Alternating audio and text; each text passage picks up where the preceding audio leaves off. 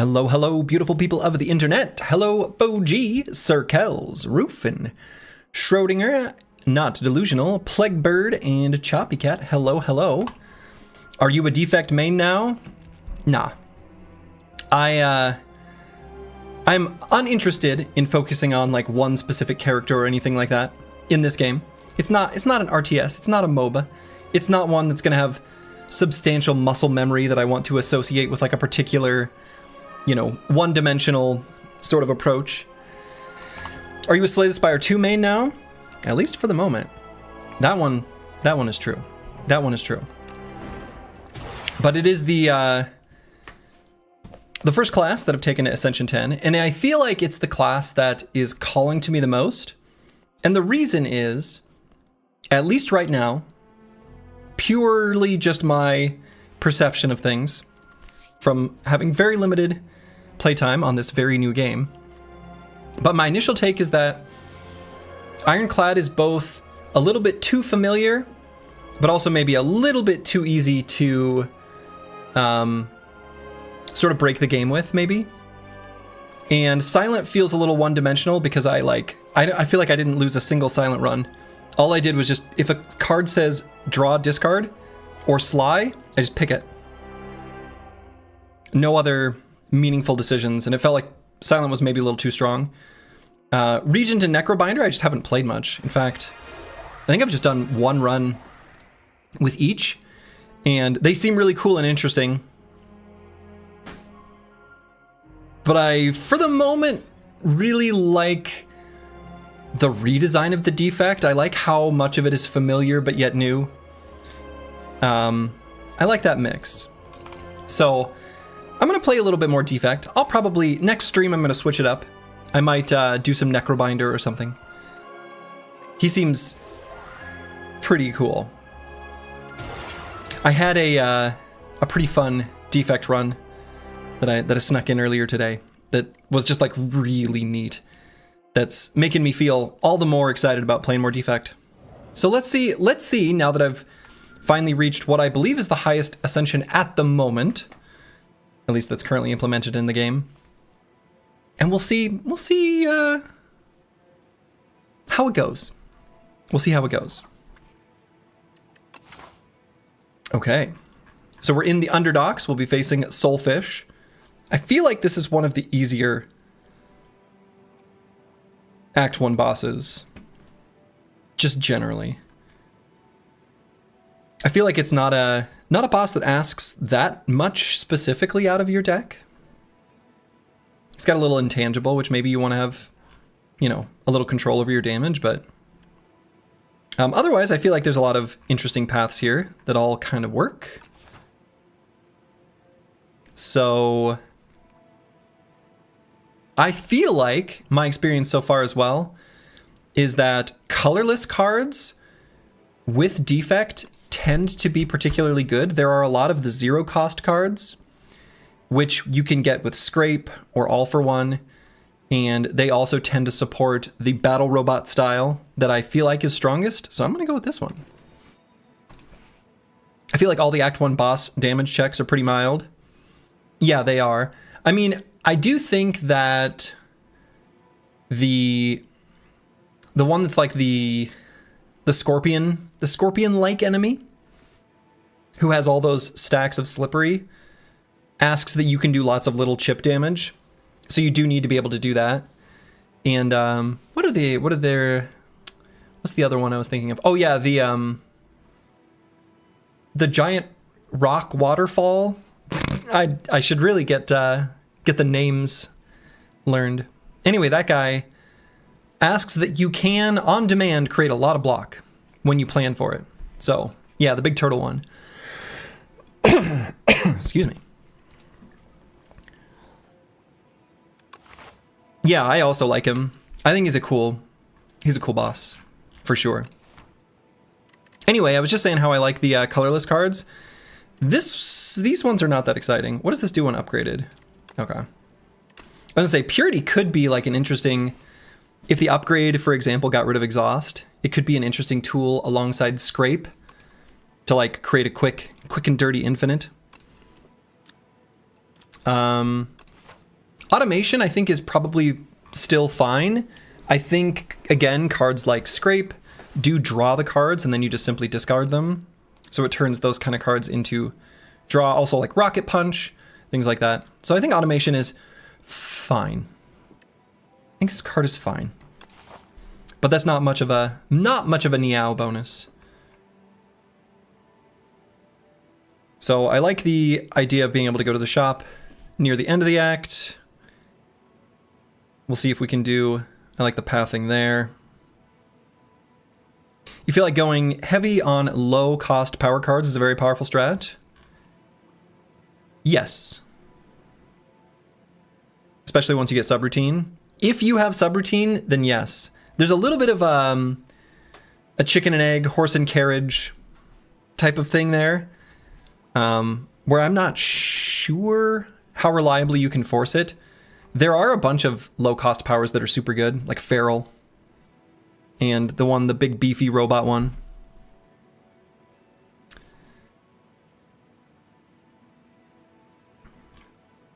Okay, I like that we've got potential choice there.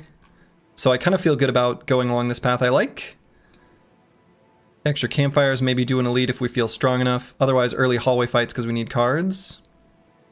I feel like this route seems pretty good. I feel like that's the one that looks most ideal to me. So we'll do, I think I'm just not even going to bother playing the automation. Automation I think will be a little bit of a curse. At least at the moment. The automation, I think, will be a little bit of a curse in the deck right now, but that's okay. Echo Form would also be a curse right now, you know?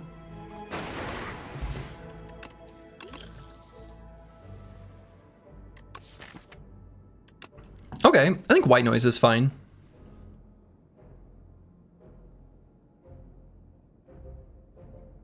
Yeah, I like White Noise fine. I think that's the generically most powerful out of those. Okay, so now automation I think is worth playing. It'll generate us a lightning. So it's kind of like, you know, it's a little bit like a zap. We just goes away once you play. It's a zap with exhaust.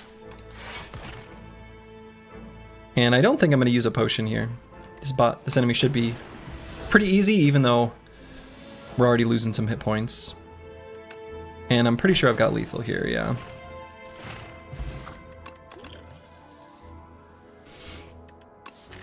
I feel like I'm offered a beam cell right away at the start of every defect run, and I do think beam cell is good. I kind of want to not pick it just because I feel like I always pick it.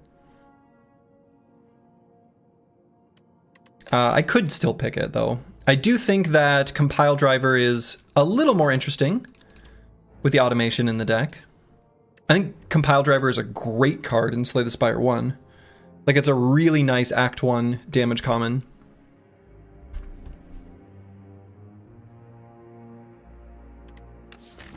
Yeah, we do love the 0 energy cards. I might grab the Compile Driver just to kind of see how it feels. My current inclination is that Beam Cell is actually maybe better, and I want to take it, but I'm gonna force myself to deviate. I'm gonna grab the Compile Driver. Ugh. And do I play the automation? I don't think so. And I'm gonna attack this back one because this front one's gonna get thorns when he does his buff. So we're probably not gonna attack him anyway. Yeah. Oh man. Let's try to find a defend. Let's see if the White Noise gives us something. Ooh, whenever you... Oh, okay. This maybe changes things, huh? Whenever you evoke... So we can do 8+6 and then 8+6. So if we do the 8+6 on the Tadpole, it could leave it alive. But if we hit this one twice... let's just see what happens. Hey! Wonderful. Wow. That was lucky. And so let's do the 2 attacks here. Okay. I've also had a ton of luck with just creating junk. Just creating junk. And then using compact to turn that junk into fuel. Other people have said they haven't had good luck with it, but I have. That was the run I snuck in earlier today. Got to Ascension 10. I used this card to great effect.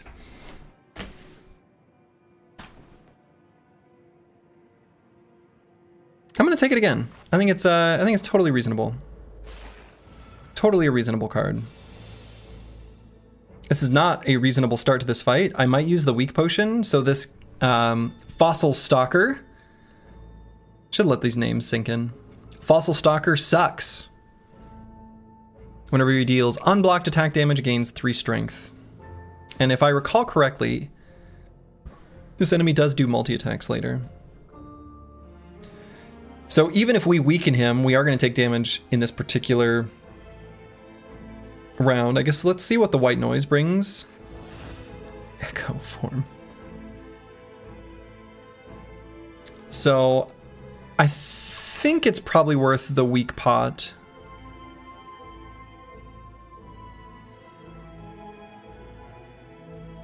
And I don't know about this early elite. I doubt the deck is in a good enough condition to do it safely. So I'm gonna throw the potion. And the downside to using dual cast here is that then Compile Driver draws no cards, and I'd like to offset this 10 by 1. Since it's only strikes and defense here.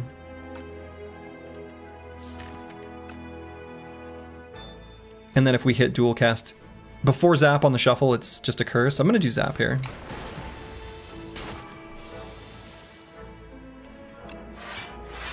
Thankfully he's weak, so we're not giving him extra strength. Oh, I have Echo Form in play. I have Echo Form in play. I have Echo Form in play. Good lord. How does automation work? You need to draw it 10 times. Yeah, you need to draw 10 cards to gain 1 energy.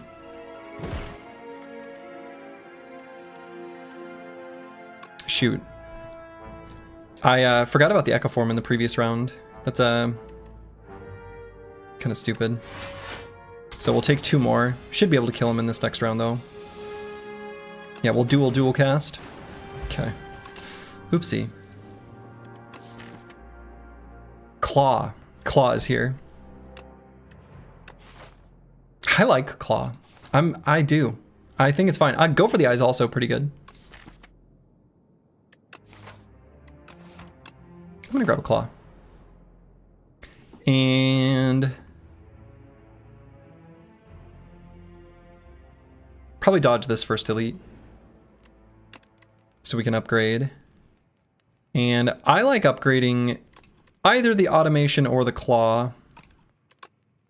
We don't have ways of making claw good yet. So it's not a particularly useful card in the deck at the moment.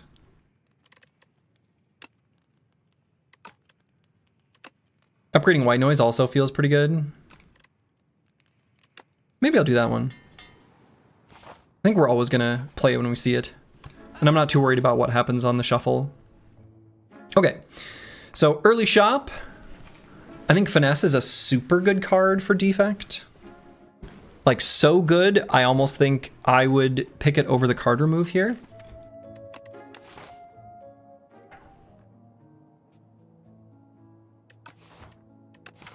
And let's see. I doubt we'll get enough money to want to go to this store if we spend a bunch here.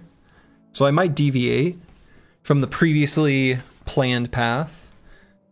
I don't love Glacier. I actually think it's like kind of a not great card, but it's okay. I think the deck wants some block. I'm gonna grab the Finesse and the Glacier. And then upgrade something. Maybe the Finesse. We play it every time we see it. It does increase by 3, kind of like a Defend, going from 5 to 8, going from 4 to 7. This makes this a really good block card.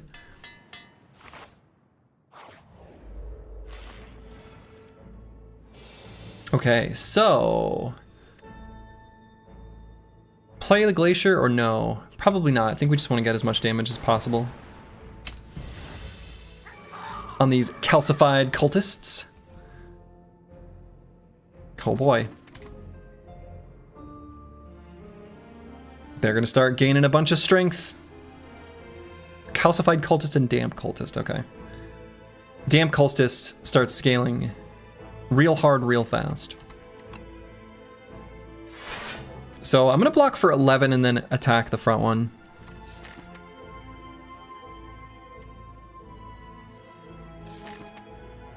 Probably will draw 10 more cards at a time where we would be able to spend the energy. So could maybe be convinced to play automation, but I think this guy will be able to be killed next turn. Hate upgrading +3 damage on block on cards. The upgrades that meaningfully change the cards always feel so much more impactful. Yeah, that is agreed. Agreed, that is usually the case.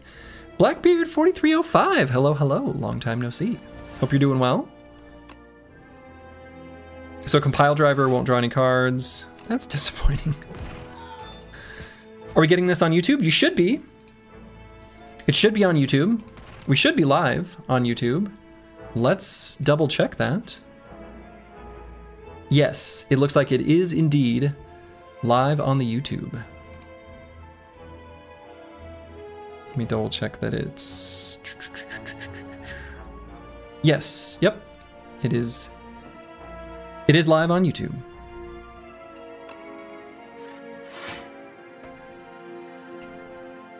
Squigs, hello, hello.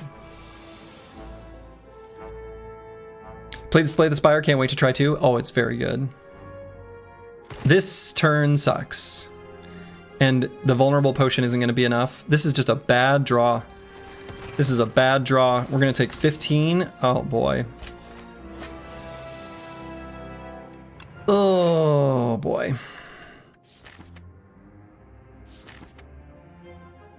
Okay, so need to ask a hard question too. And that's, is it necessary to play the dual cast? So next round, we've got 13 damage.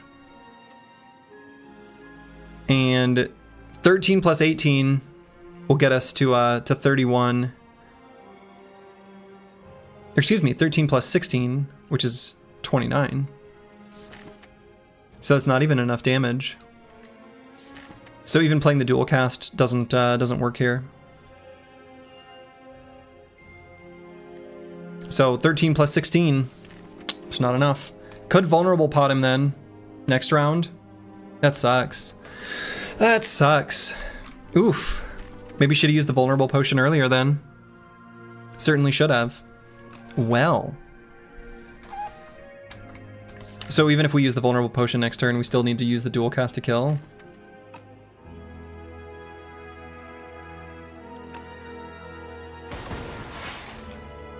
It's still going to take 4 here. But obviously we can't let him hit us for 27.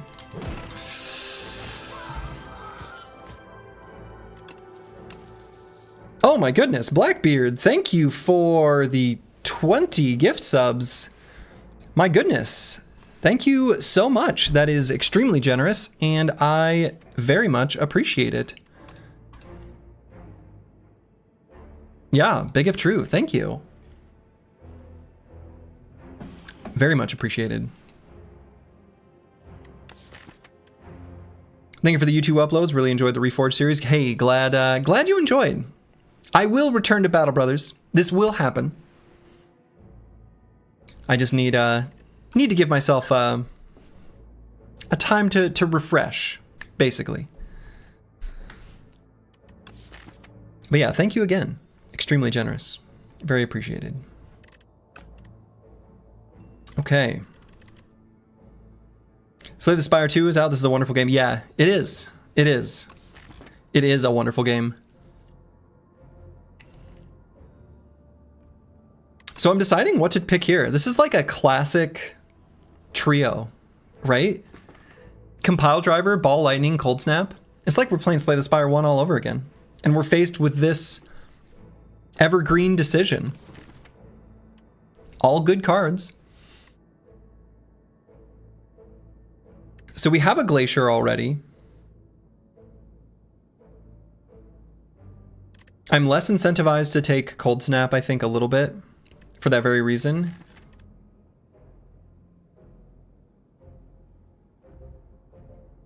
You like Ball Lightning Squigs? I think I do too. I think I do too. Another form of lightning generation that isn't Zap is pretty nice.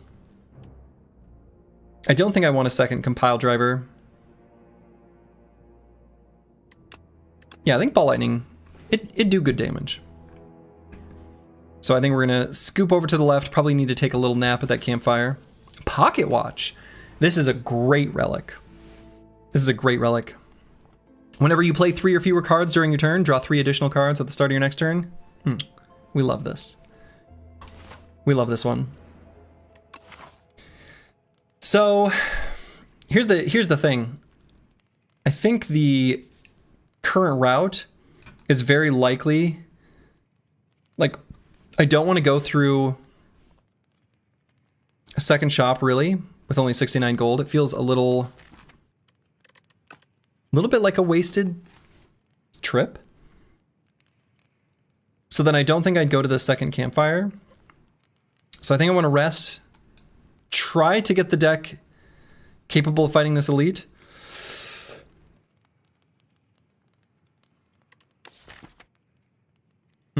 Kind of sketch. This actually could just be death. I don't know.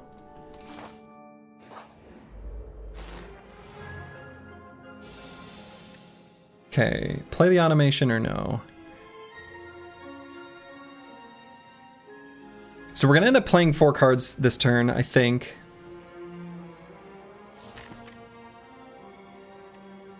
So Pocket Watch probably not gonna proc, and that's okay.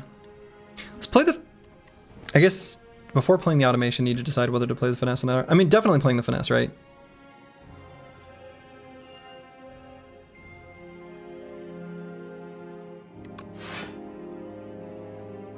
Ooh, okay. So automation Glacier, and then I think automation will, yeah, we'll get us some cards here, or get us some energy. So now I'm gonna play more than 3 cards, because definitely playing the White Noise, definitely playing the Compile Driver. Should get an extra energy from that, which is good, because we're gonna need the extra energy. Echo Form. So we'll draw 2 cards, gain the energy. Let's kill this back rat.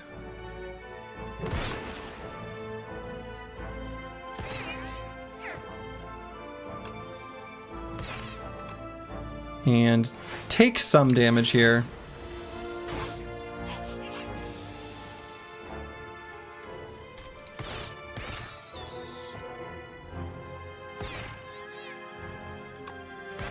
Okay, we'll play 4. Get out of here, buddy. Stop calling your friends.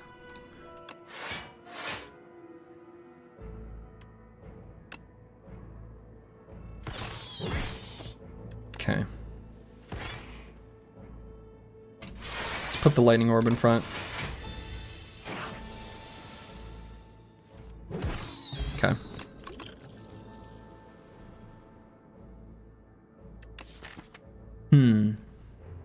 Fusion seems like it would be okay right now.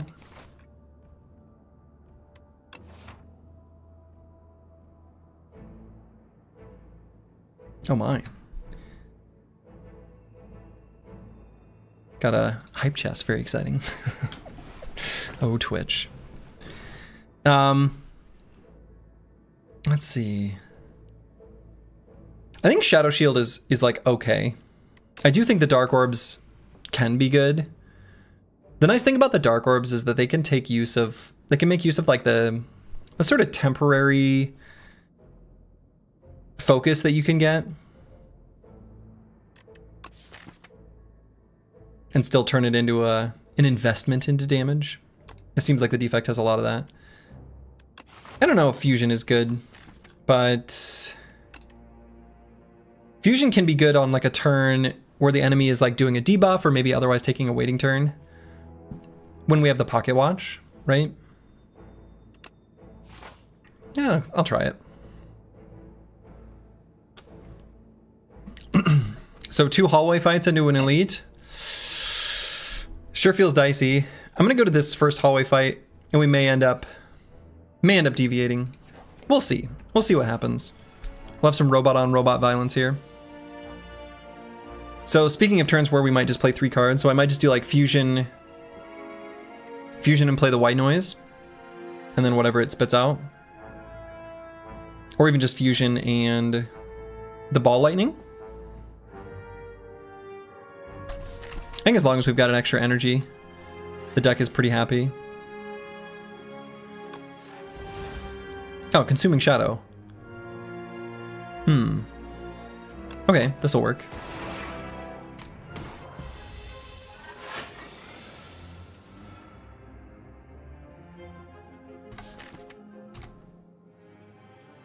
Okay, so play the compile driver, see what we draw. And want to full block this. Right now we would full block with compact in both defends.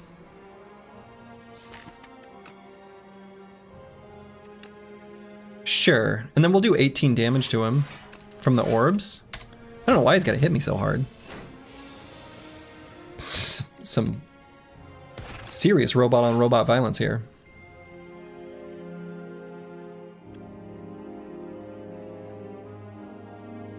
And could potentially leave it at this, just to keep Pocket Watch where it is. We are going to get 5 energy at the start of next turn. 5 energy and the extra cards probably less of an impact than simply doing 11 more here.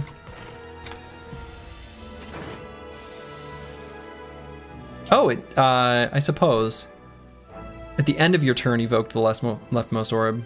So that, okay, that makes sense, I guess. So it evoked that plasma before I would gain the fresh energy for the start of the next turn. Claw carrying hard here. Hey, Sins. Of course it is. Should I get another one? Feel like I will.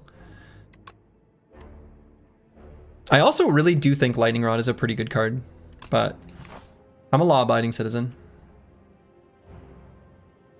So I think the elite fight is not a good idea. Unfortunately. Okay, so things I like here. Card remove, claw, panic button.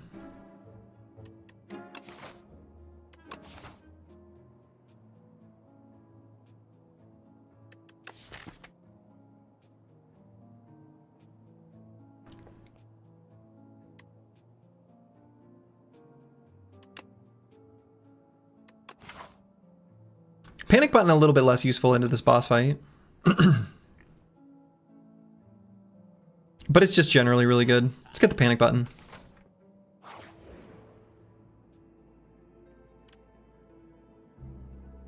We are just before a rest stop, and your resting HP recovered is based on your max HP. Let's just go ahead and click this just a little. Let's immerse. Let's linger. We'll linger just a little longer. Hey, we'll stick around. But like, maybe a tiny bit more. Even just a little more. And hey, why not just hang out in here? It's nice. But if we bathe any longer, we will die. This defect's got a lot of hit points now. Okay. If we can just make it through this fight, that's a big pool. That's a big a resource to hang on to. Okay, so fusion, strike, claw. He's gonna give us some statuses. So unfortunately the compact here, it's gonna get put in the discard.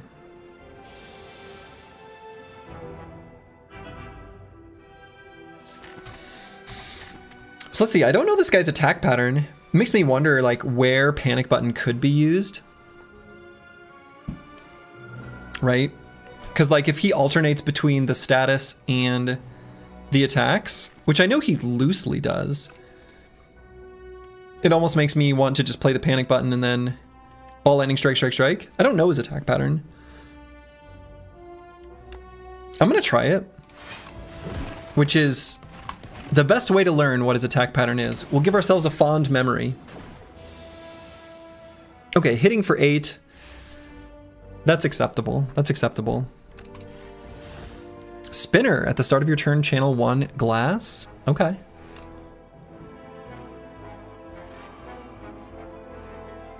Yeah, and we'll still gain the block from orbs. So what we can do is play the Glacier Zap dual cast and still block this.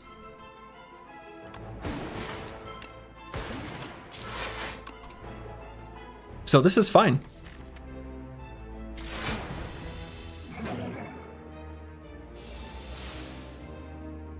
Alright, so definitely gonna play the automation. Let's play Claw. Put that in the discard. Compile driver.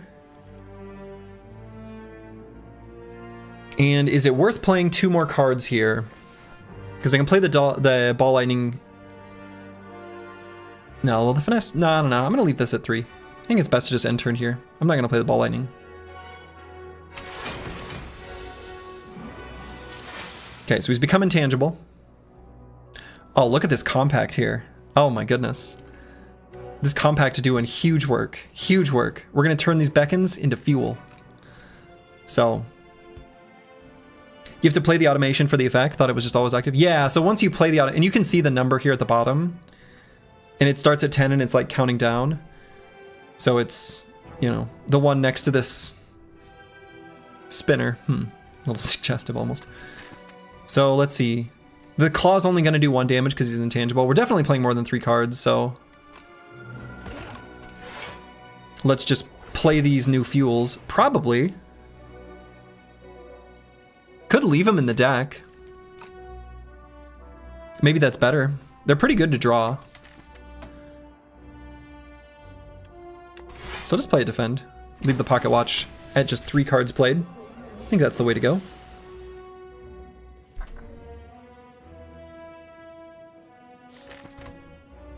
So here, I think probably going to play more than 3 cards, but maybe not. Might still just be like Claw, Fusion Zap.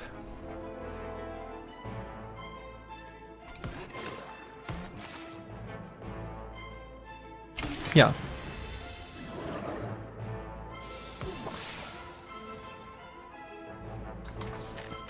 So we've got 1 beacon in the draw pile. So let's play the finesse. It's a lot of damage.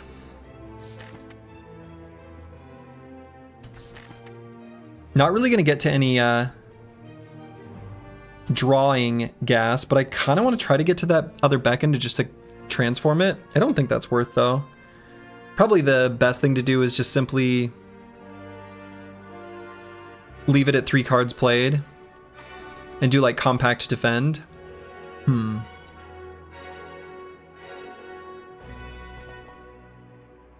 He's only at 96. The claws are getting up to a pretty high amount of damage.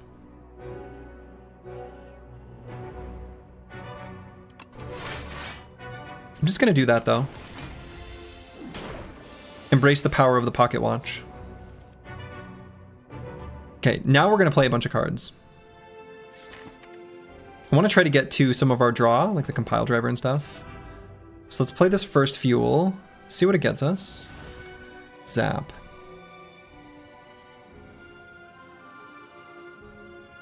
So we have 7 energy right now.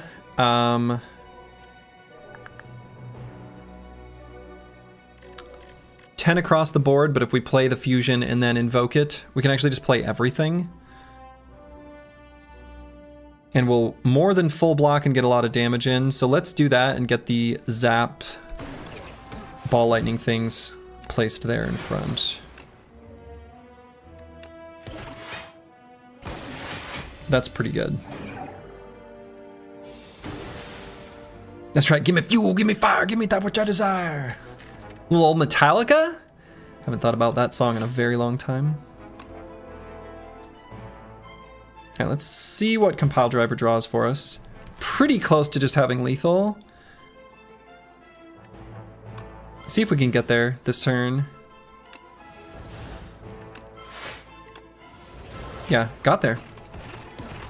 Claw's the law. Claw is the law, and we have followed it. Actually took very little damage in that that Act 1 boss. Very little damage from the spooky fish. Okay. So keeping in mind we've got a potion maybe. Genetic algorithm, probably still worth taking. I mean, in Slay the Spire 1, you pick this as the Act 1 boss reward almost every time. You been checking the music channel for the Metallica cover?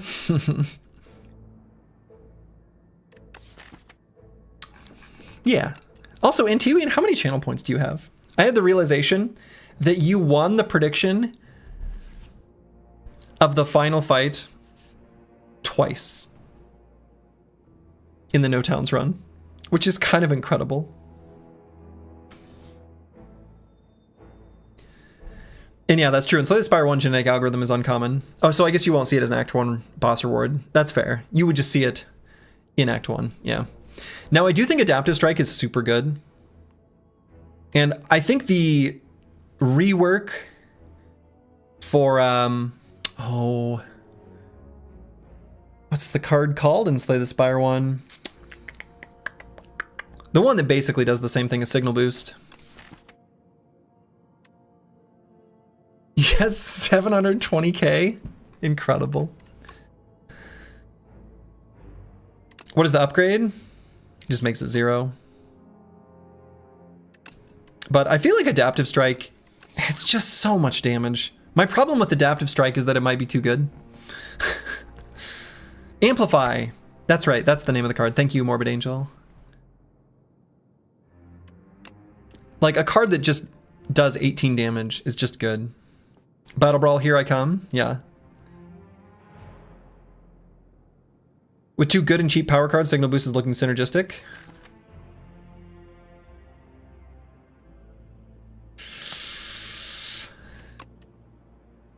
The one thing I like about Signal Boost is that, unlike Amplify, this is just the next power you play. Not this turn. Not this turn. Just the next power you play is played an additional time. It's looking okay. Makes the deck want even more card draw.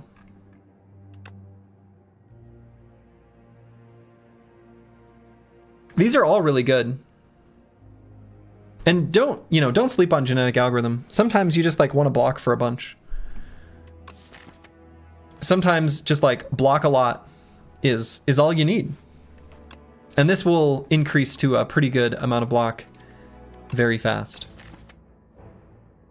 We like blocking. We don't like it when enemies hurt us. It sucks.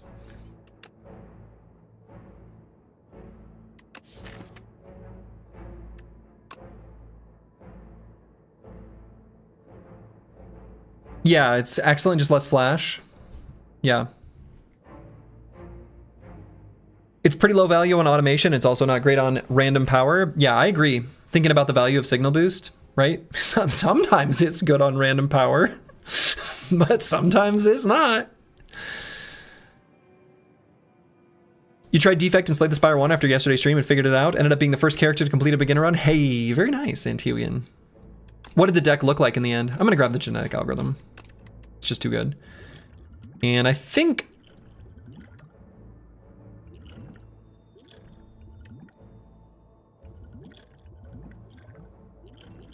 I'm gonna leave these potions as is. I'm not gonna take the power pot. I like the simplicity of these ones. Ouroboros, the living rainbow. Shiny orbs, how work? Ouch! Okay, so we can enchant his skill with imbued. We know that imbuing fusion does work.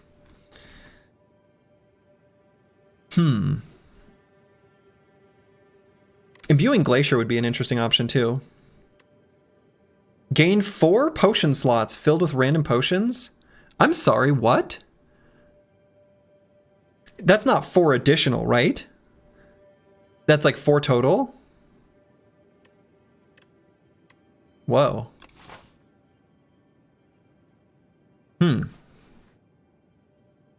4 additional? Does that seem really good? That seems really good.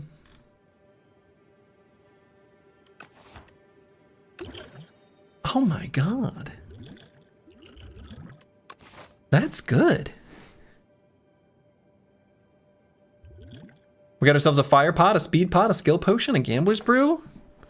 All right. Loving it. Okay. I think this deck is actually pretty okay against the Act 2 elites. Shop money is now potion money. Right. I mean, I think if we're doing this with like full potions, we're in really good shape, right? So I'm going to try to fight an early elite.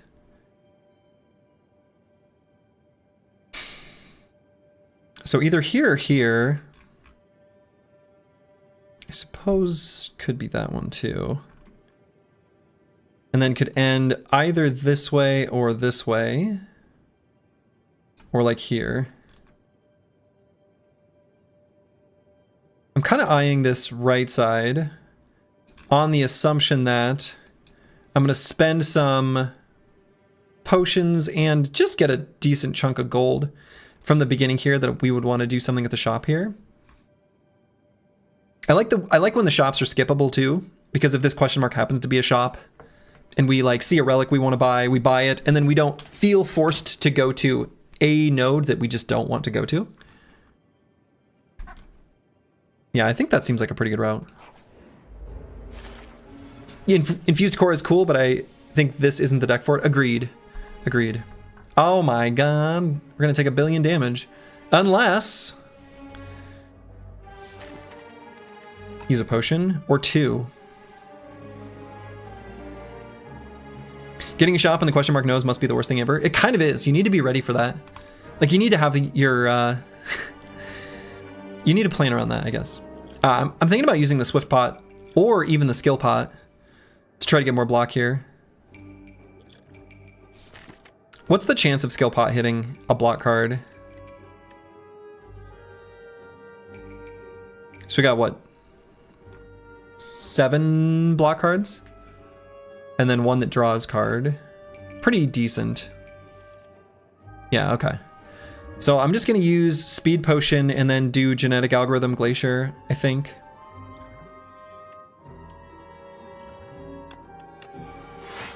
Because I do want to play the Genetic Algo.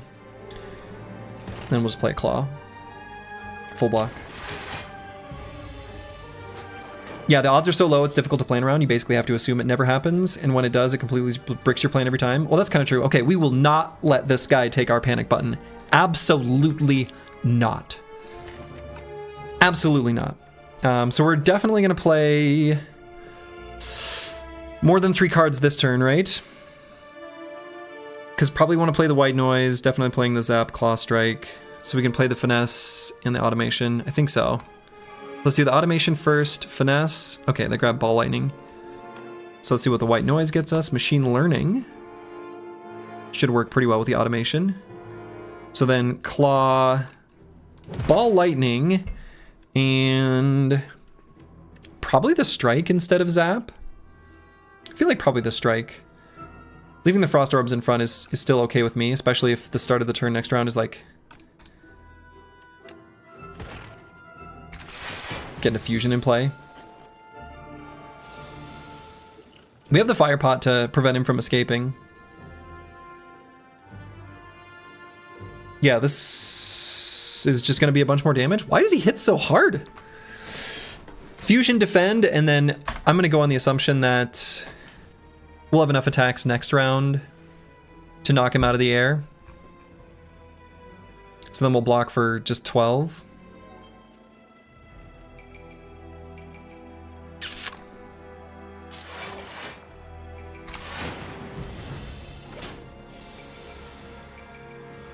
Okay, now we're just going to play a lot of cards. So we're going to knock him out of the sky, so we don't have to worry about his attack at all.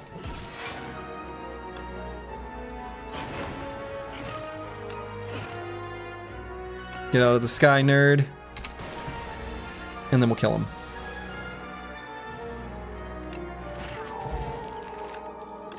Okay, got an attack potion. We're going to take our panic button back. We like this card. And I think no second ball lightning. Maybe beam cell, but I'm going to hold off on the beam cell. I don't think I want that either.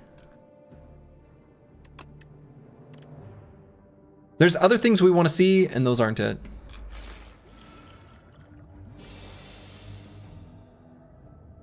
Okay, we're getting hit for a bunch. Where's our block cards?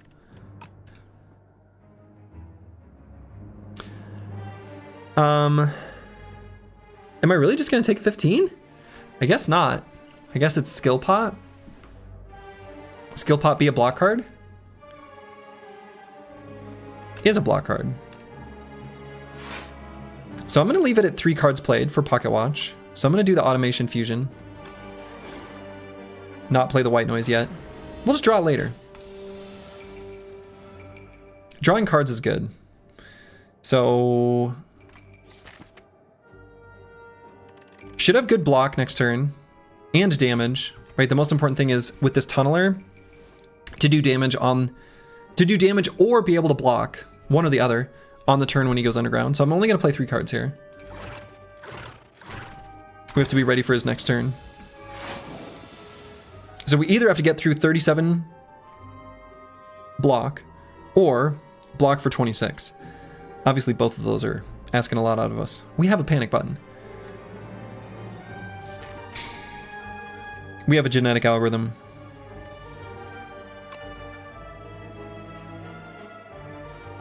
Start with the finesse. So I think it'll be where we full block and bust him next turn.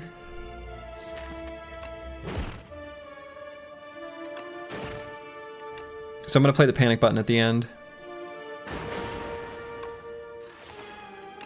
So we'll play the genetic algo as well. Okay, this will be perfect. He's stunned on the turn, right? So even though we can't gain block, we don't care about that because he's stunned. Starting now. So is it worth playing these 2 strikes? I don't think so. I think we leave Pocket Watch on 3. We like choices. But here I'm going to play more cards. Definitely.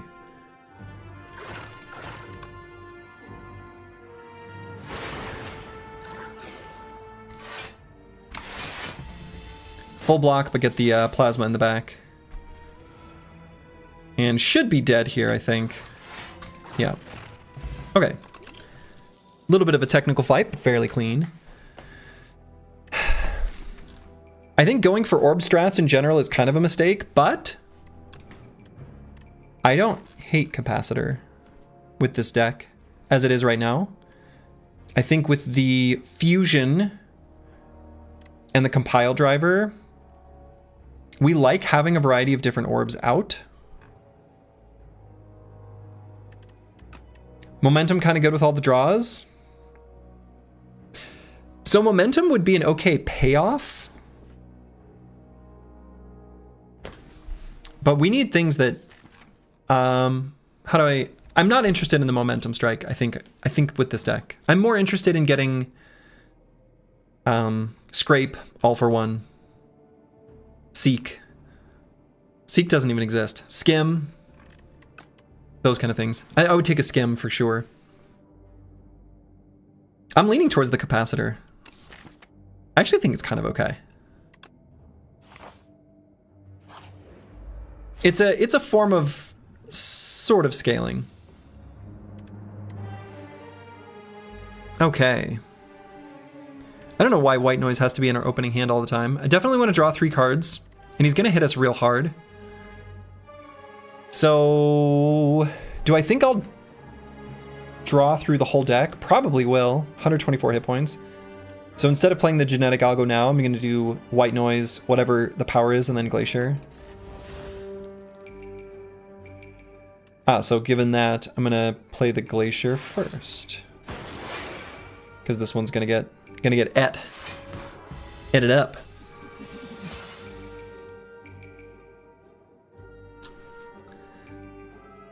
So, why is he hitting us so hard?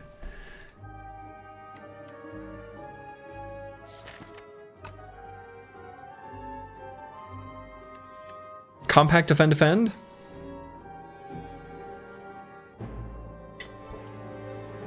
Playing the fusion is no good on its own, because the consuming shadow will evoke that leftmost orb. So if I wanted to play the fusion, I would play fusion and then zap. Boy, that feels bad. Take 25, that's unacceptable. Could potentially Gambler's Brew. What would that do for us, though? Get us to panic button? Maybe it's time for a panic button.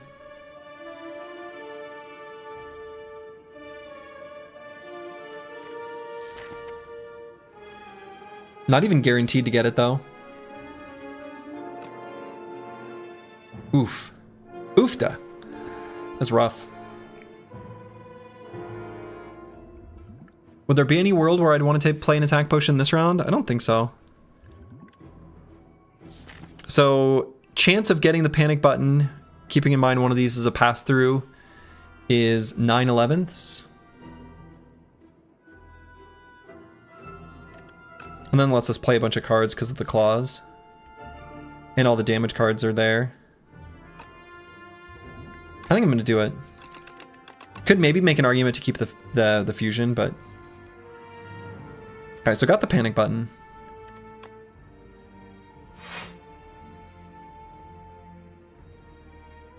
Because even if we play the panic button, because of the thorns here, like, still actually maybe have to play a defend. Yeah, it looks like we do. That's kind of insane. So probably not going to bother with the capacitor, but we'll play ball lightning, strike, or excuse me, claw, and panic button strike. Okay. Here's where I think the finesse upgrade is sort of biting us. When we draw the finesse, it's already relatively easily block enough. When you don't draw the finesse, we have issues blocking every time, so the upgrade doesn't help that much.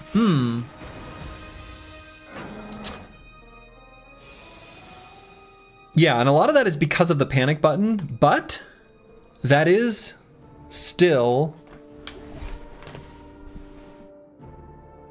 true, right?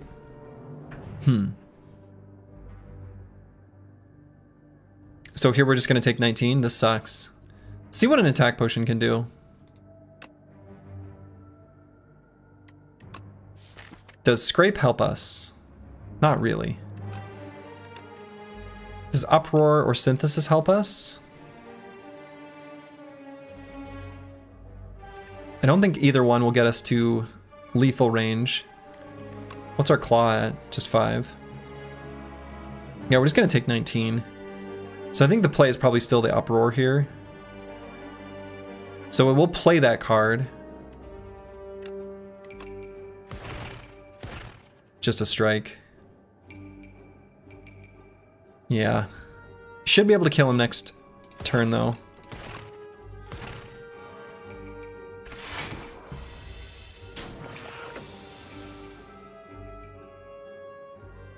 Or not.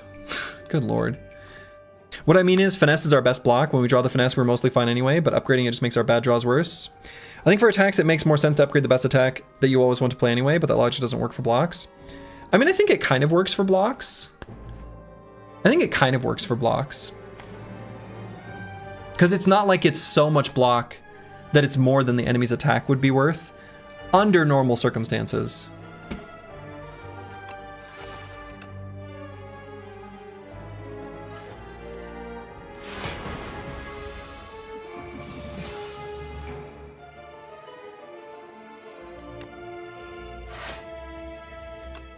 Okay, then we'll do Glacier to get enough block for 2 attacks.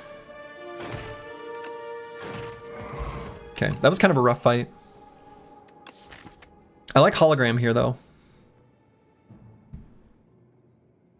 Hologram can grab Panic Button if we need it. Hologram can play another Claw. Hologram can maybe grab Compact if we need it. It's got bones.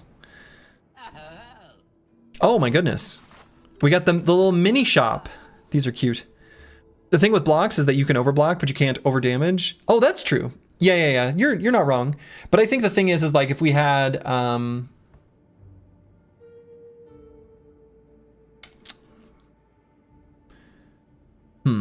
Yeah, I mean that's true. Right? I think as the deck develops, there may be situations where we draw the finesse and we draw it on a turn where we're already fully blocking and we're just using it as the pass through. I mean, that's fair. Scammy shop? I don't know, it's kind of cute. I like the question mark relics. I think some of them are actually okay. Like I think Anchor with 3 question marks here, start each combat with 4 block. Hey, that's not that bad.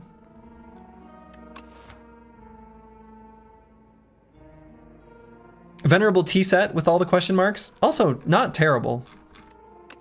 Like if you had a bag of prep, for example, this might be worth picking up 52 gold.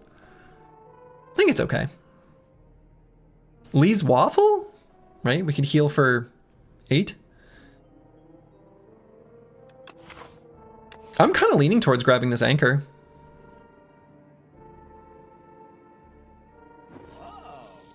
It's kind of an anchor. And so I think I'm going to skip this shop. I'm going to grab the cute little waffle. I just did it. Let's heal a bit. We're bad at this fight. All right. I don't want to play the Panic Button this turn. Finesse Fusion Compact.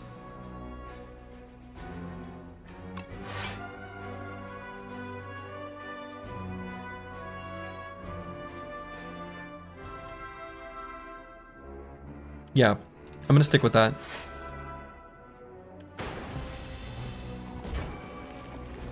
So still gonna take 11.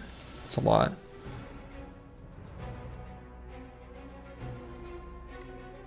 So what can Hologram get us? Could get us the Panic Button, could get Finesse. I kind of like it grabbing Finesse.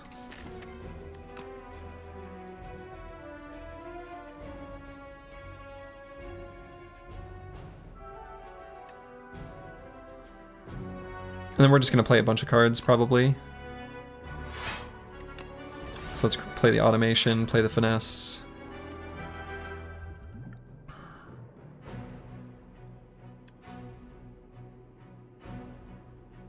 Claw, Defend. May end up using the Explosive Ampule. I'm going to use it in an attack pot here, too. On this turn where we're playing more than 3 cards. Hyper Beam.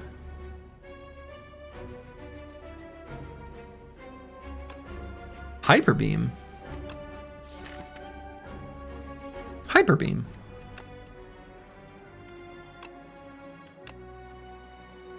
Oh, we're weak. Shit, I should have paid more attention to that. Slice the Elder, Food Evening. Didn't realize we were weak. Still gonna do it. And we'll just... Damage one with strength, though. I guess this guy's buffing strength. Oh boy.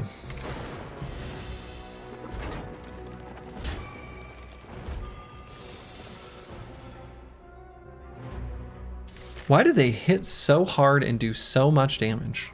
Why are they so mean to me? Want to try to keep this to 3 cards played.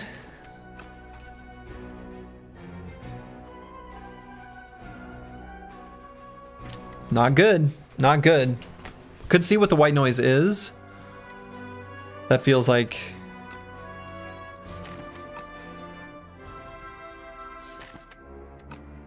probably playing more than 3 cards. Let's just see what it is. Loop is not good right now. No, I'm just going to play Defend, and try to kill next turn with the Explosive Ampule and potentially the Fire Pot. Or kill 2 out of the 3, which is sufficient to kill the last one. Kind of have to.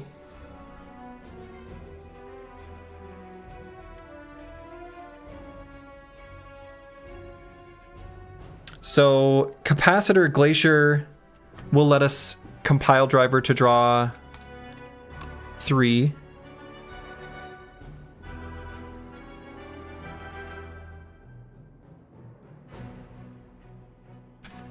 This is kind of bad value though.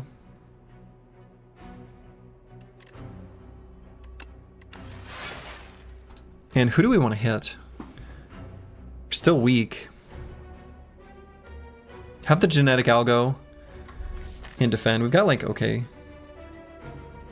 Let's hit this one in the middle. Okay, got the Finesse.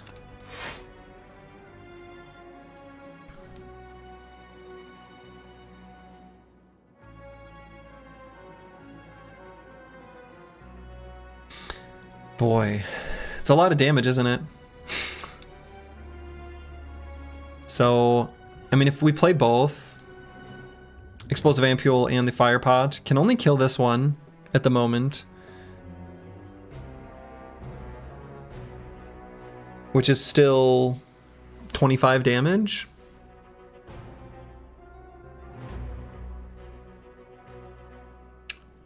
Not dead. Yeah, I mean, I'm thinking about using, I mean, yeah. The other option would be, no, can't strike that guy to get him in range of both either. Wow.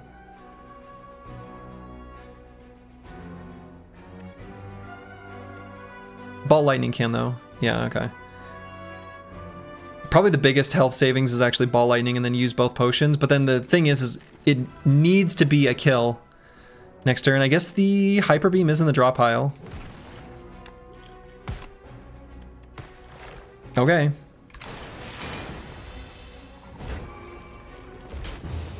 Oh, never mind. We're still dead.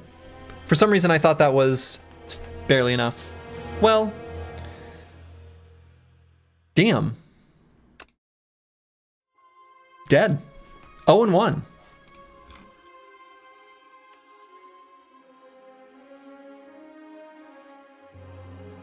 Disappointing.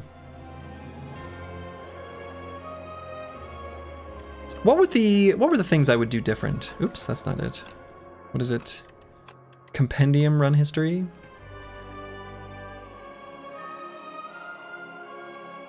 I kind of feel like, honestly, I sort of regret grabbing the automation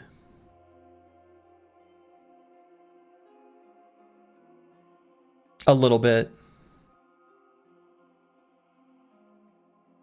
I'm not sure if I regret or disagree with my choice to upgrade Finesse or not. I don't remember what all was in the deck at that time.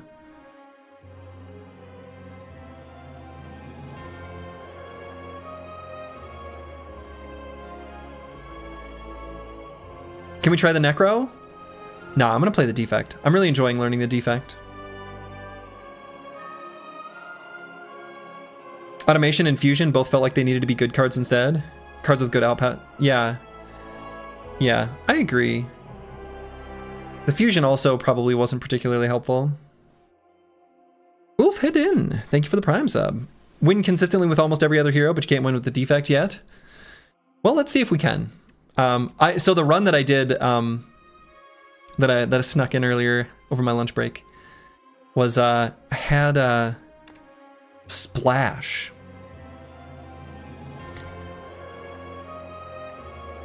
Which is kind of the moral equivalent to one of the Watcher cards from Slay the Spire 1. This is actually pretty good. The fact that it's free to play this turn does mean that as Defect, with Feral, you can play it twice. So, Defect is all about cycling orbs, especially Frost. I don't think that's true in Slay the Spire 2. I don't think it is. I don't think that's true in this one. It's true in Slay the Spire 1, but I don't think that's true here.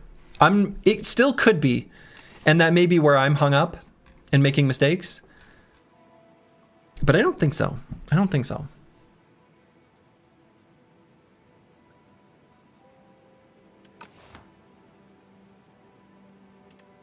Okay. Generally speaking, I like the Golden Pearl if you've got an option to go to a shop early. But we don't. This is the earliest shop, which is...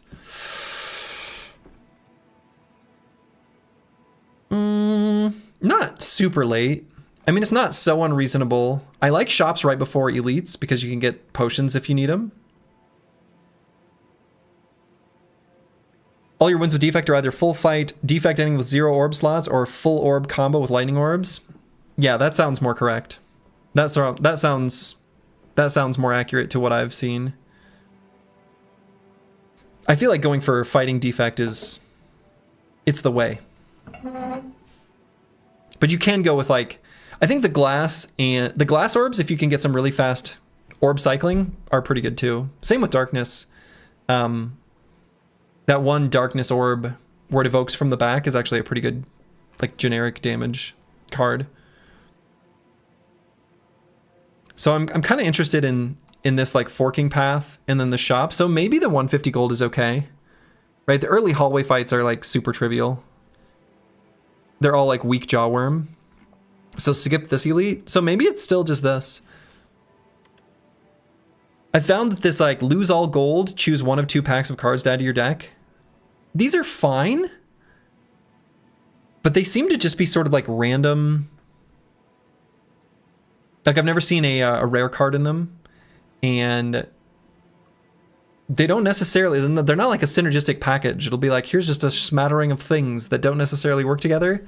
And sometimes I've seen that with like both sides, and I'm not so interested. So I'm gonna grab the Golden Pearl here. Let's get a bunch of money. I love money. And we got a place to spend it.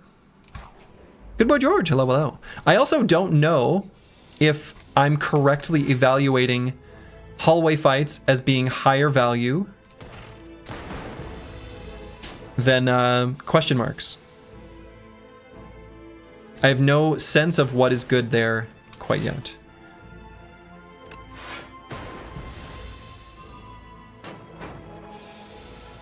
Yeah, sometimes 2 kind of synergies, but you've never gotten a pack where you're like, whoa, great. Yeah, exactly.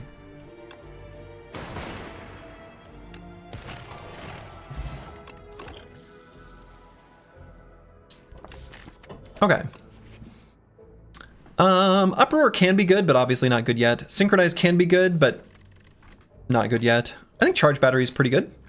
Happy to grab a Charge Battery on the first floor, so let's grab it. Question marks feel more interesting. Well, that's true. And probably play the dual cast here. I think this fight will be fast enough to play the dual cast over the strike.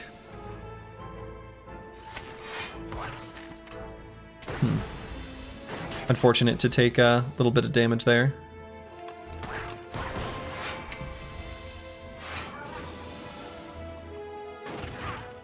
Okay.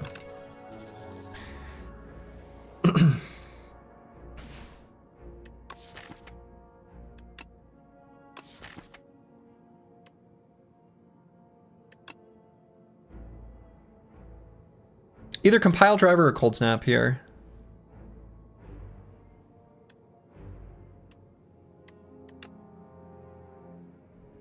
I'm gonna go compile driver with a little bit of energy generation.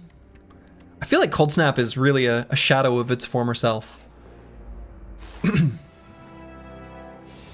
stopped taking cold snap at this point for some reason you never have. Yeah, exactly. Yeah, I feel the same. I feel the same. I'm thinking the same thing.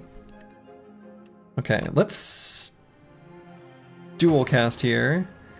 And boy, do I think I can go through this whole fight taking 0 damage. These toad poles are pretty weak.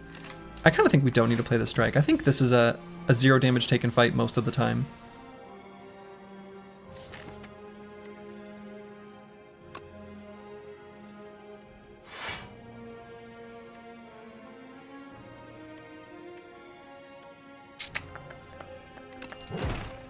But sometimes it's still a 1 damage taken fight, you know? Sometimes.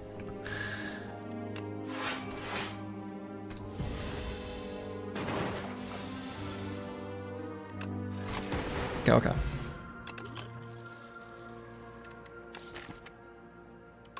right, I think Synthesis is an okay card. Especially because the upgrade is so much of a damage boost. Obviously, there's no payoff in the deck at all right now. How do you feel about Detroit-style pizza? I love Detroit-style pizza. Absolutely love it. Crispy crust? Delicious. I once went on a... I went to Milwaukee. That's right, Milwaukee. Which is near Detroit-ish. Spiritually. Don't at me. Don't worry. Anyway, I went to Milwaukee for... This version of my story will make sense based on the question. I went for a beer tour and then went for a pizza and beer tour on the same day. That was way too much beer, by the way. And Milwaukee pizza, kind of similar to Detroit style pizza. Not the same exact like mechanism for baking it, but the same like sweet sort of marinara type sauce. Very good. Very good. Scavenge for the boss can be good. True. Right? Scavenge for the boss can be good. I haven't really made very good use of this card.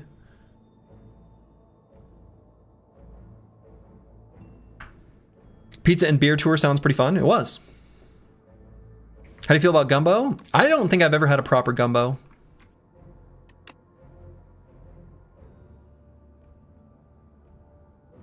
Yeah, it was a Wisconsin amount of beer twice. It was too much beer.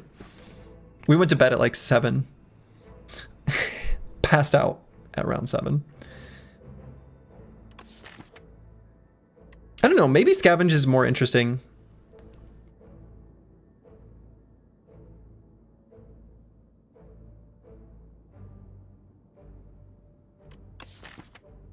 What does it upgrade to? I have not picked this card yet. I've evaluated it to be pretty weak, but I could be wrong. I'd like to try. It'd put you in the hospital? Yeah, it was pretty close to doing that to me. You like it early, it falls off later, but can be a good amount of life. Save a good amount of life. Yeah, it's interesting. I'm willing to give it a shot. See how it performs. Haunted Ship. This enemy really is tough. Like, seriously. Let's play the compile driver, see what we get. I'm wondering if this is going to be like a Dex pot fight. Either that or the attack potion. I'm going to use one of the two. And I'm going to use it on this turn. I'm going to use the attack bot.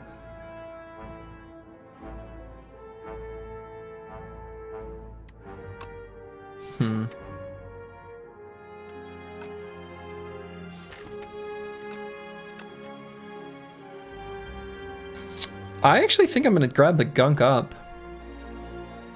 I think I'd rather just... Yeah, we don't have any 1-cost cards, so I think it's just this. I guess Tesla Coil is 9 damage if we play the Zap, which probably will. That's better on the draw. 9 instead of 12. Well, they'll both be free. This will still be free on this round as well.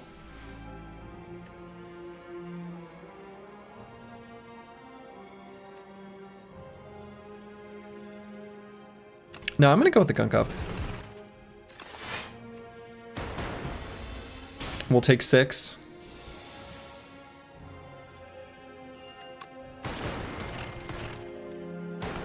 Please don't hurt me, Mr. Ship. Please don't hurt me.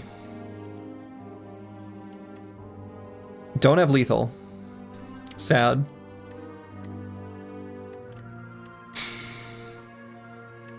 Because we're weakened. We've got 10 damage. Disaster.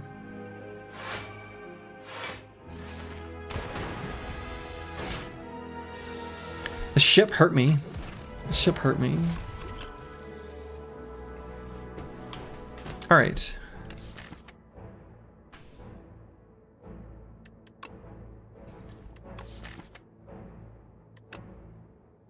Hologram?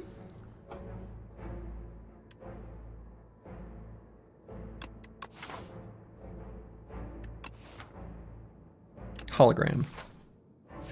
Those other cards are all fine.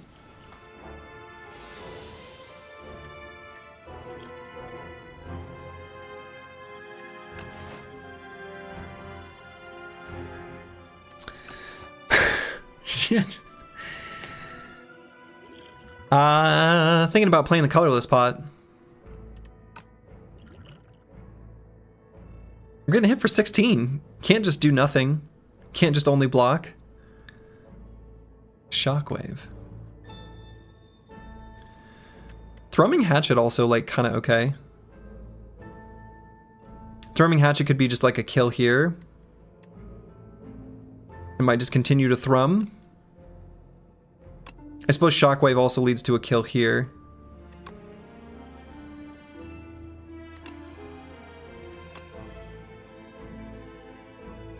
Yeah, we'll do the Shockwave. And I'm not going to play the Dex Pot. I refuse. I refuse. Let's see what this hits. Why did you have to spread your damage? Oh boy. Take 11 maybe. How much damage is in the draw pile? So we've got an attack for like 10 and 9, basically, is a way of thinking about this. So can play the Zap Defend. Okay.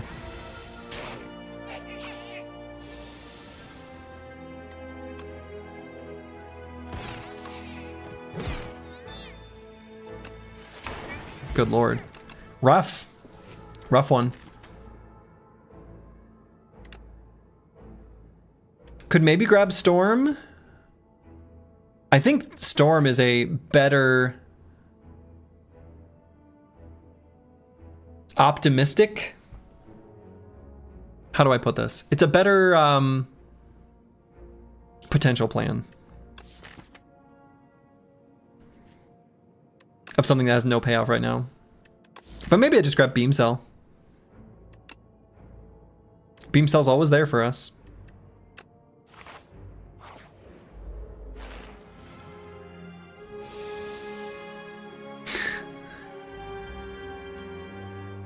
All right, probably gonna use the Dex Pot. Zap, Hologram, Zap.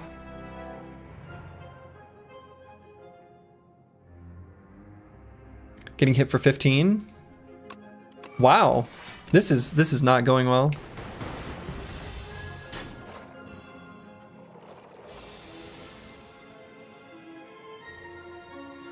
So if the dual cast hits, like this guy, we can attack and then stun them all. Didn't get there.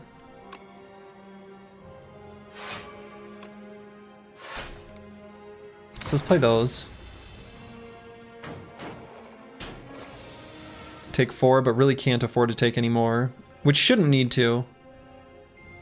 Alright, so we got 13 damage in hand, so we can just hit this guy, stun him.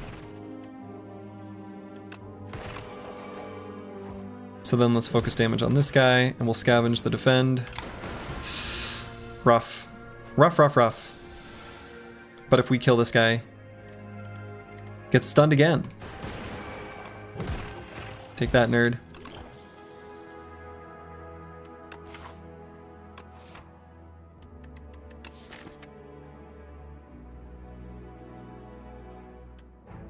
Skim is okay eventually, like it's nice to have, but damn, I feel like the deck just is not, none of these options like do anything.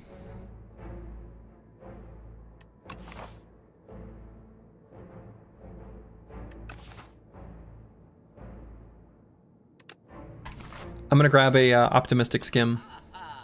Let's see what we got here.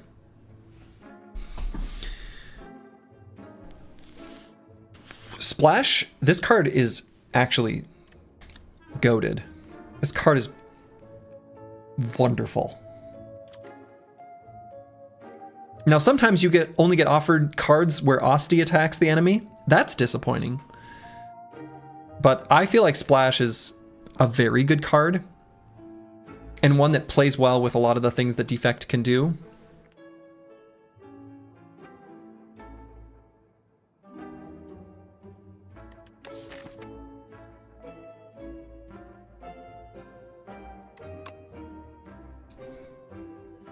The Vexing Puzzle Box is probably also a pretty great relic, I would guess. Never had it, right? So it might. I don't know how good it is. Reminds me of the Toolbox, but this whole, you know, cost 0 thing's pretty nice. Ritual Potion could win a fight, but damn feels bad to buy it. Feels really bad, yeah. Your only experience with this game is watching you, so I have no idea how the other characters can do. I think they're stronger than the Defect, but I'm finding the Defect to be the most interesting. I'm really enjoying figuring it out right now.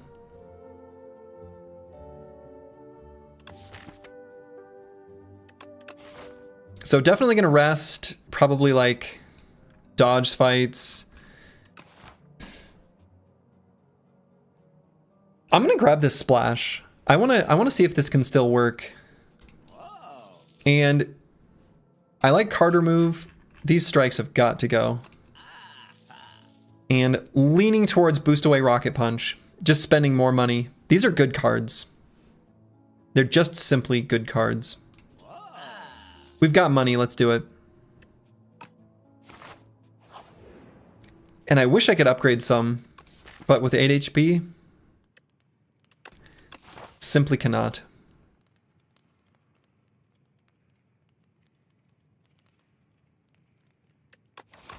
Though, I mean, upgrading the Splash is kind of tempting.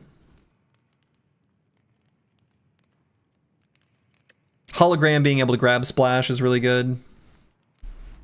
I don't know, I'm half tempted to just upgrade it. Say YOLO. Go to the question mark. Hopefully just try to make that be our tool to not die. This is probably a mistake and probably just going to be a fatal mistake, but I'm going to do it anyway. In D&D, I was described as dying with a wand of fireballs on full charges. Yeah, we don't want to do that.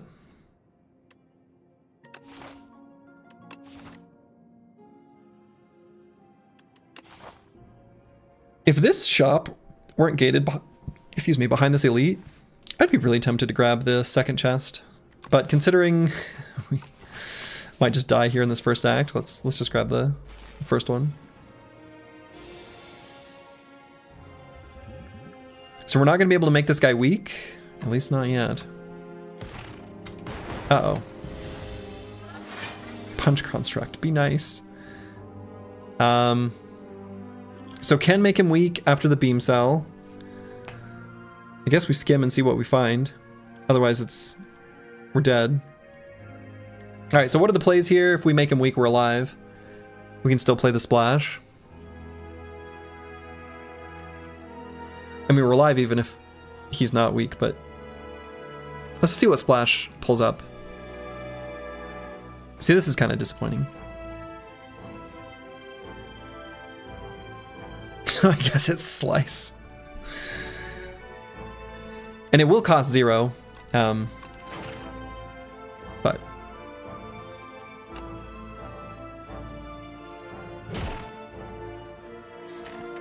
we'll be able to hologram it next turn, so I guess he's gonna die next turn.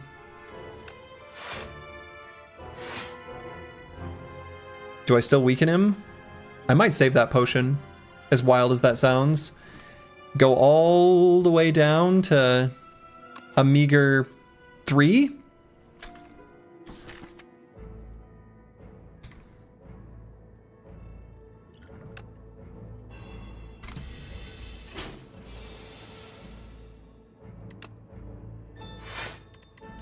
Come on, Splash. Okay, we'll deal 7 damage to all enemies 7 times. Got him.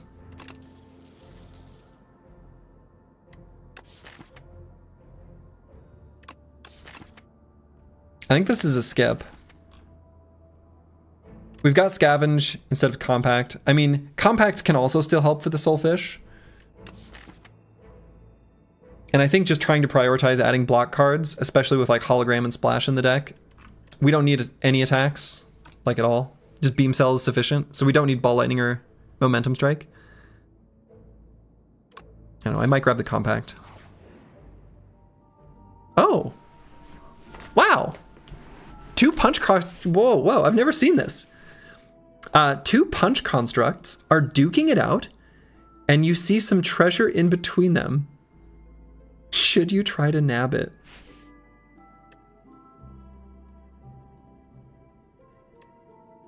We definitely cannot take 2 of these punch constructs. Unless we believe in Splash. This reminds me of the arena event from Act 2 of Slay the Spire 1. Definitely, this is almost certainly, usually death. Let's just grab the injury. Lantern. You successfully nab the relic. Or so you thought. A right hook clocks you in the face. Well. Will they start injured? Well, we'll never know. Oh god, this fight.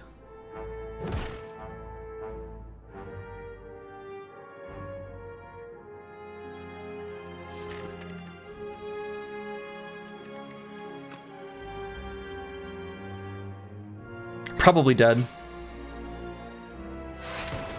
Probably dead.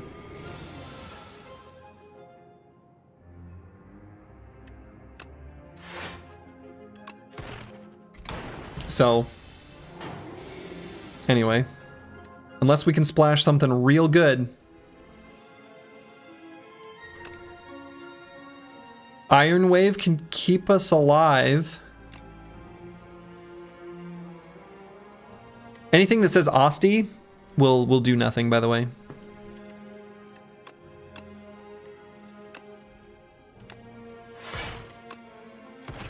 Still alive, technically. Here's what really sucks. We can't even hologram the splash back, because that's 2 skills. We can only play 1 skill.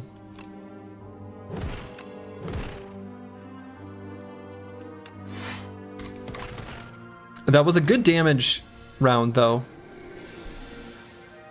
Alright, Splash. What do you got for us? Deal 8 damage 3 times? Or Fiendfire.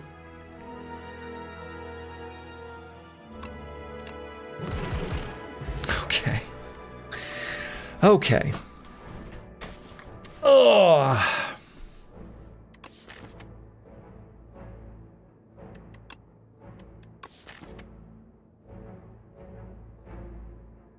I think this is a skip. Anything that gets in the way of getting to Splash is unacceptable. Zap, hologram, zap, charge battery.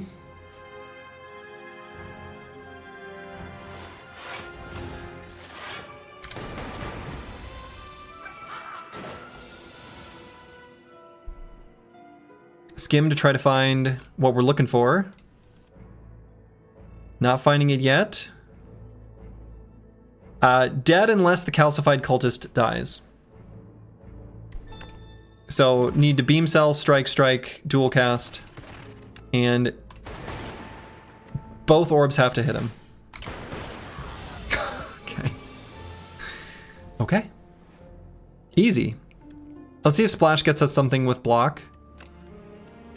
Still can stay alive. Pinpoint can kill. So can Devastate. So we'll just do Compact. Devastate. Focus Potion. Voltaic. Now, Voltaic is a crazy good card. We have absolutely nothing to support it right now. Except for, I guess, the Zap. And the Cracked Core.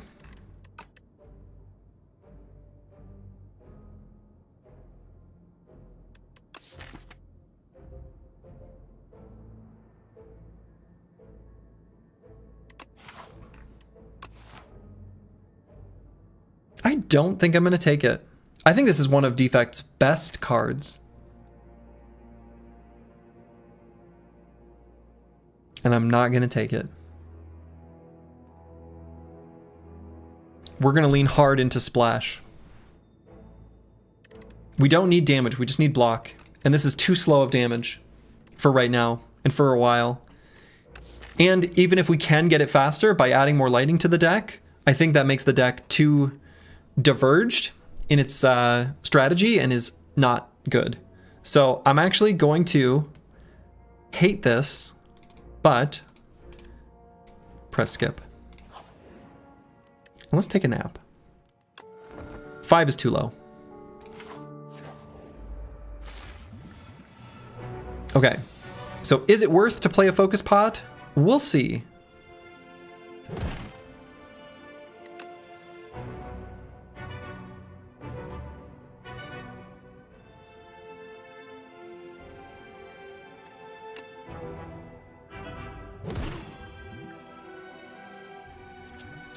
It's not going to be that much damage, but I don't know that it'll ever be that good of a potion for this deck.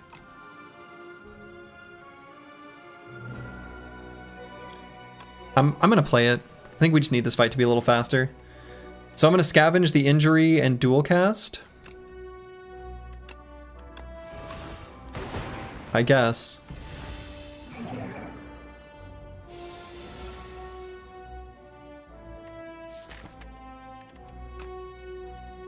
Can hologram the rocket punch, which we can play for free after boosting away. Could also hologram the beacon, which we could just simply compact. I think I like hologramming the rocket punch a little bit better.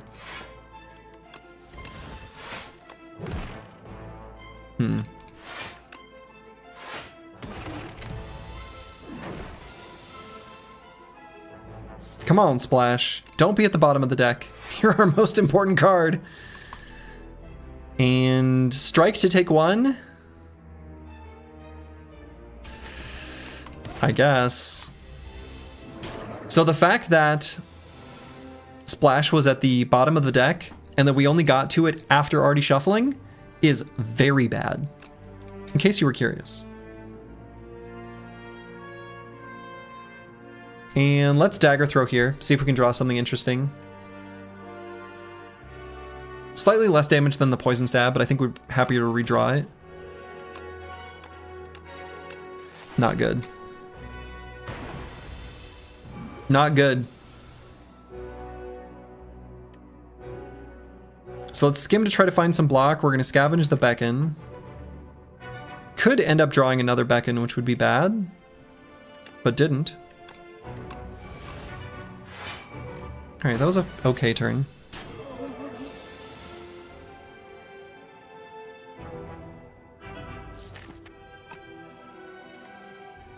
Rocket Punch could find us our compact, so let's at least try. Did.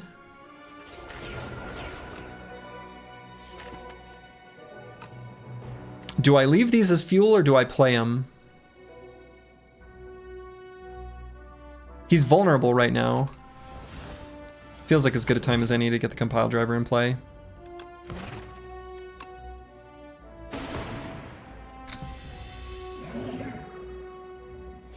And I suppose we want to shuffle before he puts more beckons in. Oh, dead? Not quite.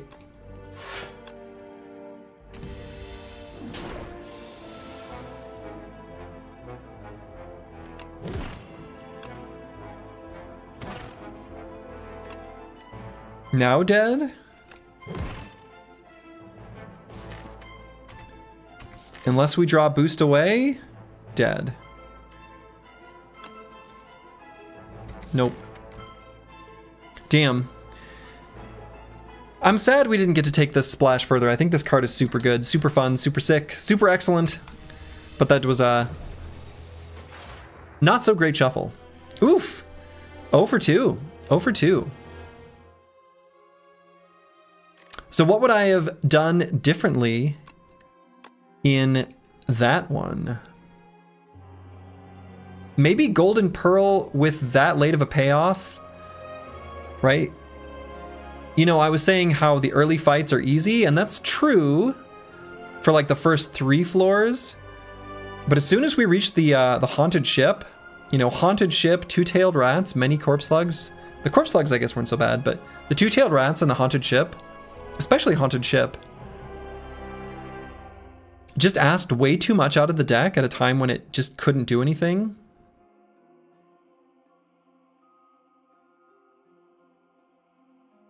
Yeah, I think the Golden Pearl, with that late of a payoff, being at 8 hit points by the time we hit the shop, that's just too low. That's just too low. Still almost managed to sort of scrape it into something playable by picking up the splash. I think this card is super good. Well, let's try again. If at first you don't succeed, and at second you don't succeed, at third you might.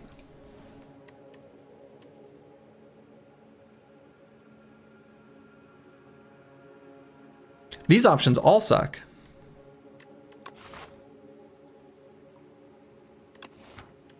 Just upgrading one of the starter cards, not very good.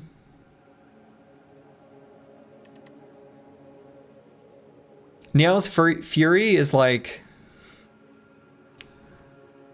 fine.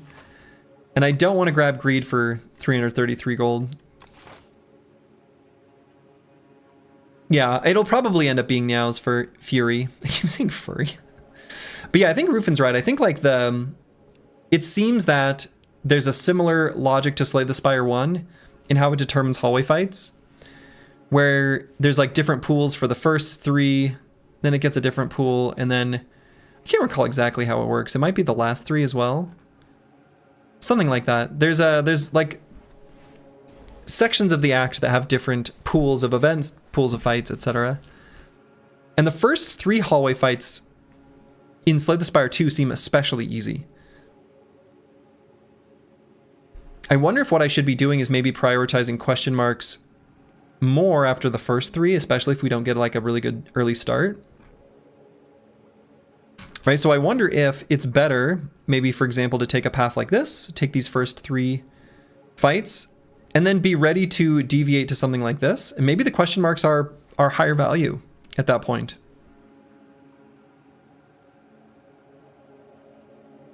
In Slay the Spire 1, it's the first 3 small fights you take. If you chain through a million question marks and get them at the end of the act, they'll still be easy. Really? So you're still going to fight like Jawworm at the end of the act if you do question marks early?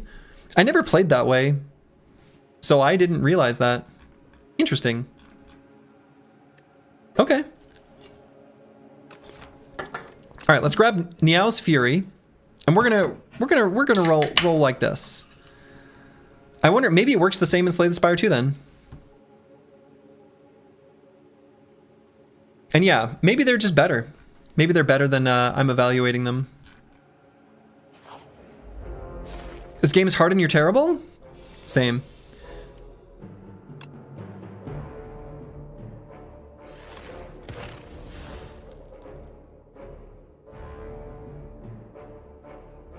I'm considering playing this Zap again. And the reason is we have like all our defense in our hand right now. And I want to... Damn. I want to be able to focus down these ones and kill them as necessary. So let's kill here and defend. Maybe should have done 3 strikes here.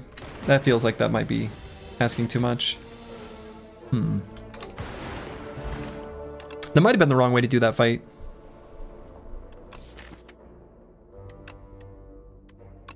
Okay, I think this card is incredibly good. We have absolutely no payoff for it right now, but I'm gonna grab Feral anyway.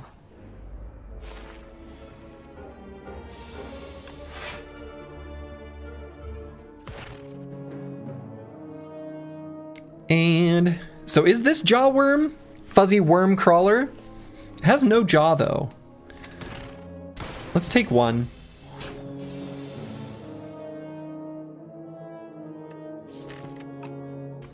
Let's put Zap back in the draw pile. But I guess play the dual cast, so why did I care? He's dead next turn. Okay. Bird Dude is Jawworm. Bird Dude. Who's Bird Dude? Okay, I think Glasswork is an okay card.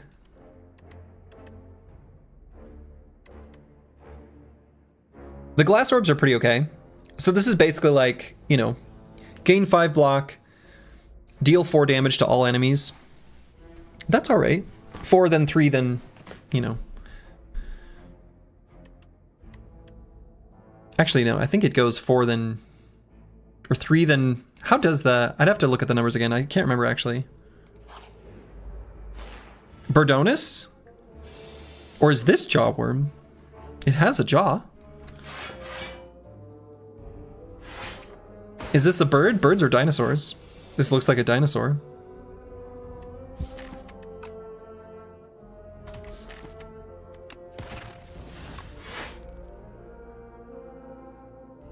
And do I take one?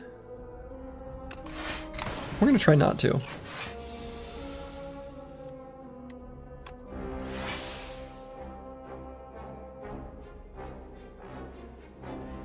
Yeah, so it does 4. And then it does 3, then 2, then 1. Okay. And he's dead. Look at that. Look at that. Yeah, -1 per activation.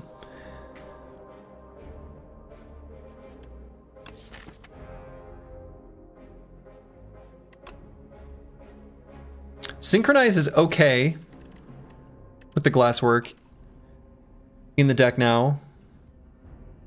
Boost Away is just really nice.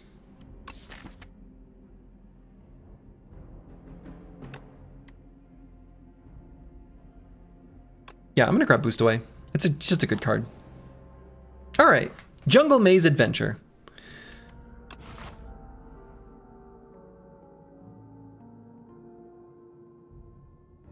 It was awfully ambitious of me to think maybe I could fight 2 elites in a row this way. I guess I have to fight...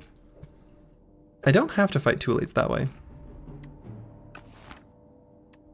Let's join forces.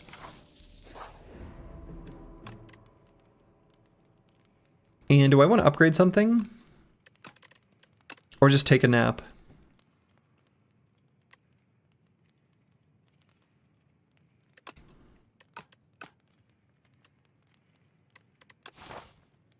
Kind of want to upgrade something.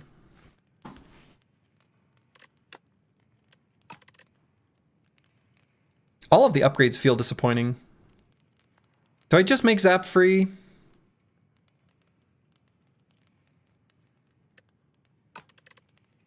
What's Niall's Fury upgrade? Gains 4 damage. I'm gonna go with free Zap.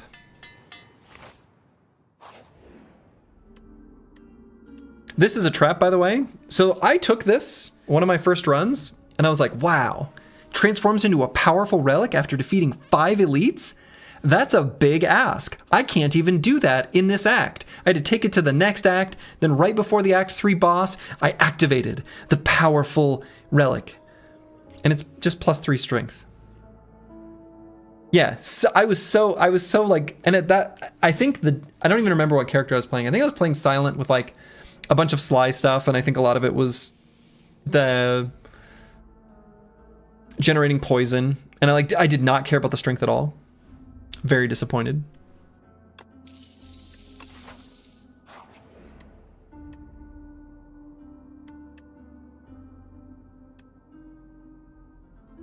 Ooh. Upgraded rare skill. Now we do get rid of a rare potion, but I actually feel like right now their value is pretty comparable to each other. I'm gonna get rid of Mazaleth's gift. We're gonna obtain our upgraded rare skill. Let's see what we get. Voltaic is here.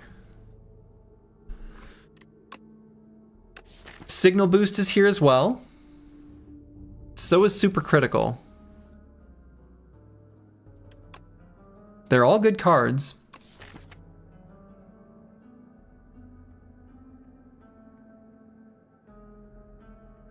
Sad that the one run where I was able to get an early feral, we may not go that way at all. I think Voltaic is probably just better.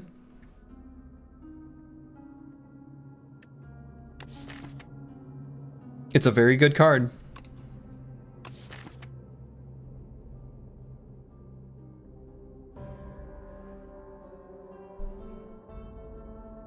Yeah, exactly. It's not hard to get 1 or 2 more lightning at this point. Exactly. What's Voltaic unupgraded? It's the same as this, only it exhausts.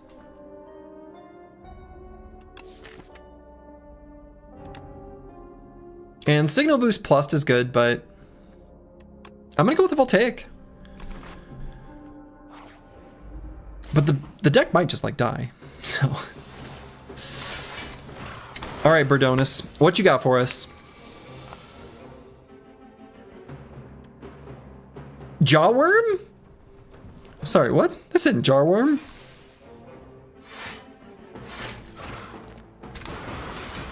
This is a bird. It does have a jaw, though.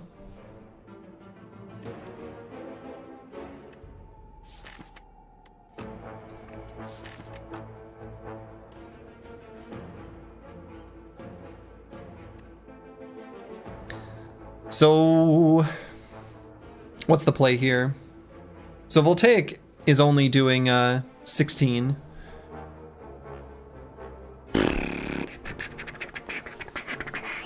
What's the probability of dying next turn? Kind of high. What could Now's Fury grab us? Glasswork and Zap would both be good. Anything else would be... and Boost Away. Anything else would be a little disappointing. Probably just play this. Okay, Zap good. Zap makes Voltaic better then. Now it makes it do a good amount more damage, and the Glass Orb we kind of want to evoke before it starts losing its gusto. So if we do 6, let's see, 6 plus 8 plus 8 plus 3 plus 3 plus 3 is 31. Damn, I was wondering if it would be 33. No, we don't quite have lethal with a potion. Do we have lethal with dual cast? And strike? I don't think so. Right, so that'll be 16 plus 3 plus 3 plus 6.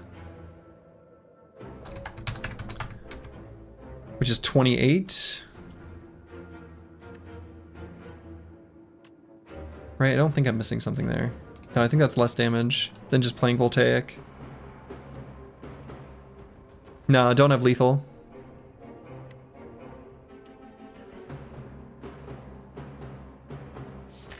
So what is the probability of having lethal next turn? If, for example, the line is like defend dual cast, we would need... We've got at least 1 strike there.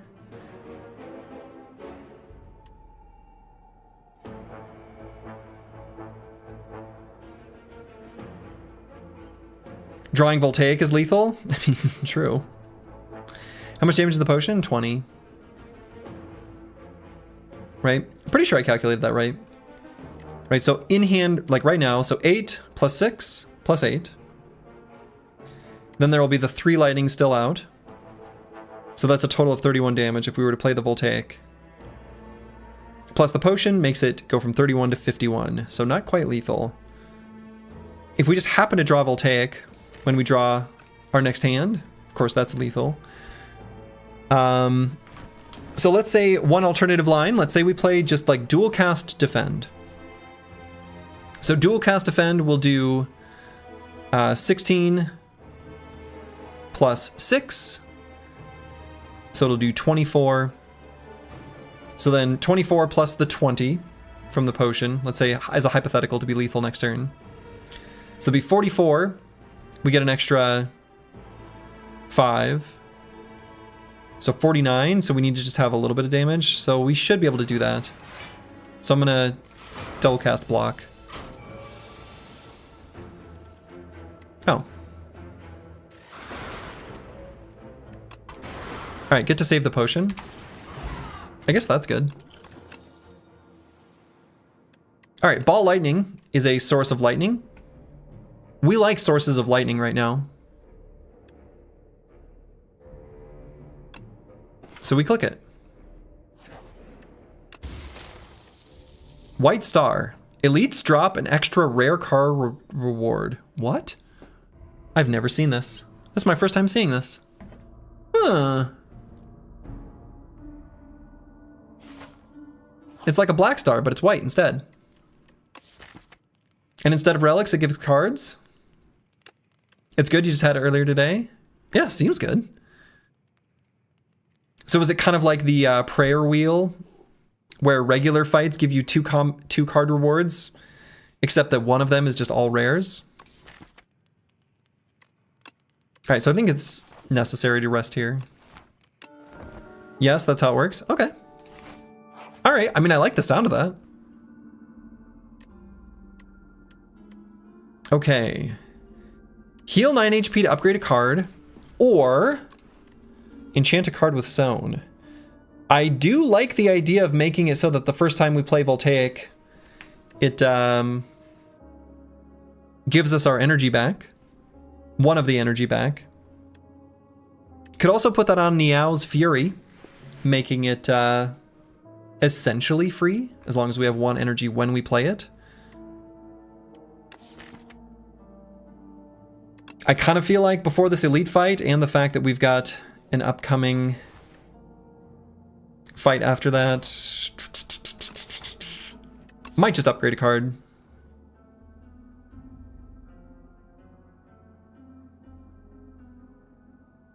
And I might just upgrade Glasswork.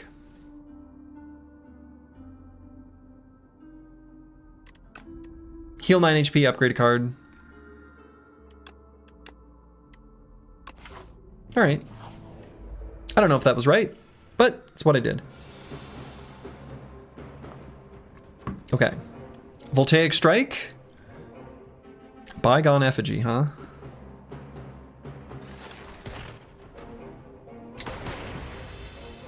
Pocket Watch, draw us extra cards? No? Okay. Niao's Fury to just grab the Voltaic again. Hey, you ask and the game gives you. You ask and the game provides. So now we just need to draw it first time, first cycle through, right? Shall we begin? No, no, not yet, not yet. No, I need one more. One more, sir. All right, so ball lightning, defend, defend, or defend, defend, ball lightning, I suppose is the order, but. Okay, don't hurt me, don't hurt me. That hurt. It's here. I can't believe it. Wow. That's insane, actually. That's such good luck. Whenever you rest, procure a random potion. Okay. Streamer Seed? Yeah, exactly. Well, I got my foot pedal. I don't think I want any of these. Let's look at the rare cards. See, these are better. Genetic Algorithm. Probably still take. All for One a little interesting with the upgraded zap. Boost away.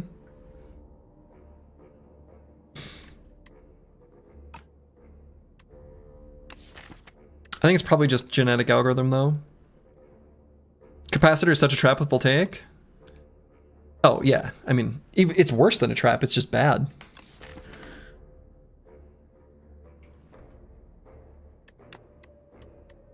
Yeah, I'm gonna go with the Genetic Algorithm. And we should feel free to use potions. Probably will.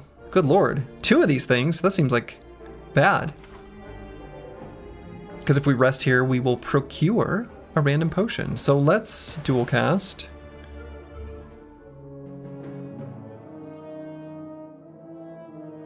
I was hoping those would both hit the front one, and then I could just kill them with the Strike Strike Fire Pot.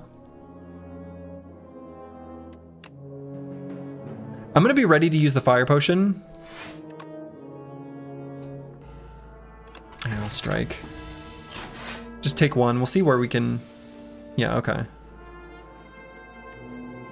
So Glasswork pretty good, but probably still just play the Voltaic. So probably Ball Lightning, Fire Pot, finish him off, play the Voltaic.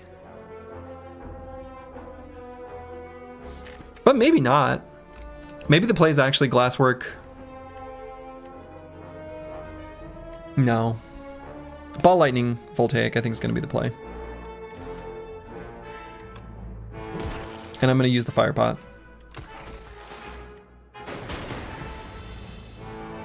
It's now a strong little nibbit. So take 3 on this turn. Hopefully that'll be it. Yeah, that'll be it. It sounds like getting more room for the orbs is a good idea, at least at first. Yeah, I suppose at first. I think it probably sounds like that at first. If you've played enough Slay the Spire 1, you realize how that can be bad, I suppose.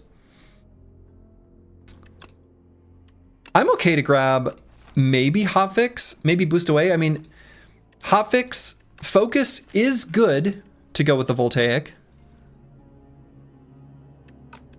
We do have to draw them on the same turn, but if we just have the orbs out, we can think of this as like 6 damage, which is okay.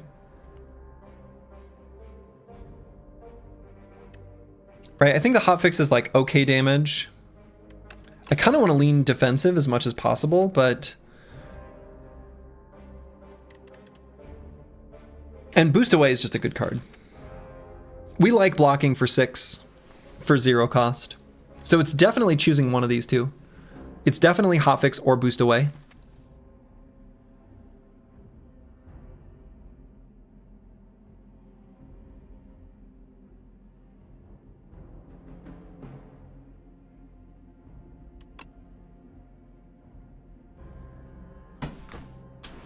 Yeah, I mean, I think the capacitor is also good if you've fusion, right? If you've got fusion orbs, they don't gain anything from trying to get more focus. And you often want them to stick around for the extra 1 energy instead of evoking for 2. Often.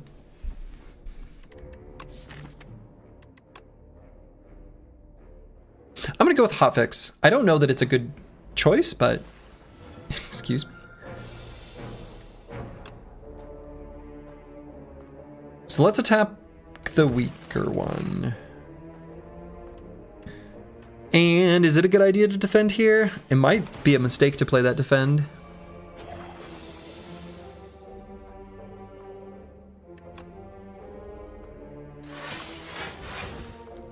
Okay, so we'll take a little bit of damage. Not too bad, not too bad. Just 5, just 5.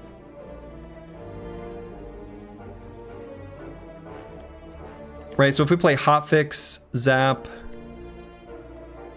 Yeah, okay. This should be pretty good. Let's play the voltaic. It's too bad that the orbs didn't quite hit where we wanted. That's all right.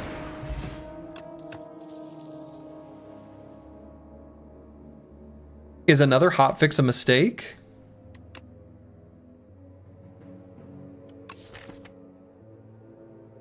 Or is it actually okay?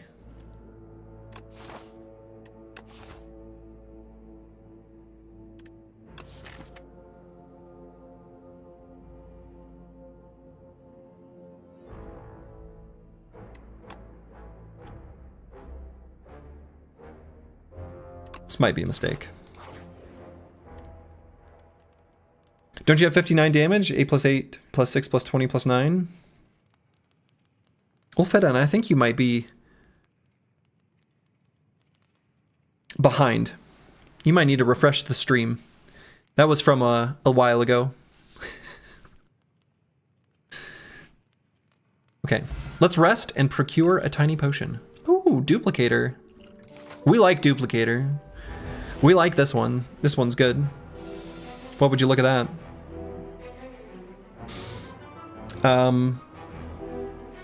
Well, we're off to a lightning start. So zap, hotfix, play the Niao's Fury to play zap, hotfix, and then double play the voltaic.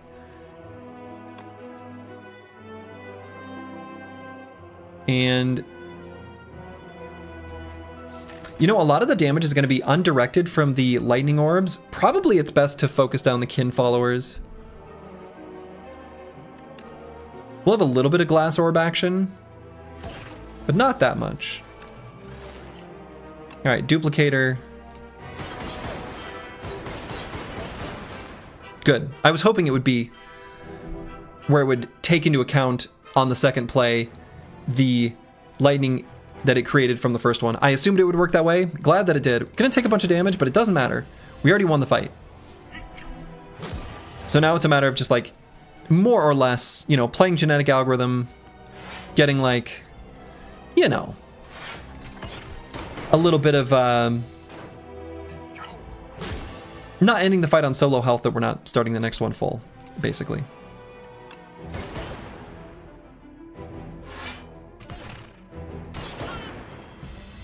It cannot be!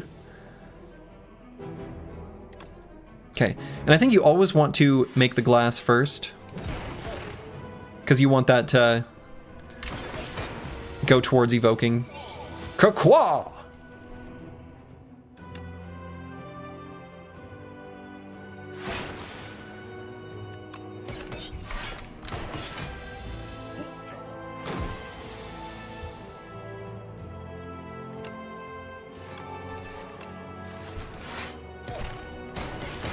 Okay, as soon as we find the one beautiful card we're looking for, Voltaic. Hello? Voltaic, where are you? There you are. In fact, let's pump it up. Okay. Got Mazaleth's Gift, Cultist Potion. None of these are very exciting. The All for One is okay now, especially with these hotfixes that got added to the deck. With the Zap, Boost Away, and 2 hotfixes, does that make All for One worth taking? So one of the downsides is we would never want to take All for One, or play it rather, on the same turn with Voltaic, since that's 4 energy. So it's not really going to work with that to pull the hotfixes, you know, from the discard pile to get a better Voltaic turn. It still could be good damage, though, on the turn when we play it.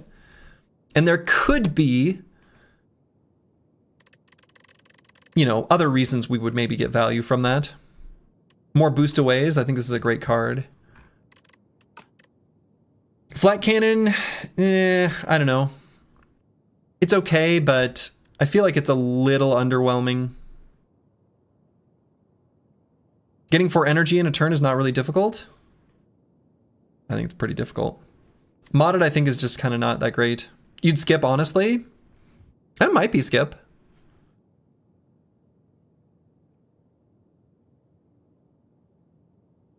The rare card relic can be bait. Well, this isn't even from our White Star. This is just homegrown. This is from the Elite. Or excuse me, the Act Boss. I think All for One is still worth taking.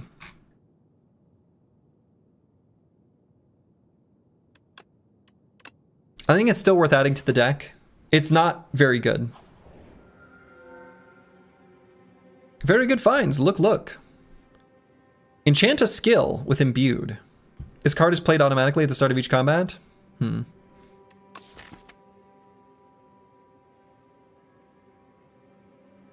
You have Feral too, so you have reasons to take 0 cost attacks. Exactly. Exactly. And we can do something like, for example, if we played Boost Away, and then we played All for One, if we have a Rocket Punch, it pull the Rocket Punch, which we can then play twice to deal 26 damage, draw 4 cards. If we have Feral in play. Quadcast fans rise up? I don't know, seems pretty bad. I kind of like Luminescence. I think enchanting a skill with Imbued, I don't even know what it would be.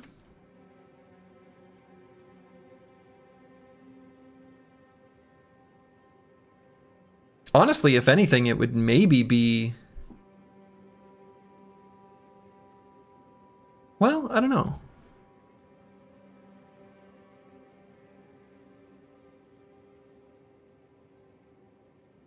The glasswork is kind of interesting. I think putting a glass orb in play at the very start for fights where you want some AoE is like okay. could just also just be genetic algorithm. It's like the ultimate anchor that we create at the start of each fight. Nah.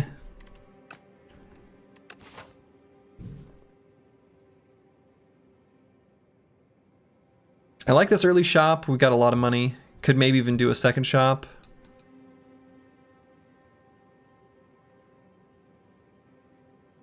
And then we can sort of deviate, figure out what we want to do at that point. Might just be luminescence.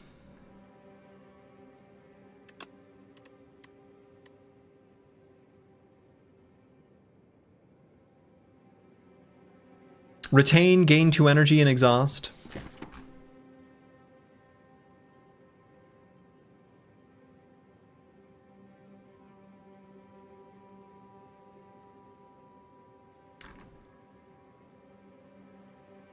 The thing is it has to be a skill that you enchant with imbued. Otherwise, I'm like thinking something like Feral could be an okay option, and then we just sort of plan on getting a 0 cost attack or 2.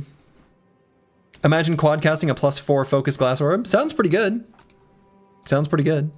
I'm gonna grab the luminescence though.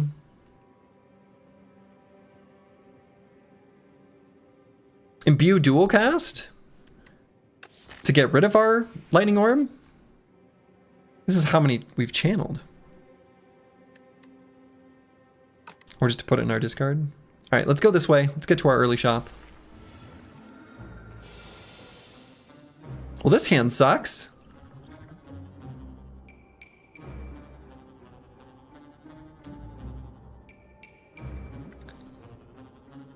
Could take the flex, could use the flex pot and just kill one of these exoskeletons.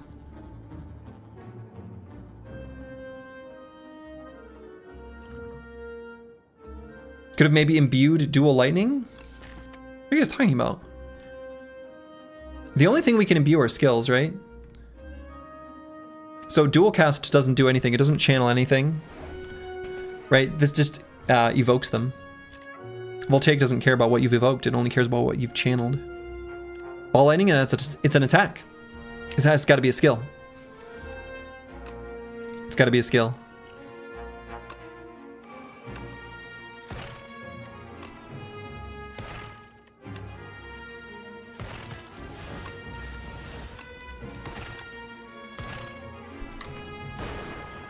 Yeah.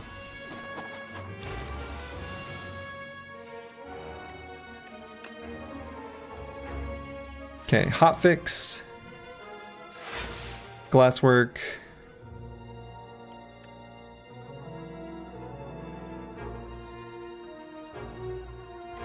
I think I might play the Voltaic even though it's only 1 lightning. It's a little bit of a gamble, but we just need 1 of the lightning orbs to hit this exoskeleton. Come on, lightning orb. Hey, there it goes. Play our genetic algorithm.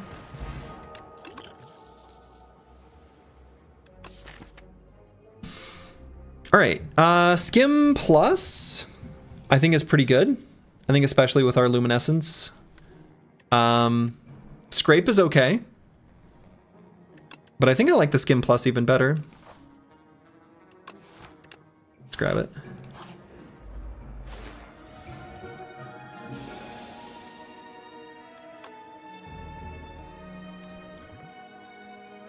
Might play a colorless pot right now. It's a lot of damage. Let's try to avoid that. What happens with an enchantment if you change a card? Like if you imbue dual cast? I actually don't know. I don't know. It's a good question. Calamity. Whenever you play an attack, add a random attack into your hand. What? Put a skill from your draw pile into your hand. What would we put? Just genetic algorithm, maybe? It still doesn't full block.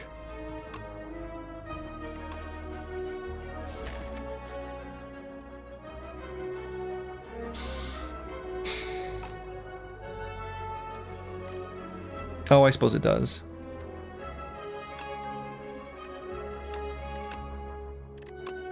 Once we play this. Let's just play everything. Maybe should have kept the Luminescence, but couldn't do it.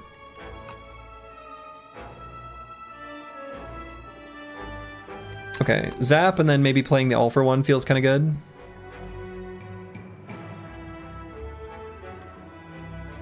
Could try the Niao's Fury first.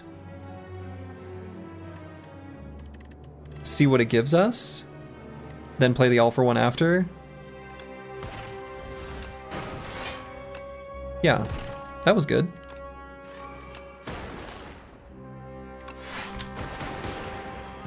All right. Fight ended up clean.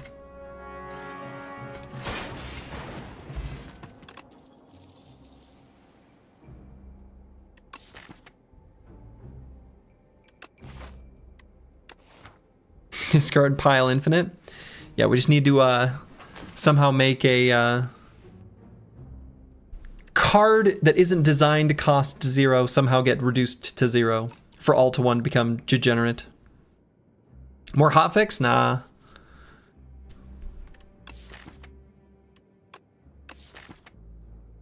Maybe another glasswork. Is that good? Might be bad.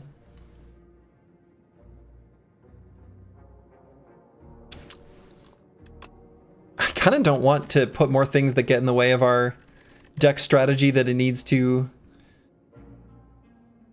pull off. And I don't think the glasswork gets us there. I think this is a skip. Bag of prep? Bag of prep.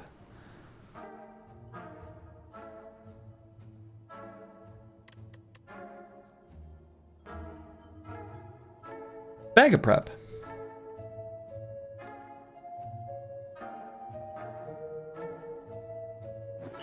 Bag of prep. Turbo's pretty good. The deck likes a turbo.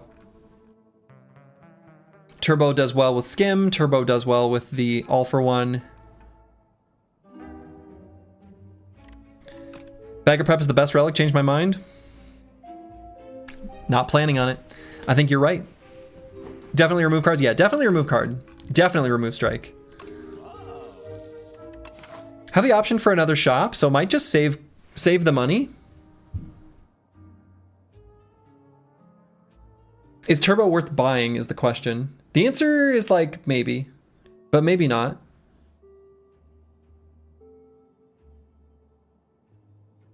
By the way, if we were about to go into an elite or something, or maybe the end of act boss, Touch of Insanity does make it so that if you, for example, make your Voltaic cost 0, All for One will grab it. Turbo plus compact. I don't think the deck needs the compact right now. It's not bad, but it's not that great either. I think this is just move on, because I think I want to go to the next store, do another card remove. And then, yeah, maybe, and maybe even want a relic, right? I think it's worth to save. I think it's worth to save. I'm tempted by the turbo. But just the turbo in isolation. All right, let's draw 4 cards, yeah.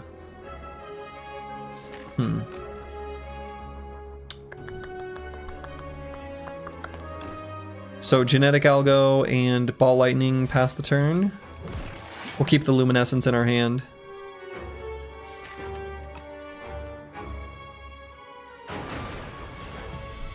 Sure feels like the deck has a lot of junk in it that I don't want there, you know? Doesn't it feel that way? I think it feels that way because it is that way. All right, let's play Zap and then see what Niao's Fury grabs us. Another Zap. The Voltaic is looking like it'll probably hit real hard, which we do like.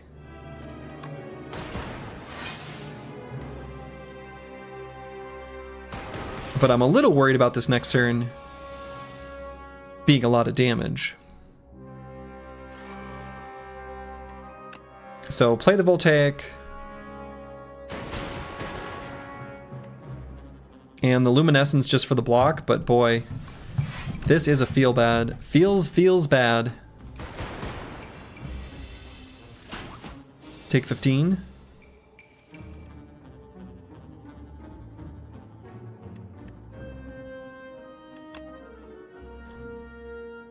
Glasswork, dual cast, defend. Take just 2 and hopefully kill him this turn. Definitely kill him this turn. Played the genetic algorithm right. Yeah. Okay. That ended up okay. Hey, Turbo Plus? We click Turbo Plus. Fight Through actually also is a pretty good card here, and if Turbo Plus weren't here, I would grab this. I think Fight Through would be an excellent choice to add to the deck. Very efficient block card. It's just Power Through, but now it's the Defect. But I think the deck really does want the Turbo Plus. Let's go shopping.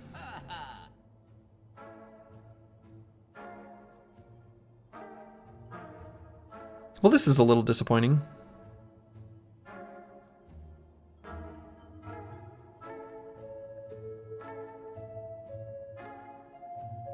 Card remove? Just card remove.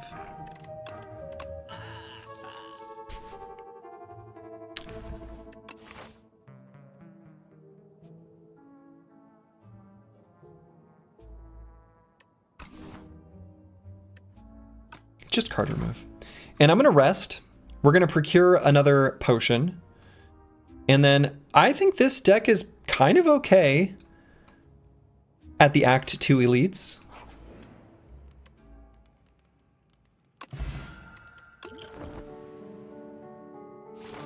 As long as we've got plenty of hit points to work with. Speaking of things that are practically elites.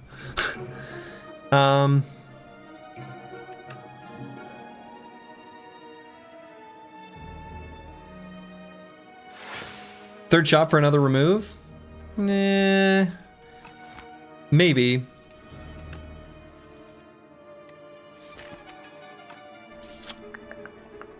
I was really hoping to find a way to channel more lightning. The deck needs more ways to channel lightning. Like, I'd love, I don't know, anything that lets us channel lightning.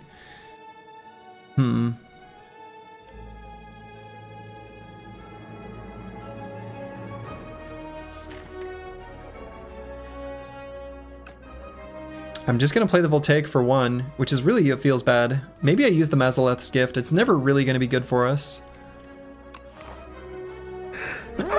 Excuse me. Or even the Strength Pod. These are kind of bad. The Strength Pod's pretty disappointing.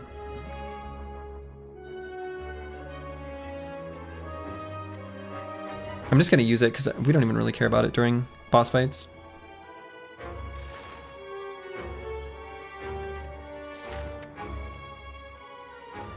Man, we really don't even need the Luminescence. Or Luminess? Luminess. This sucks.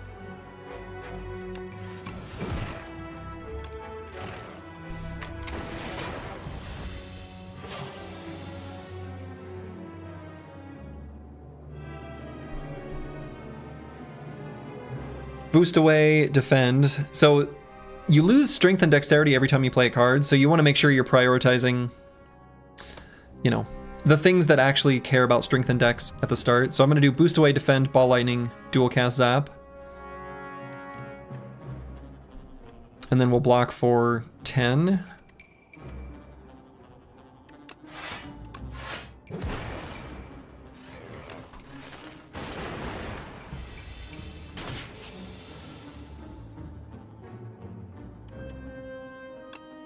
So let's play the genetic algo. And the Niao's Fury. Sort of disappointing. Strike, hotfix, hotfix. Hopefully we can kill this turn. See what we draw. Did this get us there? Yeah. Heart of Iron. Okay, that's actually a pretty good potion for the deck. Claw is actually not really quite what we're looking for from the perspective of being able to play and attack twice with Feral. It's not terrible. It might be the play. Just grab the claw. Feral and All for One both help it. It's another source of damage. Claw's always what you're looking for. Not a bad choice.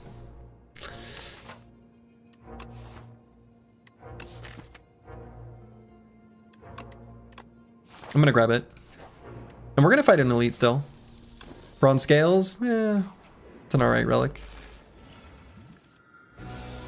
Isn't Capacitor okay with all the focus and potentially the power-giving lightning? Didn't you just say that was a trap? Didn't we just have this conversation? Didn't you call it the trap? Wasn't that your words? Wasn't that right? Capacitor is such a trap with Voltaic. Yes, I have the right person. It's okay. I think it's okay with the temporary focus. And Capacitor would be okay. I agree. But I don't think it's worth putting in the deck. What was the new relic? Bronze Scales. So we just gain Thorns. Times have changed. You really need... Well, we need more lightning. That's true. The deck needs more lightning.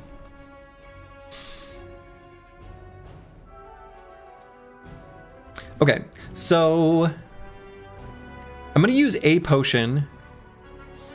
I'm going to use the Mazaleth's Gift.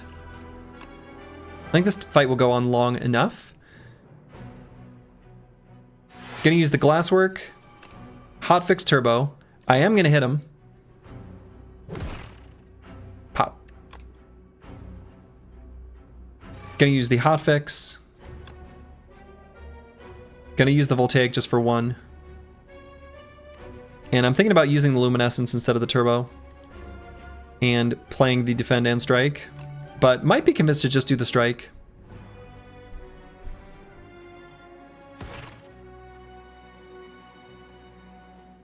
My wife is texting me. Why? What does she want? She wants me to look at something. Oh, yeah, that looks really good.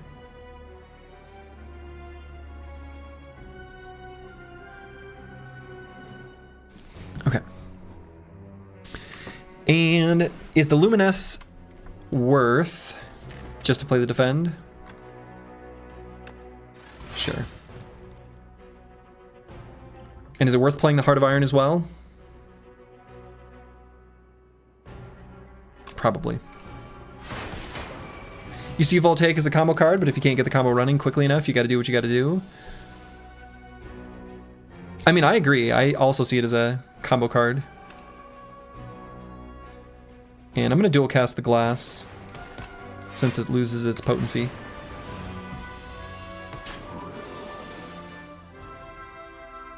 Alright, let's skim because we want to try to find Claw and Feral, though he's going to hit us big next turn. I'd hate to draw the genetic algorithm. We just have to risk it.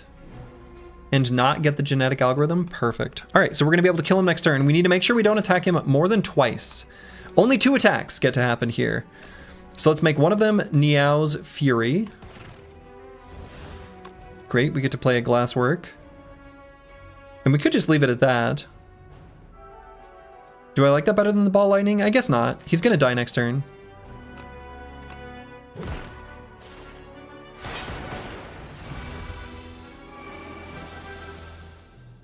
So we can Genetic Algo, Feral, Claw.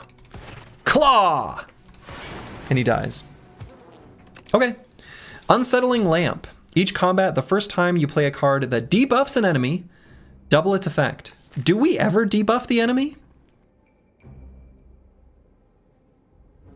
Not yet.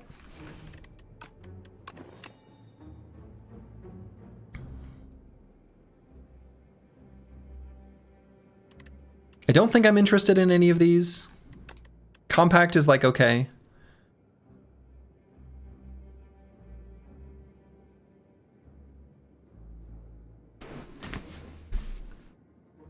Supercritical can be good with All for One, right? We might draw it on a turn where we don't want to play it. Then All for One can pull it up so that we can play it. Supercritical also pretty good on turns where we have like our Skim. Spinner is, I think, a good card, but I don't think it's good with what the deck needs right now. I think this is a good card, but the deck either needs to generate lightning, which we have found no source of lightning, none, or we need something that helps us, enables us to play this little ding-dang claw over and over again.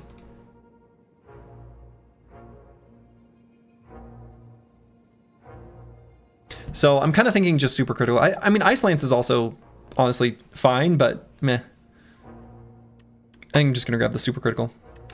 And I think we still skip here.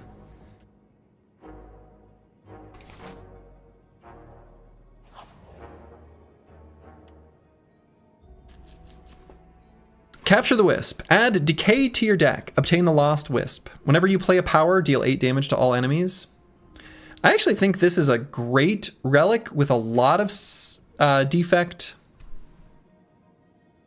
you know, decks, but not this one. So maybe just gain gold.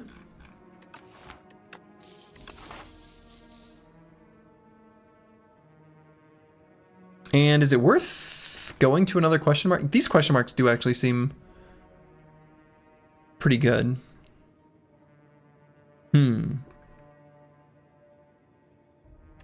Worth going to question mark over campfire.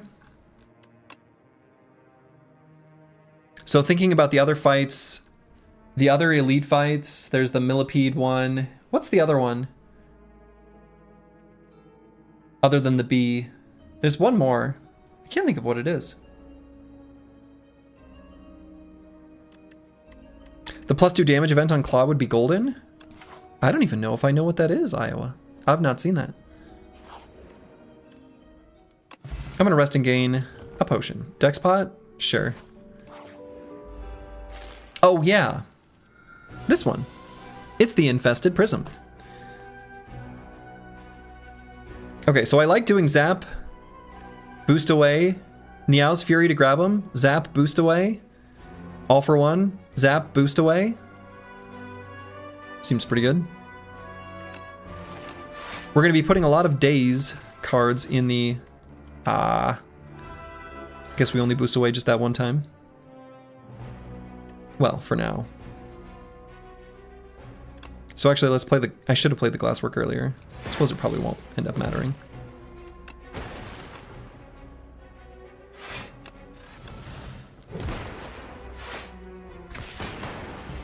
Hopefully won't need the deck spot.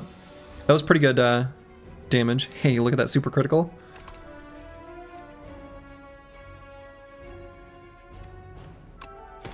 Claw. But obviously not going to play the super critical because we don't need to. But that's okay. It's there for us in the future. You choose between 3 enchants. +2 block, +2 attack, +1 draw on a power. The +2 attack applies to claw damage and bonus, I believe. Anything that says damage on the card, basically. Ah, okay. Interesting. Okay, so Voltaic's pretty good here on this turn with these 2 hotfixes.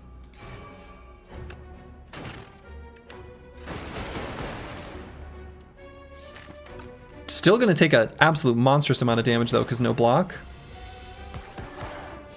Ow.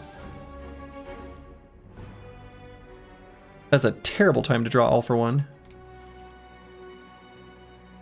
Never mind, we're fine.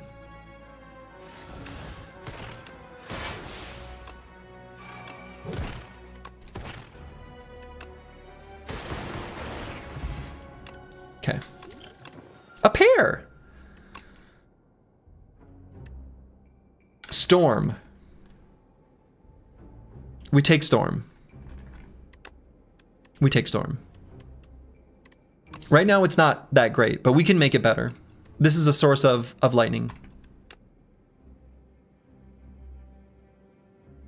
Consuming Shadow, actually pretty okay. I'm okay channeling Dark Orbs and then evoking the leftmost. I'm okay with this. It's also a power that makes it so that Storm generates more lightning orbs. This is good. This is good. Even in a deck with so much mana, Helix yeah, Helix just seems like a bad card. I don't know, like the numbers are just too low. Like it's almost like it wasn't fully thought of, like, I don't know. It's weird. Okay, I'm gonna play the Luminescence and then the Skim, or Luminesse. I should actually pronounce it correct. Okay. So I want to play Niao's Fury to get the Skim back. So let's hotfix.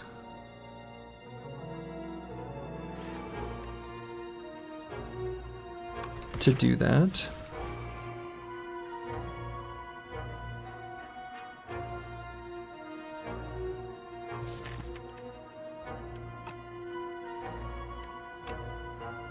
May end up just not playing the Voltaic now. I'm trying to set it up so that it's actually good later.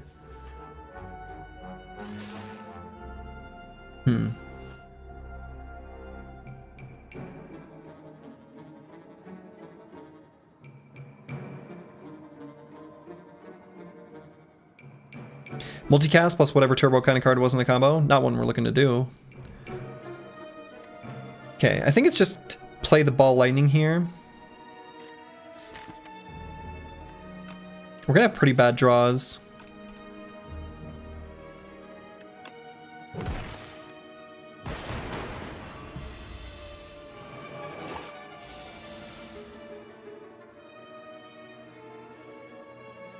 Yeah. Let's play the Feral.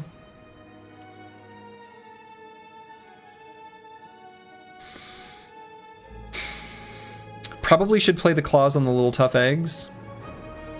God, next... That's gonna suck.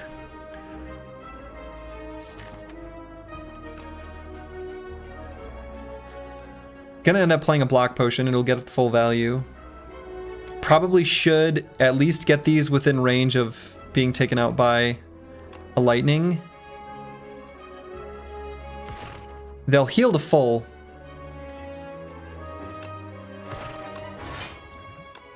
When they hatch. Oh my god. This is bad. This is very bad. And this hand is a giant turd.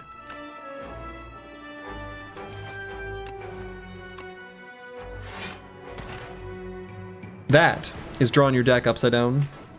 That's bad. Even drew so many cards to prevent that from happening.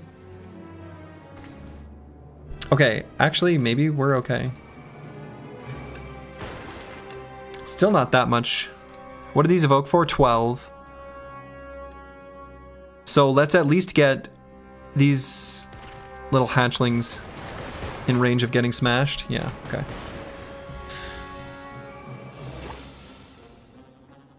He's mad.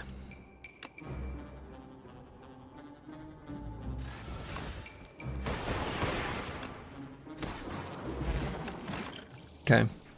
Hologram Plus. We like Hologram Plus a lot. There's a lot of things we would want to grab. That's an easy pick. Easy pick.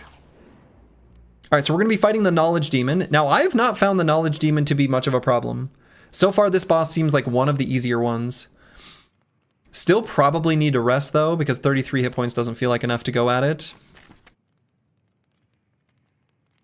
Knowledge Demon, I pretty much, every single time I fought her, I think every single time, I've chosen the take additional damage option. It's really not that big of a deal.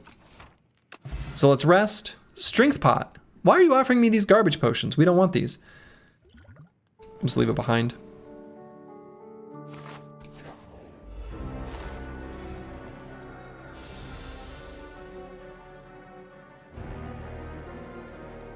Not a good opening. All for one. Why are you here? So just glasswork, hologram glasswork. That's the only damage we can really do. Generate a bunch of block for no reason whatsoever. So at the end of your turn, take 6 damage. We can't draw one fewer card. But we can take 6 damage, that's okay. Alright, Niao's Fury. Get us something good. I don't know what. Let's do the Strength Pot. Well, maybe could be good.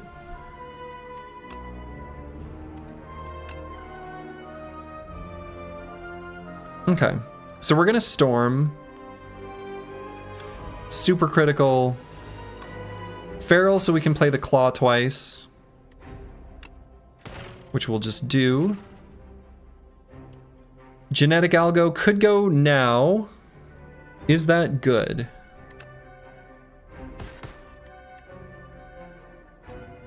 This would full block for us. Yeah, I think so. May end up needing to use this dex pot, but we can decide later. That was still sufficient, but not really too much overkill. Alright, we like Consuming Shadow quite a bit.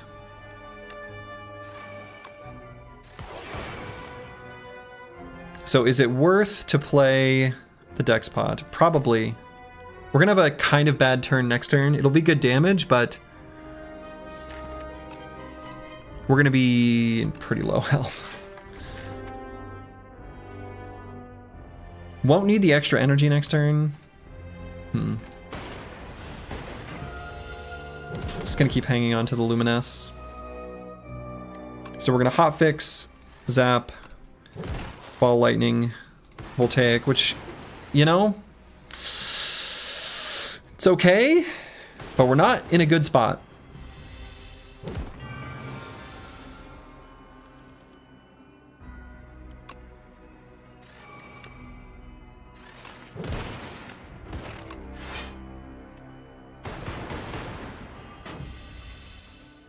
Make your choice. I don't think we can play Sloth. I don't think the deck can get away with choosing Sloth. There's too many cards we need to play. So I'm going to choose Disintegration. Is it enough damage? Do we have enough damage in hand right now? The answer is, we'll see.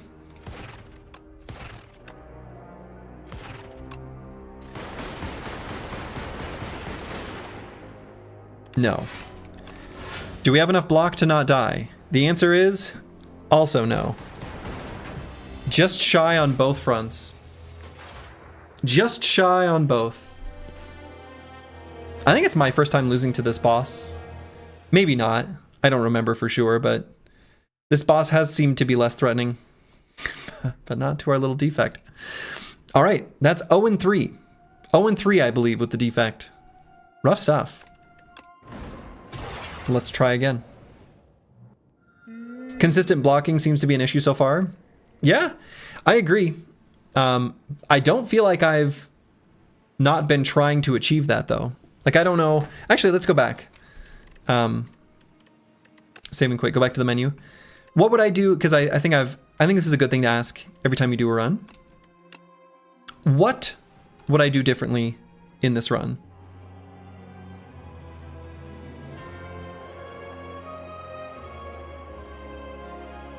Like, what did I skip? Yeah, floor 2, I grabbed the Feral instead of the Hologram. Maybe that's too specific of a deck strategy. You gotta kind of commit to something at some point.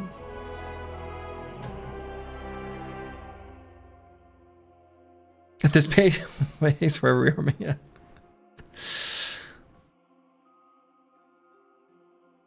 Things like the double Dark Orb? I don't know. That double Dark Orb, actually, I think that added quite a bit of damage. Plus, it was grabbed after the Storm.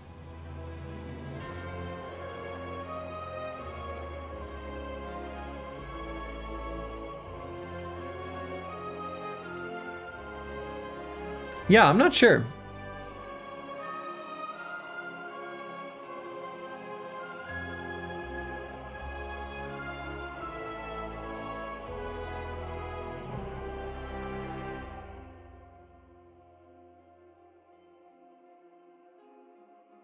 Yeah, I don't know. I don't have any like specific things I can point to except for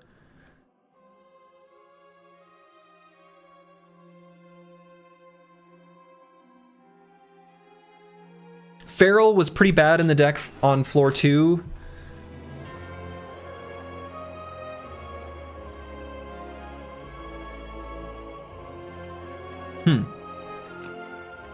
Unsure.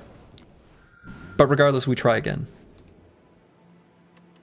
All right, I have found that this is one of the best starting options. Right at the bottom here, this Leafy Poultice. Transform one of your strikes and one of your defends, lose 10 max HP. I found this to be one of the best options. Since we had quite a bit of focus, maybe Frost Orbs could have been a viable path for defense. I don't know that many were offered. But the focus was never necessarily consistent. I don't know. I'm dubious. My experience so far has been that Frost Orbs are not good. That's just straight up. They are a shadow of their former Slay the Spire 1 selves. So yeah, Leafy Poultice. Yeah, I suspect a lot of it is maybe pathing. I'm not sure. Creative AI and Beam Cell. Okay. Interesting. So let's prioritize question marks and see how that does.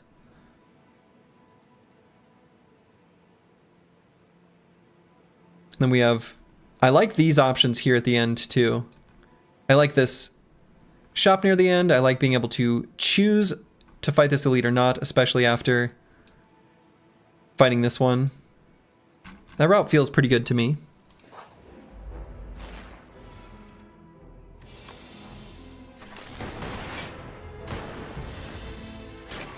Sludge Spinner hitting us for 4. Kind of rude.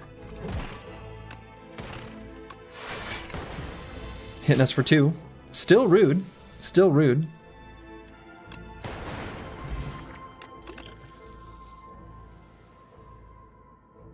Okay, so given that there's a creative AI in the deck, you know, it'd be interesting. What I should do is, and I'm not going to do it right now, but knowing how to build your deck with something like creative AI in play, I think it is a good idea to just look at what are all of Defect's powers. Just look at them all. And I'm going on the assumption that it just chooses one at random, regardless of rarity. I don't know exactly. I don't think anyone knows that for Slay the Spire 2 yet, but let's say it does. And be like, what is the sort of, what types of cards work well with each power to kind of determine what things you want to take for what creative AI might give you, if that makes sense. I don't know the answer, to be blunt. I think Turbo is pretty good with creative AI. It lets you play it and any of the powers it generates. So I'm happy with grabbing a floor 2 Turbo. Let's do it. Now, you'll see that I'm not playing the creative AI much in these first fights. It's a little bit of a curse right now. And that's okay.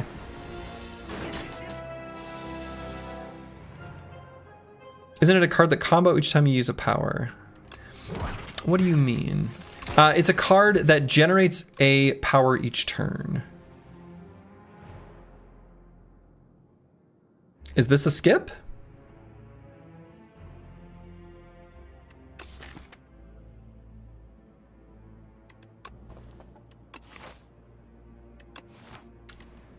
If this were Slay the Spire 1, you bet your bippy I'm clicking on this one. Maybe it's still okay to have a cool-headed in the deck.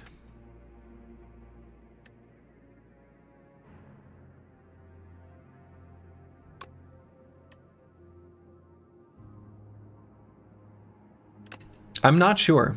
I think maybe the choice there maybe should have been skip.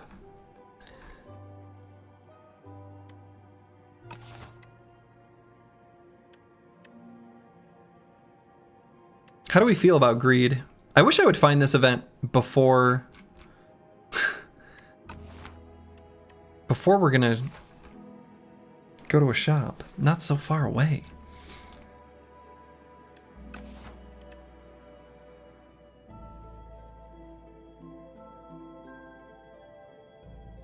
It's so much gold. I usually am not greedy. Let's try being greedy.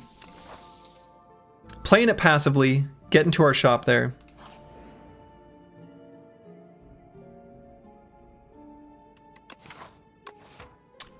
Interesting. Okay.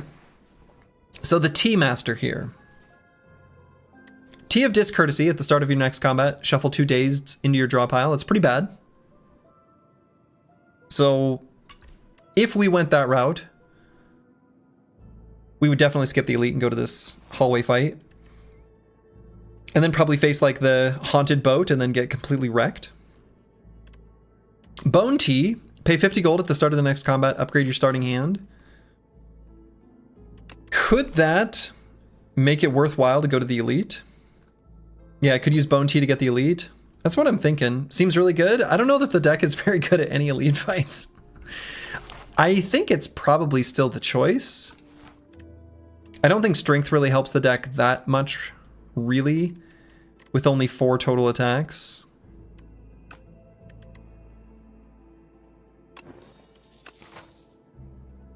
Let's go with the Bone Tea. Try it. This is a good elite for the deck to face, I think. So let's go Creative AI. Probably the Defend. We'll play the Dual Cast. Alright, Creative AI, be creative for us, but in a good way. Defrag. Take 17. Subroutine. We like seeing this one.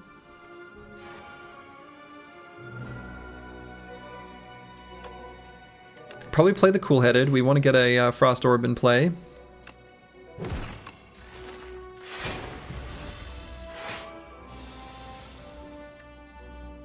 Consuming Shadow, sure.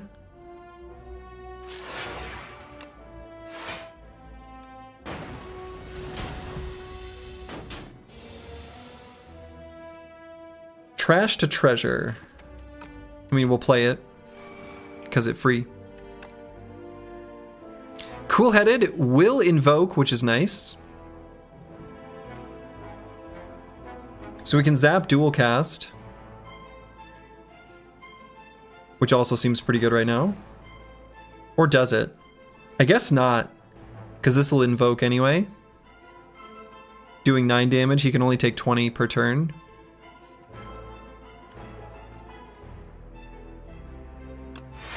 Let's just play the Defend.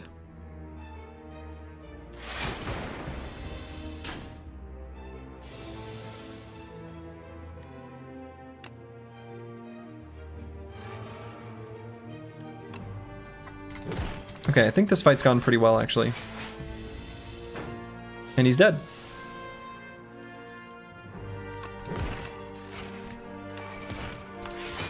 Alright. I mean, I won't say it went well, actually. It went fine. Okay, Petrified Toad. At the start of each combat, procure a potion-shaped rock. It's fine, but... Upgrades made a big difference? Oh, definitely. Synthesis is here. We like Synthesis. With the Creative AI, this is an easy pick.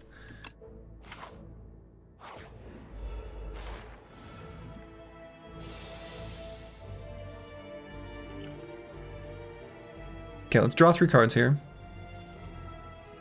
Okay. Play the Cool-Headed.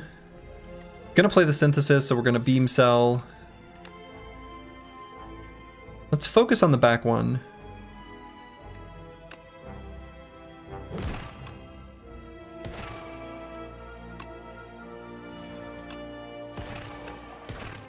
Maybe should have focused on the front one. Nope, still doing the same thing. Lovely. Alright, easy fight. Get wrecked, corpse slugs. Not gonna take any of these. They get in the way of what we need the deck to do, which is power stuff. Definitely not taking that elite fight. Ooh, Fossil Stalker. We'll probably end up throwing a potion-shaped rock at the Fossil Stalker. We'll see if it makes the difference in a attack to do lethal, as long as we're not dead.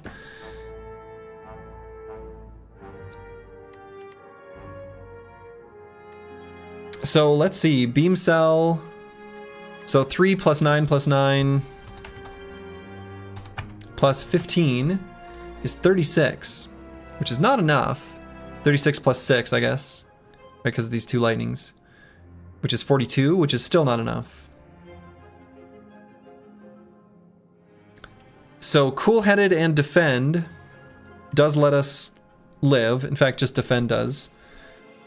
I'm going to play the cool-headed if there's something decent to draw.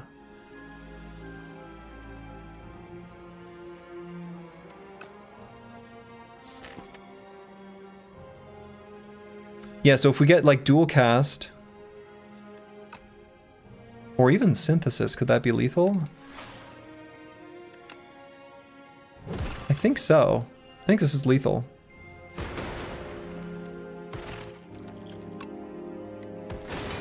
Okay. Subroutine. This is great. This is now definitely the pick.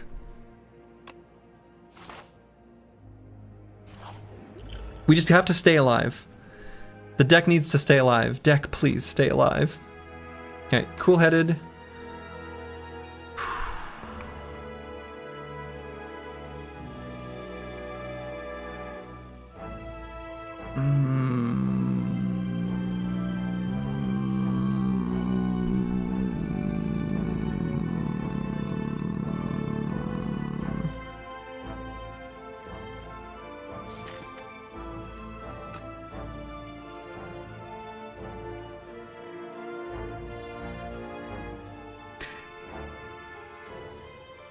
I think it's focus pot here.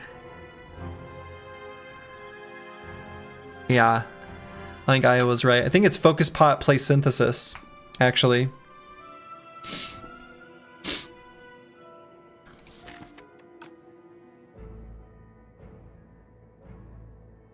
You need to upgrade? No, we don't need to upgrade subroutine. We're okay with subroutine unupgraded. We need to not die. Alright, so now we only get to play one skill per turn.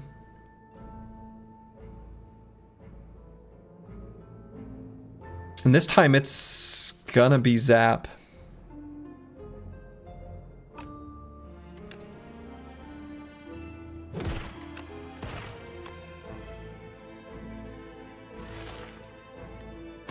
And we take 2.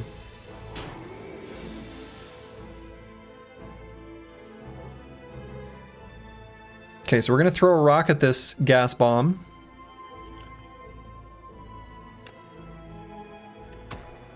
Play the creative AI because it's free.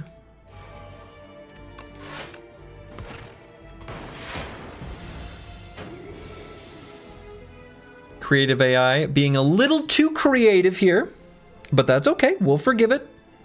We will forgive it.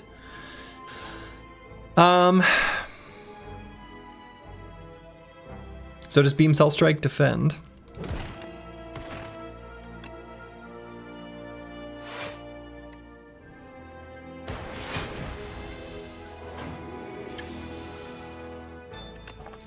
Okay.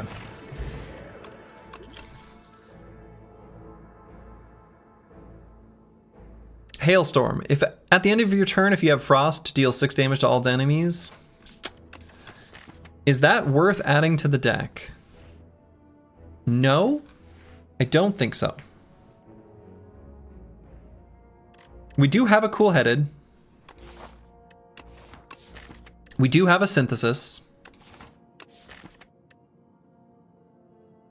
Remember that the more powers you add, the worse synthesis gets? Yeah, I mean, kind of. To a point. To a point. And yes, I agree. Ideally, synthesis always hits creative AI. Or we've played creative AI and synthesis hits something that it generated. But yeah, that's true. We sort of don't want to consume the synthesis buff with random 1 energy powers. True. But we don't have to play it, right? It's not like it's required to play. I still don't know that it's worth adding to the deck. I think focusing on just defending and getting the creative AI in play is more important. And Hailstorm is not a defensive card. And I think we just need more defense.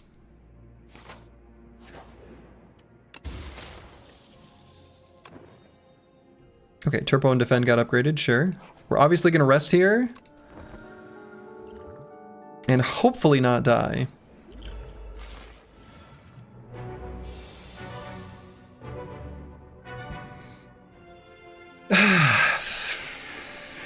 What an opening hand. I feel like creative AI has to be played here, though, in this opening hand, or it's definitely death. Which means going down to 4 hit points. Yeah, looking rough on the not dying department. Looking rough on the not dying department, but I don't feel like it is a choice to not play it. Yeah, I mean, we're going to play the Ritual Pot just because... But I agree, but I mean, it's...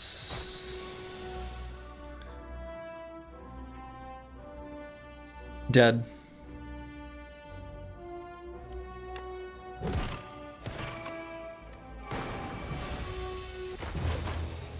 Oof. 0 for 4. 0 for 4. We try again.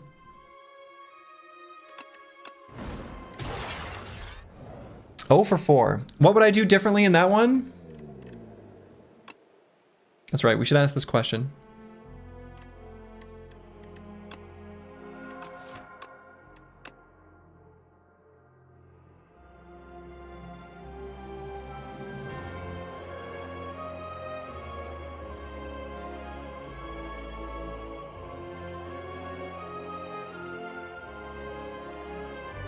Not get unlucky? Claw?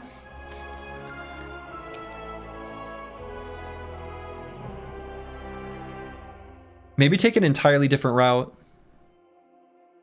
I'd have to look back at the map.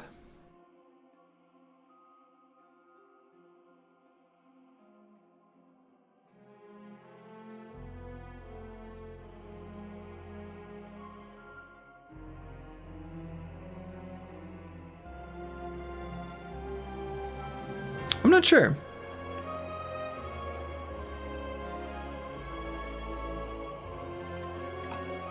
Probably take a different route.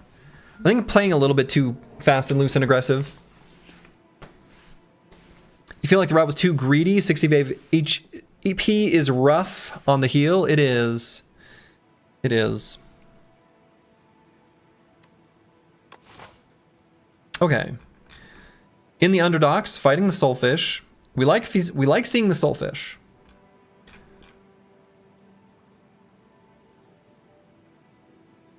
We like seeing the Soulfish.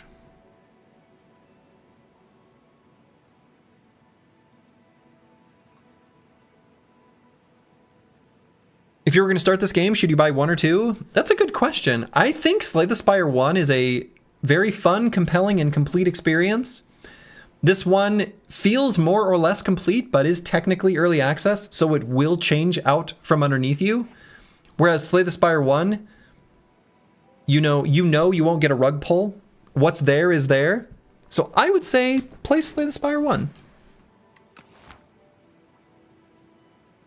That would be my recommendation. So removing 1 card from the deck is pretty good.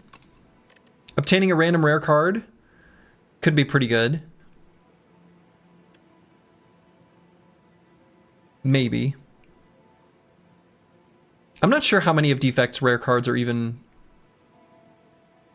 all that good. The one that generates the Dark Orb is probably the best early on. Darlene Ho, thank you for the Prime sub. And I have not found the scroll boxes to be very good. But maybe it's worth just seeing if they can be, to see this more often, to see if this can give you something that's like an okay package to start with. Thinking about where we would want to route.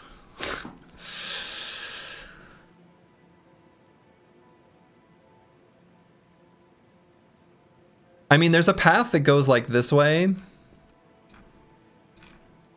That's okay, but damn, that seems like asking a lot.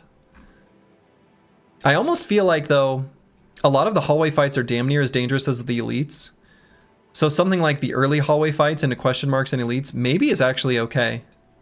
Right? Maybe it's the hallway fights in Act 1 that are more dangerous. That's kind of what it seems like. Once the tough enemies, deadly enemies kicks in from the later ascensions. So a route like this would be pretty interesting to try out. And this one has lots of hallway fights, which I think are actually bad. Even if it's no elites, then it's no rewards. I'm going to try this way that I've kind of outlined there.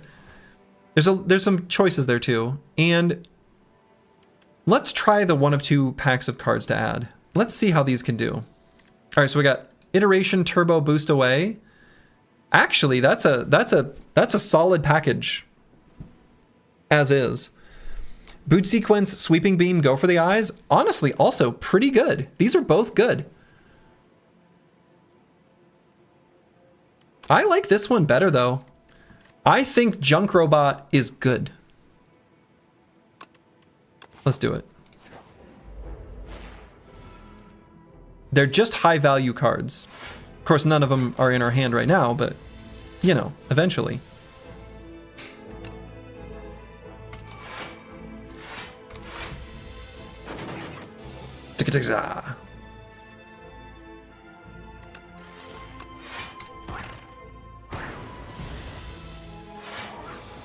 Pretty unlucky draws so far.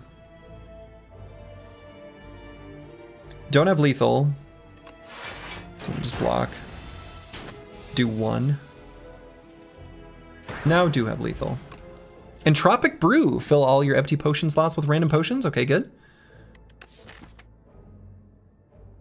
And Claw can still be okay here. Goes well with All for One, goes well with lots of things. Sweeping Beam also fine.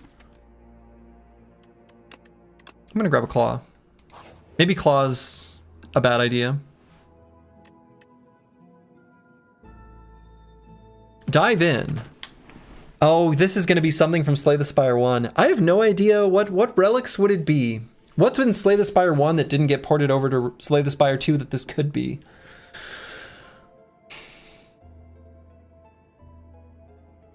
Probably lots of things. And I'd see them and be like, oh yeah, that one. Gaining 100 gold and then a random forgotten card from the past. I did this once before, and this option gave me like a silent card. It was like Catalyst, or I think it might have been Catalyst. And I was playing as Ironclad, I think. I obviously had no poison. So obviously this can whiff. Let's see a forgotten card. Distraction! Okay, whatever.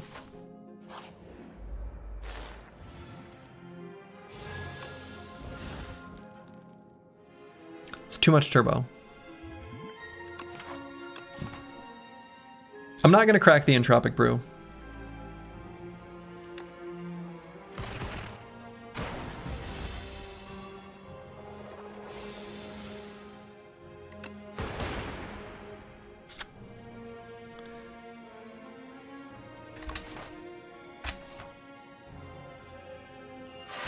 Can't kill one, so just going to block, take 9.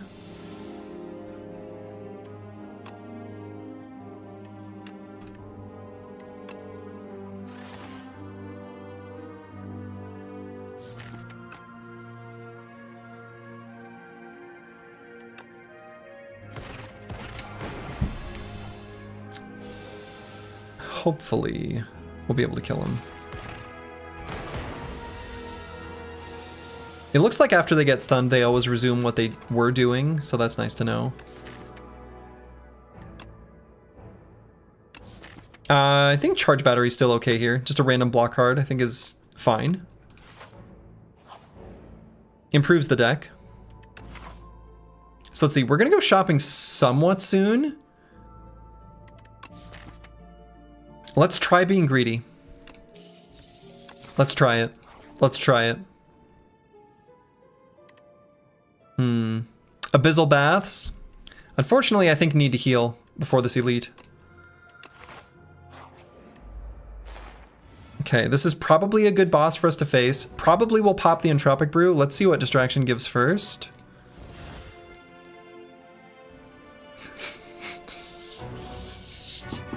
Okay. Let's draw 3 cards. Okay. We can at least play cards.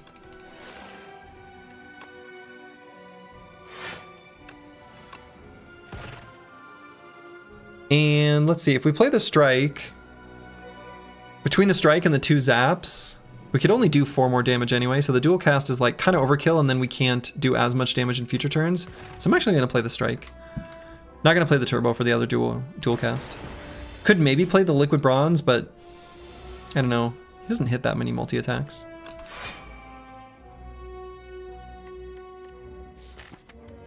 And we know we'll be able to get iteration in play. He also puts Dazed in our deck. So probably just boost away, defend, strike.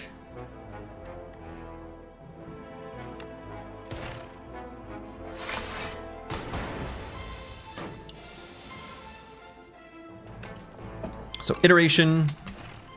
We're going to be law-abiding citizens.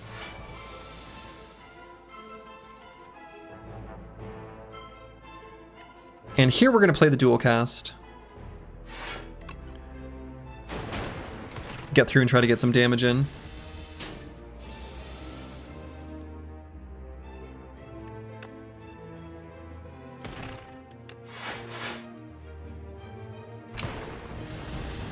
Getting a little bit of damage in, but also kind of receiving a little bit each turn as well.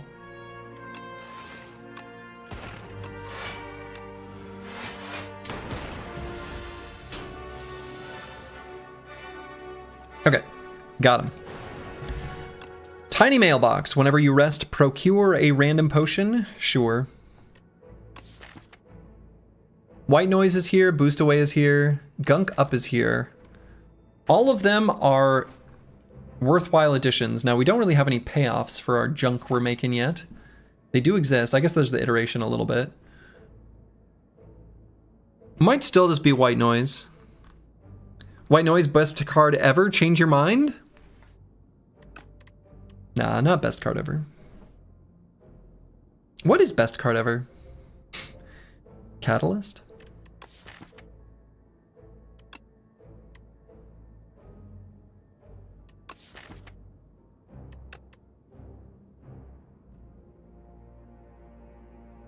Well-laid plans? All right, let's go with the white noise. And necessary to rest.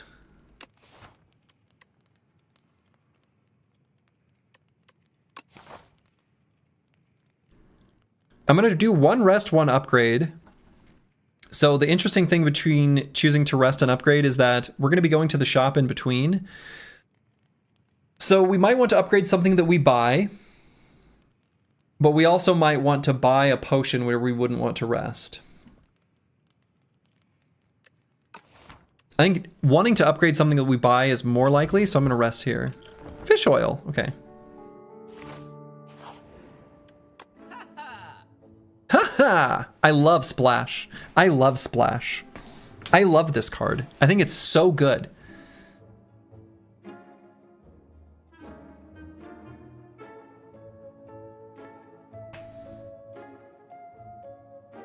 We're going to get it. We're going to upgrade it.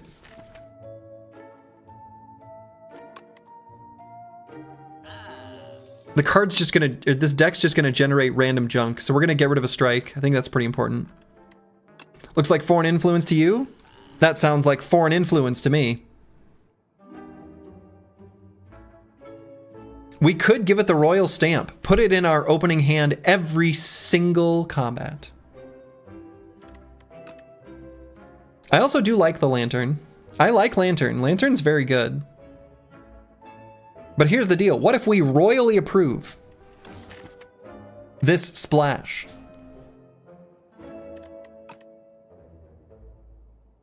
I'm going to do it. You can't stop me. We're going to upgrade it. Now we just need block. We have all the damage we need. Ish. Sort of.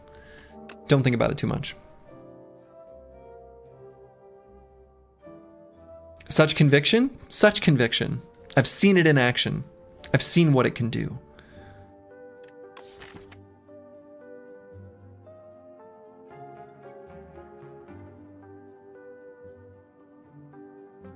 I don't think second iteration is good.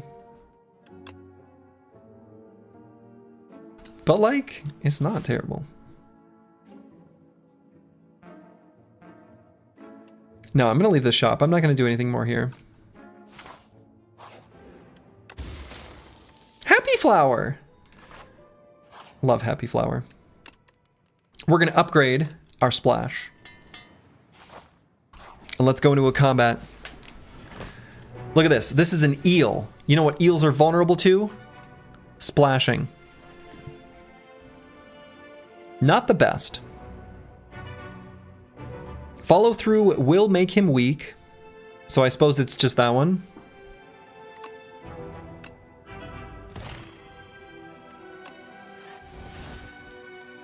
Oh, I should have done the white noise first. Well. C'est la vie. So let's do fish oil. And probably block.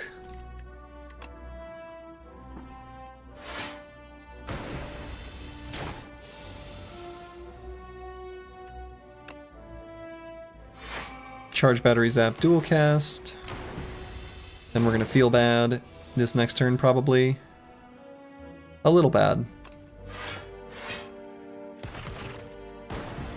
But bulk up doing serious work here. Okay, distraction. Shadow shield. Alright. So let's follow through to give him weak. Don't even need to play this defend card, so we won't.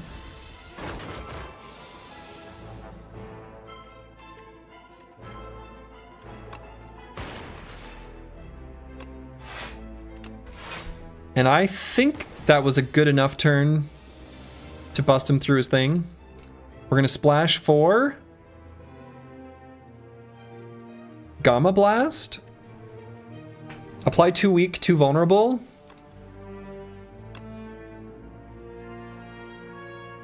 Yeah. Get wrecked. Get splashed. Get splashed, nerd. And I don't think we want any of these. Big maybe for leap. Big maybe for leap.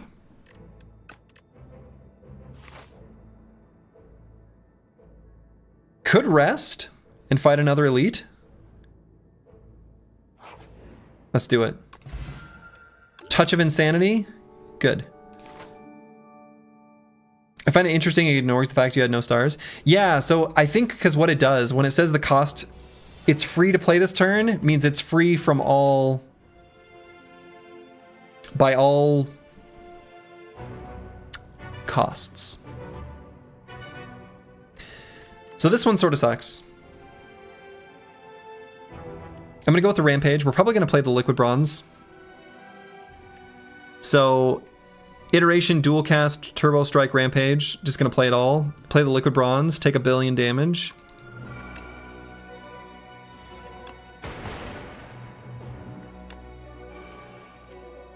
So who do we want to hit with the Strike and the Rampage? I guess just the Rampage here on the one that's lowest. The Strike here on the one that's second lowest.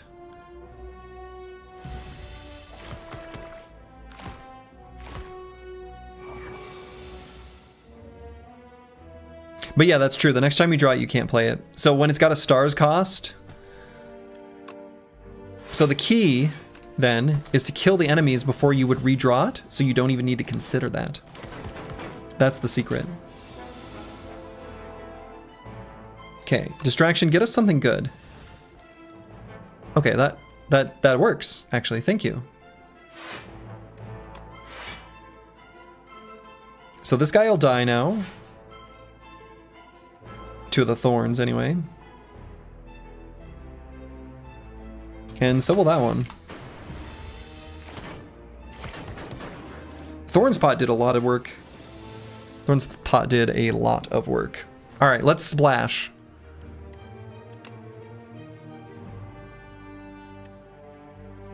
Bombardment.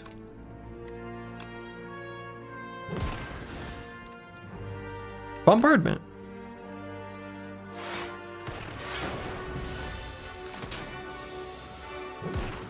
Bombardment.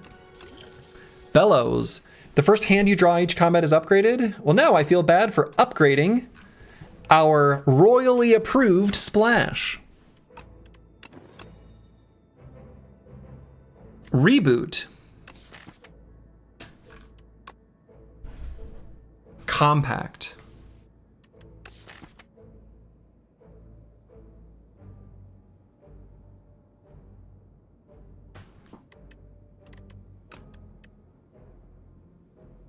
Compact.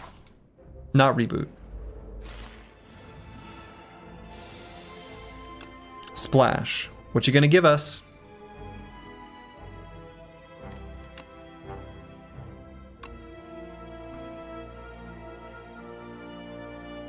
Let's do Severance. Because this might get us something we can draw to kill. And it did. Cool.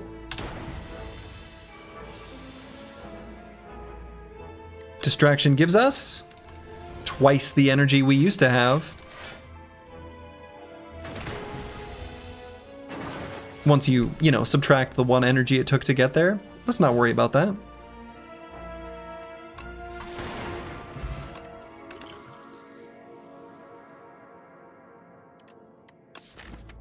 Skip. I think I skip. We've got our Happy Flower on 2. I don't know that we care that much. Could upgrade something. Actually, maybe thinks it's better to just rest. Dex Pot.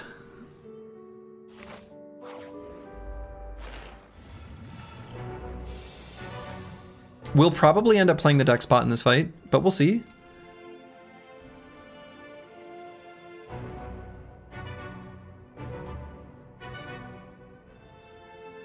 Probably just play the Eradicate. Yeah, the deck is good for this boss. I think this boss is just easier, too, so that helps. Okay, I think I'm going to play the Dex Pot, play a Defend, and then maybe Gambler's Brew the rest away.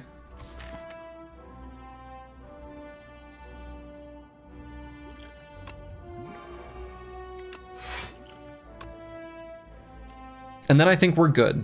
I'm not going to need to do any more shenanigans.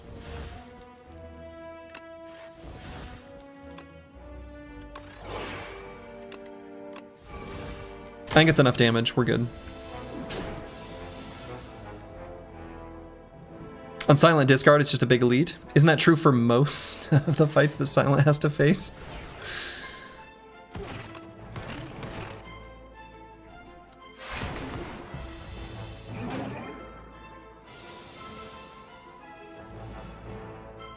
All right, let's get our Happy Flower in place.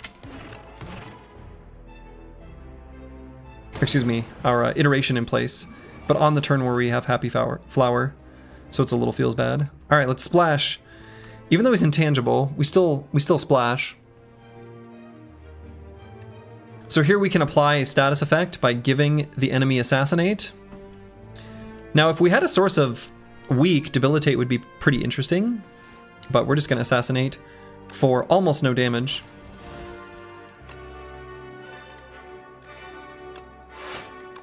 And I'm going to play the Turbo.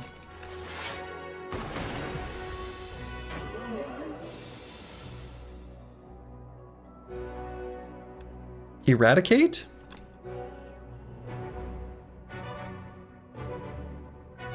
$63 damage.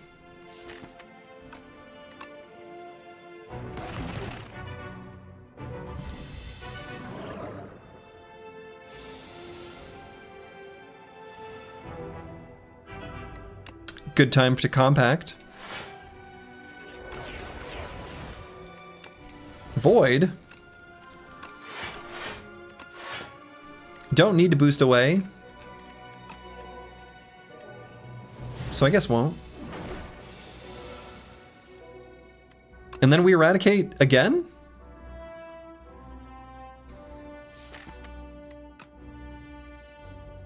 Could get him close to death. No. I was gonna say maybe try to put Happy Flower on 2, but...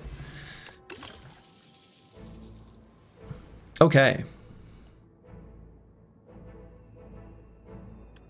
This is now a Defect Eradicate deck? Yeah, basically. Hyper Beam? I think we like Hyper Beam here.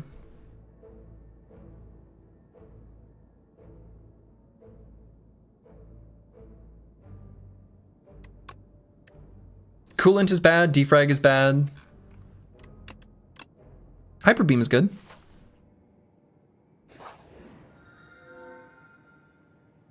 Okay.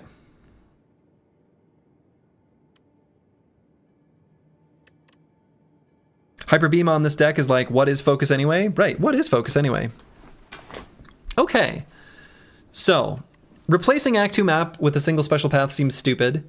Starting each combat with an additional 4 energy is maybe fine, but probably not that big of a deal. You know what is a big deal though? Removing 4 cards from your deck. Whenever you shuffle your draw pile, add a soot to your draw pile. Guess who doesn't give a shit about that? A junky Defect. This is blessed. We love the big hug, because with the big hug,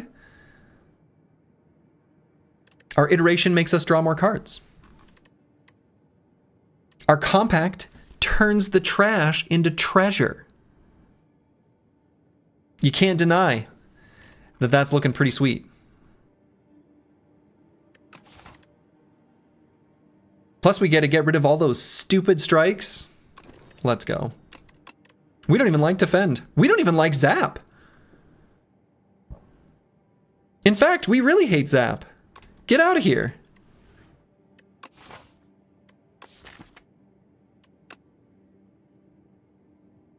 Wouldn't consider denying? Right. You other brothers would never. All right. So which way do we go? We've got 309 gold. I would like to spend some. I would like to spend some gold. Then can consider a couple elites. I think the deck is okay against elites. And then can decide between these paths. And then optional elite at the end. Any consideration for going this way? Nah, I think with 309 gold, I want to spend it. Burning a hole in my pocket.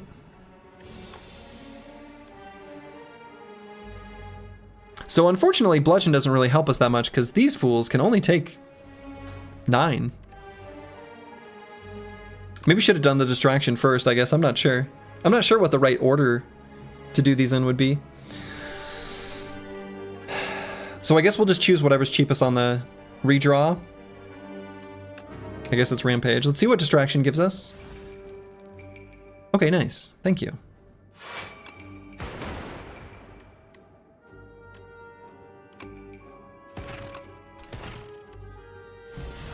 Gave us some block, so that was nice.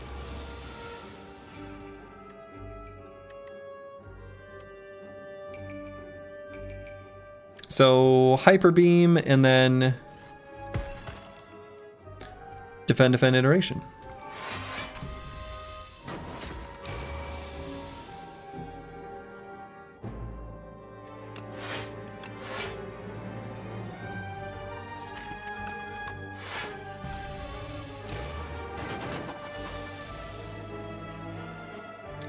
Is there a way to put exhaust on dual cast? We could recycle it. So Hyper Beam not going to be a kill on anyone. We don't have any other attack. So I guess I'm going to play the White Noise, Charge Battery, Defend. Taking a bunch of damage here. That doesn't help.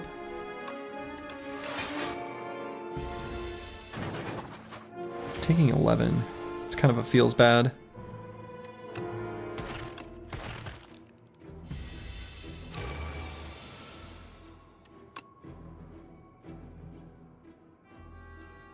So flechettes will still do it because this is multiple instances. Easy. We don't care about those. Get out of here. This question mark is a fight. But are they dead? Easy. They're dead. First we hit him with the hyper beam. Then we hit him with the crash landing, filling our hand with debris. Would we add white noise to the deck?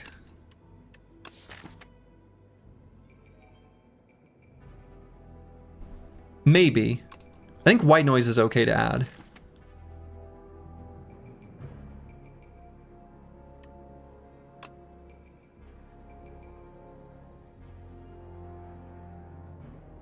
Yeah, there's a decent number of powers that are good for what we've got going on. All right, let's see what distraction gives us first. Chill. Let's see what splash gives us.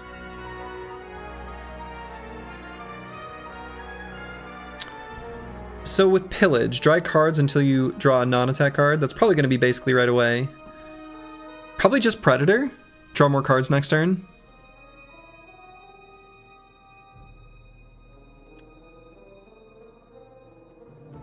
It's a little bit less damage than Celestial Might. Right, Celestial Might being 24, but I think Predator will just be better. We like drawing cards.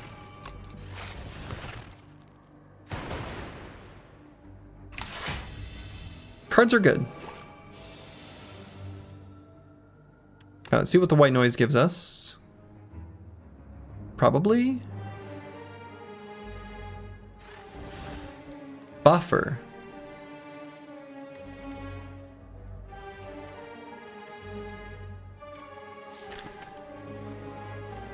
Okay, so the Hyper Beam's in the draw pile. We're not guaranteed to get it next turn. We sure would like to. How's A10 been? You've been leveling each character equally so far. You're only at A3. Well, so far, are we 0 and 4?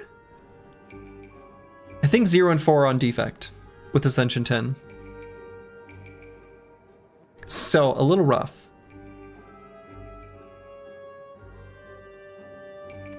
I want to play the iteration, but I guess I'm not going to. I'm going to play these ones. We're going to keep our buffer. Thought about maybe using a potion.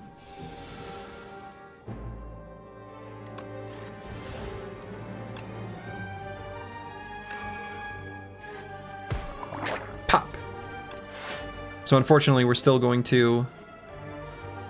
I think it's okay, though. I think at this point, we can use our buffer stack there. Hyper Beam. Good old Trash Bot. Good old Trash Bot.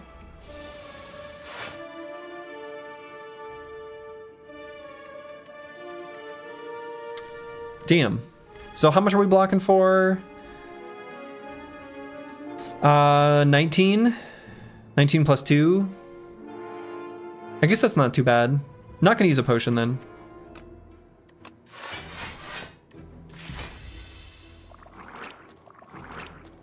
Does this feel more like a DLC or full game, assuming no interesting co-op? Oh, it feels like a full game.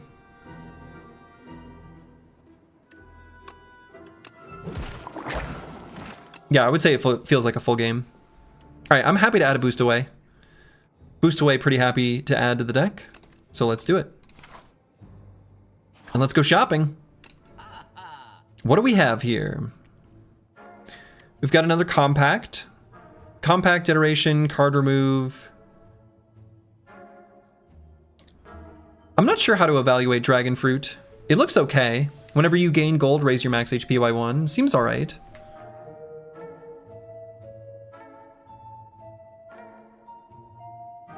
Does anything else appeal to us here? Not really.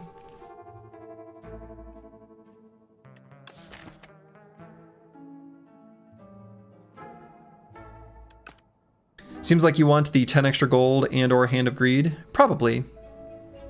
To make the Dragon Fruit worth it. I think I agree with that, Trash Comps. That like, yeah, whatever that relic is, where you get 10 extra gold from combats.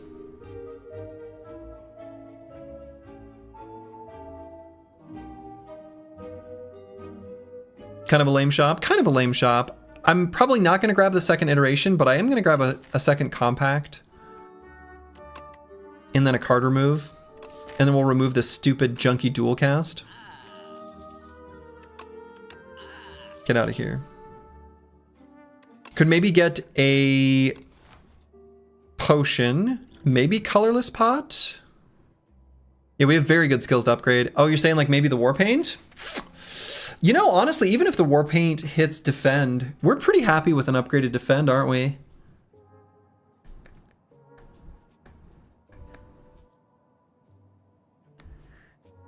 It does feel good to spend exact gold. I'm a little less thrilled about upgrades with the bellows, but it is exact.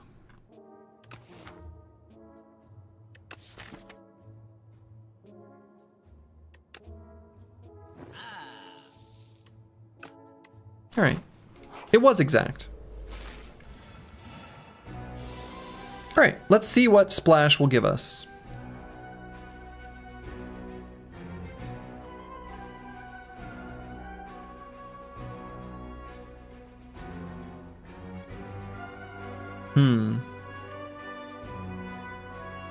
So make it so can be repeat played.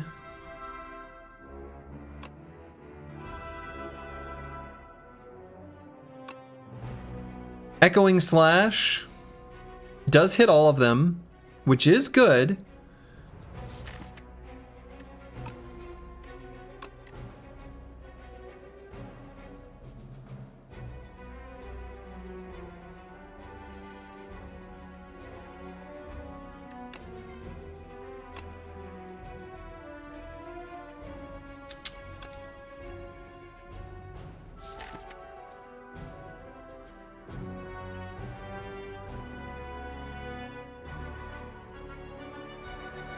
I don't know, this is a pretty interesting decision, actually.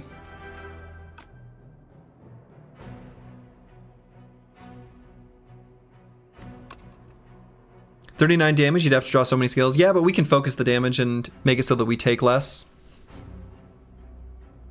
Right, give one of them a downtime. Because we're going to play 3 skills on this turn already. We're certainly going to play 3 skills on the next turn, and we're going to play 3 skills on the turn after that.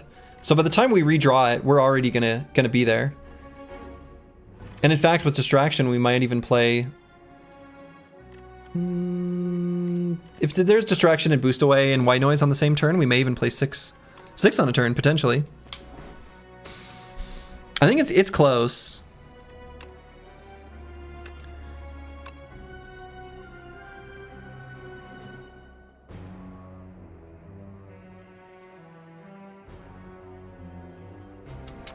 Well, the reason I would want to do focused damage is we're going to have to shuffle anyway, right? The deck is going to shuffle, and we're going to shuffle all the way to Splash. And this card will remain useful through both shuffles. Potentially more so, anyway. But maybe, I mean, I don't know. It's close. It's close. And hitting a single target can actually be a good thing. Again, because like, so for example, we could do, you know, let's say we do, you know, 27 damage to one of them, and then we finish it off with Hyper Beam, and then we don't take 9 or something.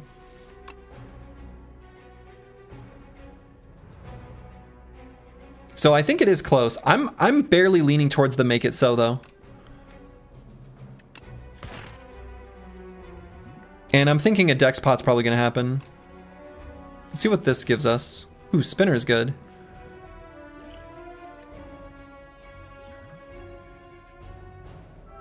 Yeah, I'm just going to use the deck spot. Oops.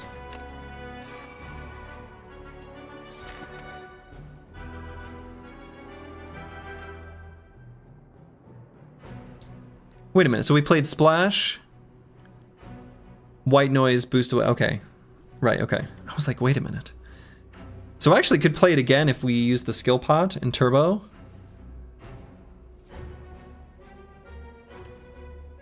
Let's see if we can avoid doing that. Or maybe do it next turn if we have to.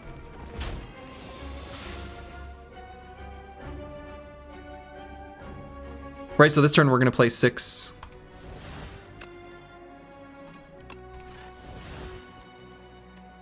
Echo Form.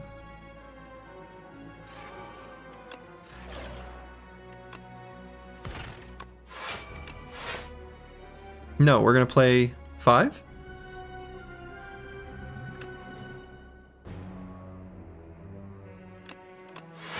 We're going to play 6.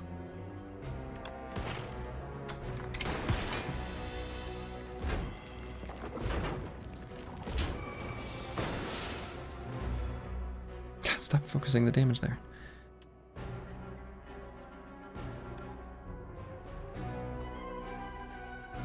So playing the Hyper Beam is almost bad here. Because the glass is going to kill this front millipede anyway. And it doesn't do that much extra damage to these ones, considering they're going to take 7 instead of 19. I almost think not playing the Hyper Beam is correct. That's a feels bad.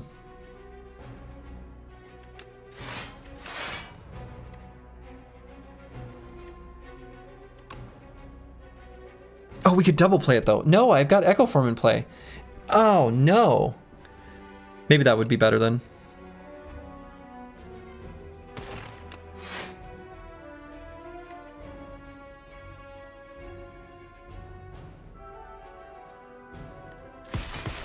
Well. Hopefully won't take any damage anyway.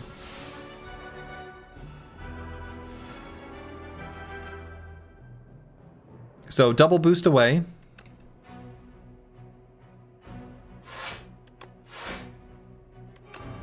Maybe should have done... Well, I'm not sure. Make it so. Make it happen.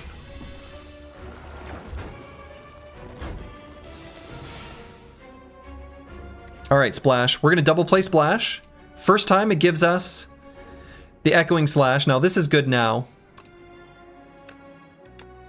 And the second time it gives us Grand Finale.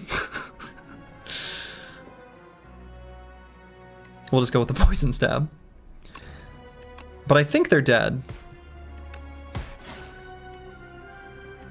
Pretty close. All right, so we're doing 7 with the orbs.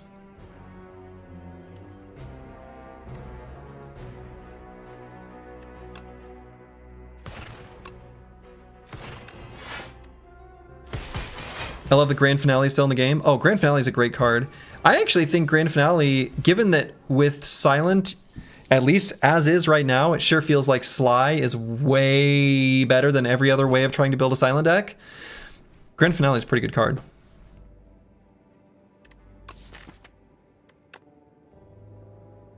I don't think we want any of these. This is a block card, but it's not exactly the kind of block card we're looking for. This is, I guess, a block card, but it's like an unconventional one. All right.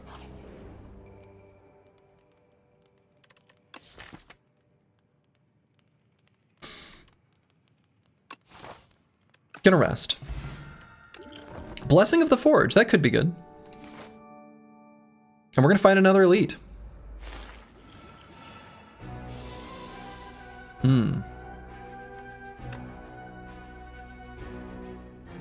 Gamma Blast, sure. Won't be able to play it on the draw, but the weak and vulnerable is gonna be wonderful.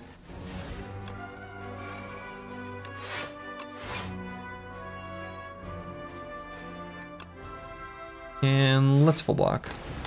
Oh, I have an Unceasing Top.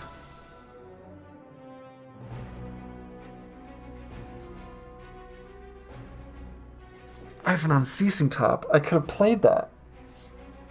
I could have played that White Noise.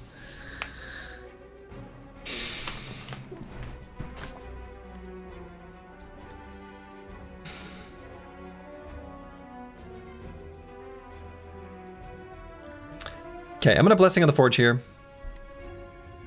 Make these better. It's the worst feeling, but it's inevitable. The thing is you don't have Unceasing Top very often. So you're just never ready for it. At least I'm not. Literally never happened to you before? Get out of here.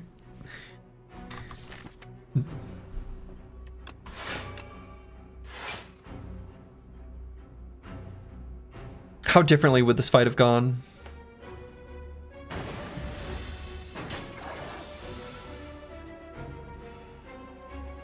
No, I agree, Trash Comps. This was sort of taken as a bit of an experiment. Boy, this is a terrible hologram. We like hologram to stay because we want to be able to splash again. This is going terribly.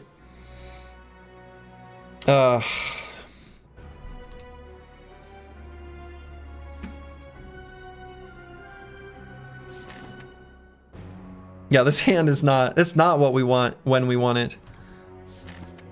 I think I'm going to play the boost aways because we actually want the dazes in the discard pile.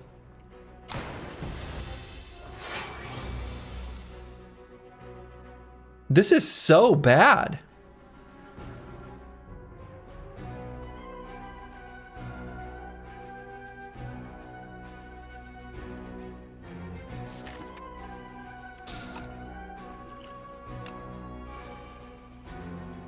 Yeah, the Gamma Blast is the blue cost now. Yeah, sure does.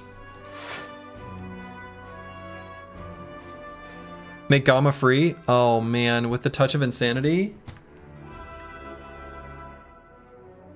I guess I didn't realize you could do that.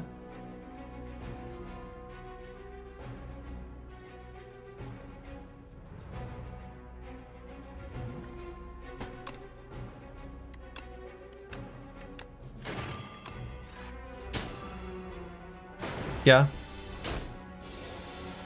Works.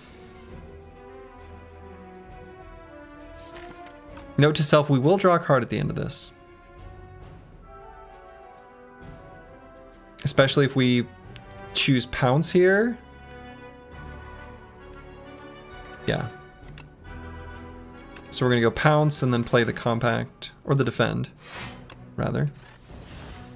Capacitor? Sure, whatever. Just get played.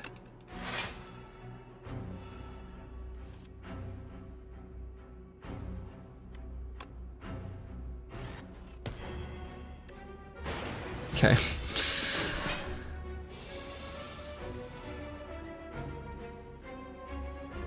Okay, Compact Plus going to be doing some good work for us here. Turning our soot into fuel.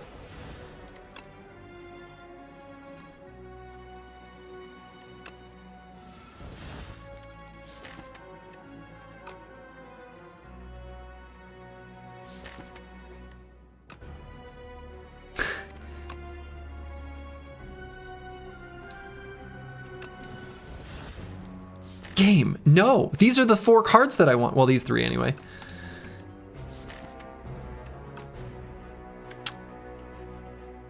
Because I want a turn where I can hologram splash. Ah! Well, disaster. Do I just hologram the claw then?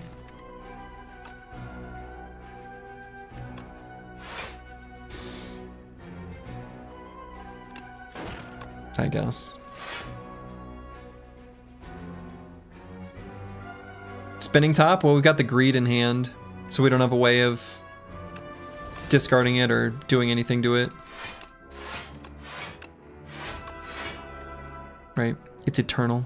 It's always there.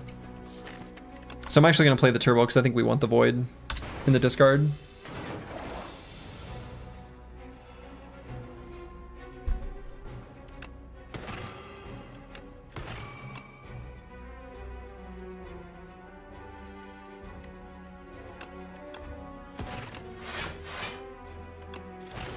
Alright, that went terribly. That went terribly. Hey, Fight Through is here. We take Fight Through. We also want Hologram. Damn. I think Hologram is probably even more important than Fight Through. Since we gave the Splash the royally approved stamp, it will always be in our opening hand. The deck wants more damage. And Hologram does let us always play this card again. before the draw step. And can pull compact, yeah, and can pull compact. Another hologram? Oh, it's not just another hologram. This is the first hologram. We've been wanting this card for a long time. All right, let's go through this way. We're not going to go through a shop. Oddly smooth stone. That is an oddly welcome relic.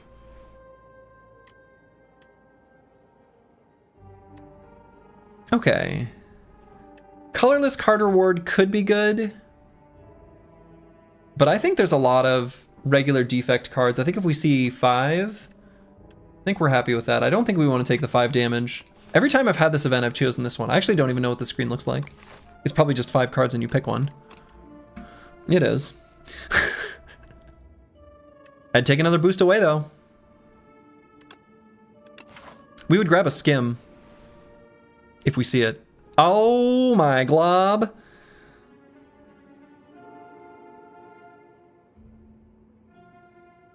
I've never seen this.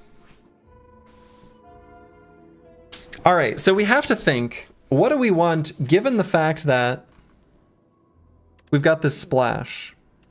Silent every day? No? Is it? I feel like silent is overpowered, but it's only because of the whole package, right?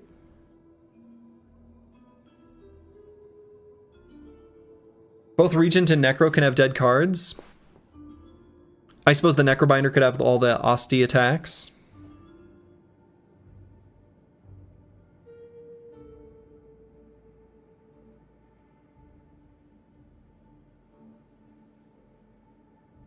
Plus, hold up. Let's think about this.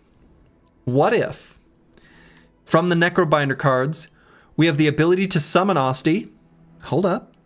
Then, with Osti, Splash gives us attacks we can play with our newfound hand friend. This is not the right choice.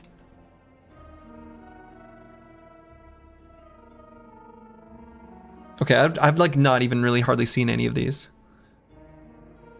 Oh, these are pretty good. Defy is good, but so is Grave Blast. Because we can put... Grave Blast is just hologram, but an attack.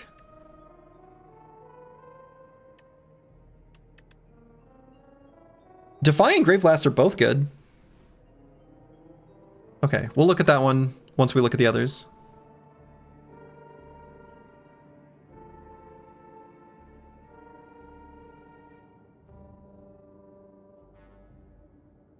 Probably not going to bother with any Doom. Dirge.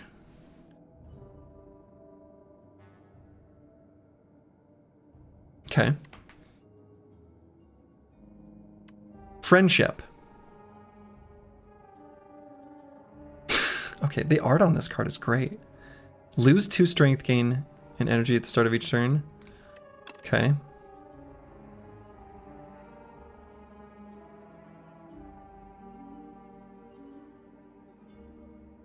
Whenever attacks apply damage, they also apply that much doom. This essentially just gives us double damage. Right? Demesne. At the start of your turn, gain 1 energy and draw 1 additional card. Whoa! Whoa!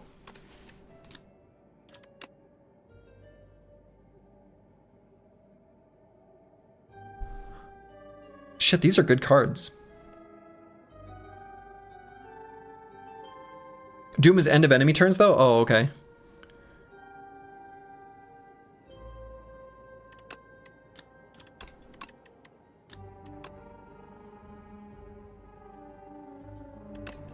Machine learning plus Pyre?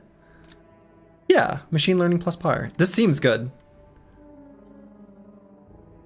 just gonna click that one.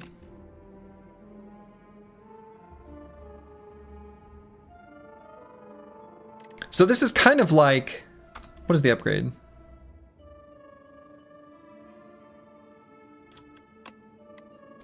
It's like block that sticks around.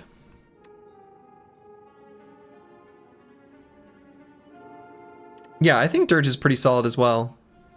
And here it's either Defy or Grave Blast.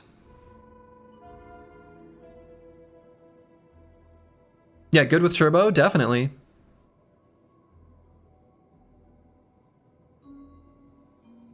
This is the most interesting and difficult choice. Do you have another weak source? No. I mean, sometimes. Sometimes we do.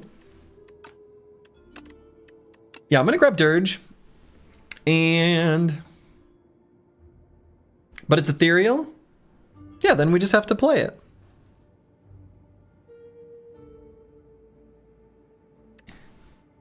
But I do think the Grave Blast is a good choice, though.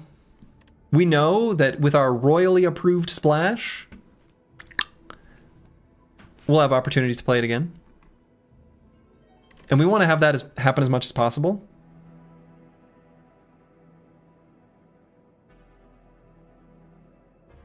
Making the enemy weak is pretty great, though. Which is why we'll just make Splash. Yeah, this seems easy. Splash will just simply always give us weak when we want it. Right now, we could really go for some weak. Let's see what Splash gives us. First, we'll check Distraction. No, we're going to check Splash first.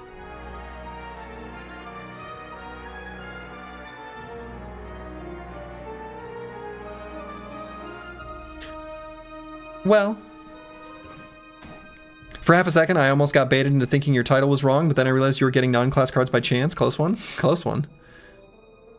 Well, I'm glad I didn't play these ahead of time. So, can kill with the explosive amplitude, or amplode, or whatever. Let's see what this gives us. Synchronize. See what this gives us. Storm.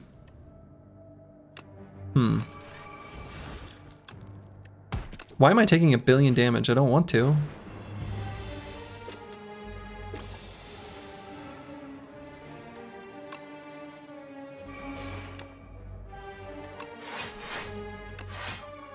And I think we always want to play those statuses. No! Unceasing Top. Okay, that's the last time that's gonna happen. Narrator. It wasn't the last time. Alright, so I think I'm gonna hologram our splashback.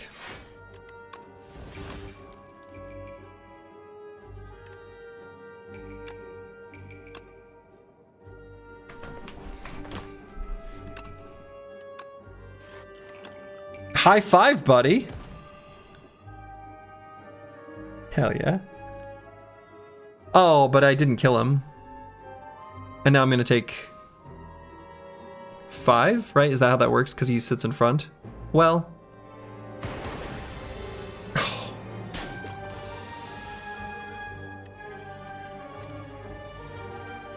No. No, no, no, no, no, no, no, no, no, no, no, no, no.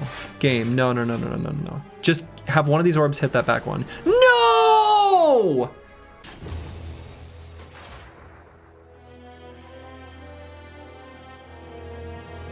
What a disaster.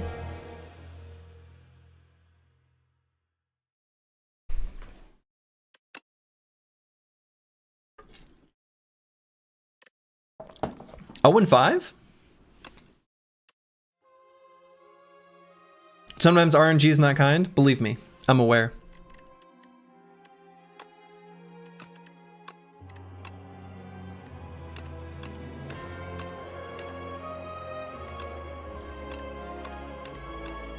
Oh, and 5. That was a fun run. Lessons learned? Splash is awesome.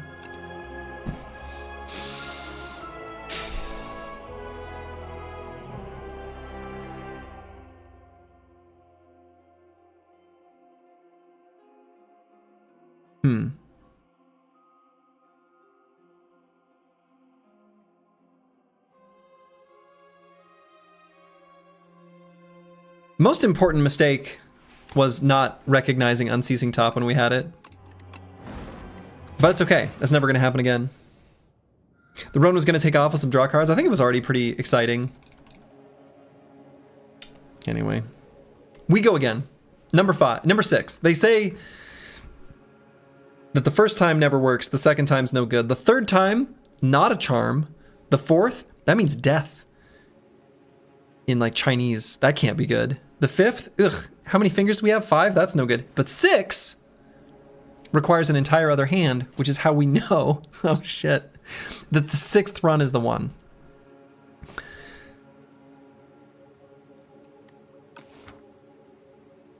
Fool me once, shame on you. Fool me 4 more times, still shame on you, because I can't be fooled a 6th time.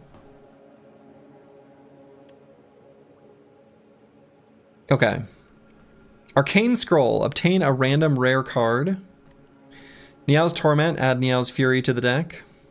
Or the Silver Crucible. Now, my initial impression of the Silver Crucible is that it's kind of bad, but maybe that's not true. That's right. We won't get fooled again. Silver Crucible is all right.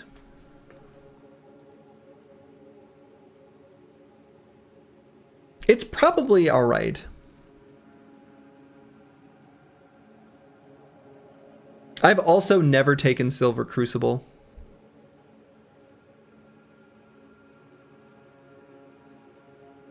But upgraded cards are good. The 4th actually does mean death in Mandarin. Homophone fans, yeah. I think it's also like the character looks similar or something. Ma? Is that the word? Anyway. You've taken Silver Crucible. It worked well for you, but you weren't on Ascension 10. No, I mean, I'm going to try it. I've not taken it yet. I think it's... Let's see. Let's see how it does. I think one of the things learned from the pathing there is that I think the question marks are, generally speaking, much kinder and more favorable than the hallway fights.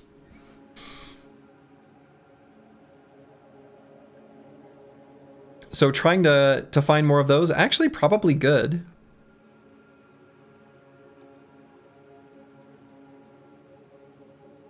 I wish this wasn't a guaranteed double shop.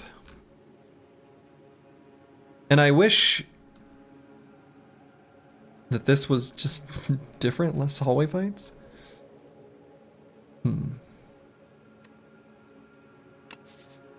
Ideally, you can hit an elite within those first 3 fights. Is that ideal? I don't even think it's possible, actually. I mean, I understand what you're saying.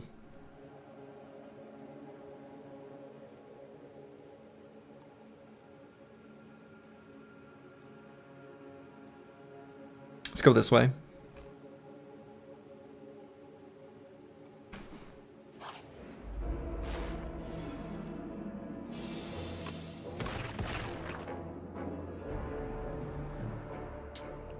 Probably hit the little guy. Yeah, puts him in kill range.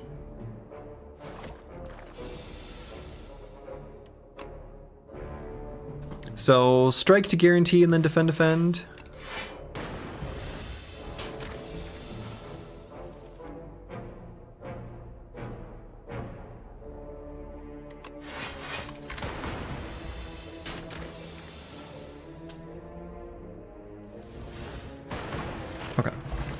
Defect so far seems to have the roughest Act 1. I've had to skip elite fights with them, unlike the other characters.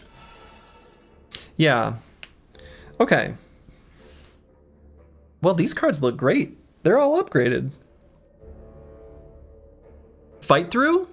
Fight Through is a good card.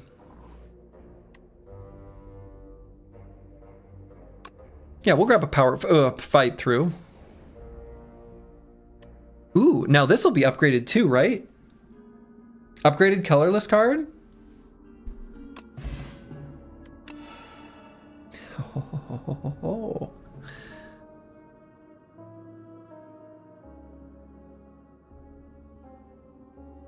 What the hell is the choice here?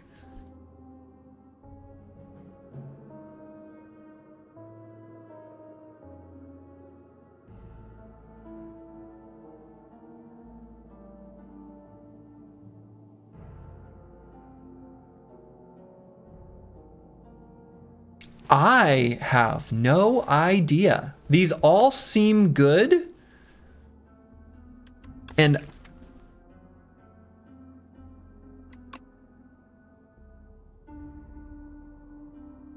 Fasten gives you a bit of a direction? How so? What do you mean?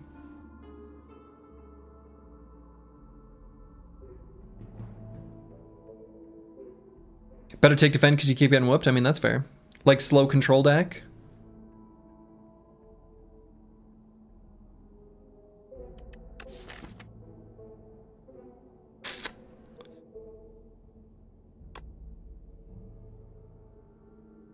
The thing about this game compared to Slay the Spire 1 is a lot of the enemies hit hard, but very few enemies have meaningful scaling.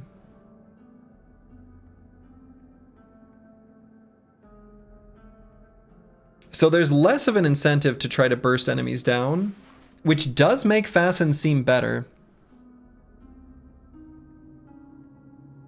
You finally beat the game with Ironclad, now you can finally stop whining about the difficulty? No, you can always keep whining. Best defense is a good offense? Yes, but sometimes the best offense is a good defense.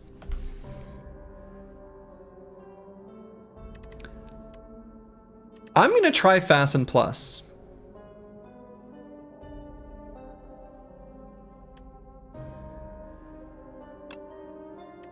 I'm gonna try it.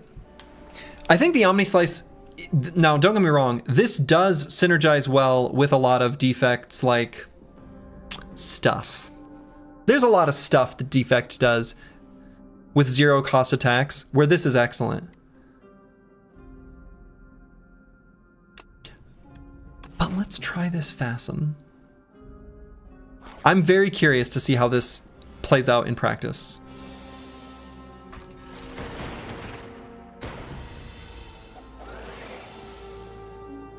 Fasten your seatbelts. 12 block. It's a lot of block. It's almost as much as our fight through. You find the strongest strategies so far in every character is to be able to turtle and scale yourself in some fashion? Yeah.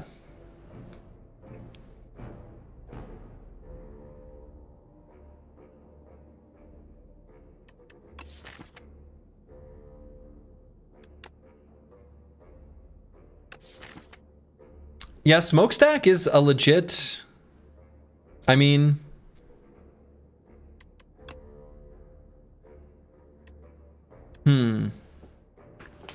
Could just be Smokestack.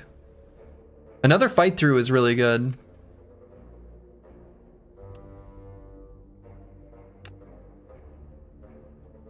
Oh my god, this art? There's a little defect in the smoke. That's wonderful.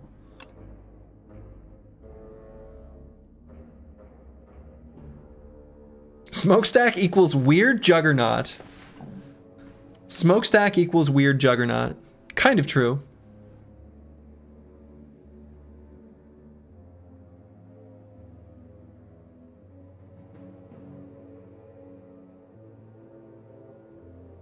Okay.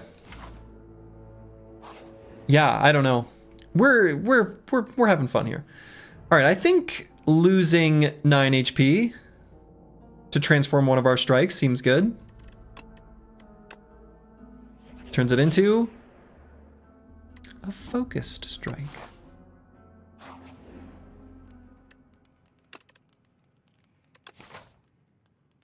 So let's upgrade something. And yeah, I think I am going to go this way, then fight that elite near the end. We'll just end the act with a ton of gold, I guess.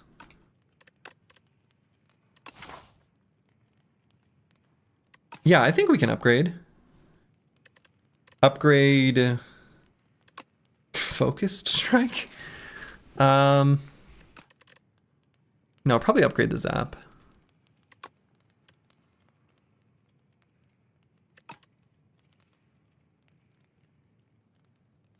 Focus strike. Let's upgrade the focus strike. Zap feels good, but I think we're more likely to be able to full block with one energy often enough. Let's fasten up. Fuzzy worm crawler. Are you Jawworm? Okay, also, yeah, third regular combat. Still one of the, like, ones like the first ones. We don't have Smokestack in play quite yet, so I'm not going to play or fight through. Otherwise, I would. Alright, Smokestack. Fight through. Look at that damage. Look at it.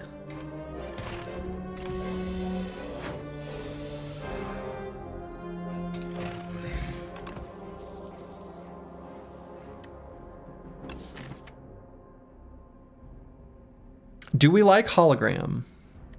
Tempest? I don't think we want Tempest. I want to have a reason to have Lightning.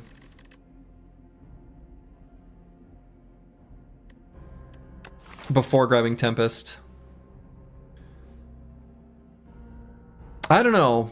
Or do I? No, I don't think so.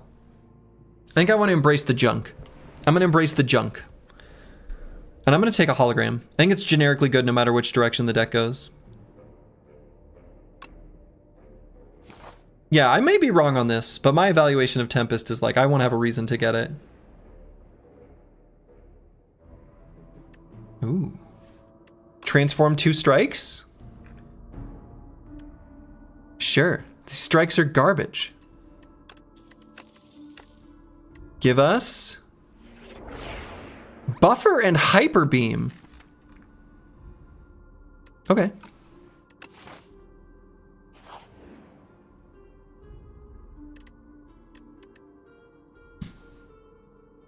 Good thing you didn't take Tempest? Yeah. So let's see. I'm thinking generally,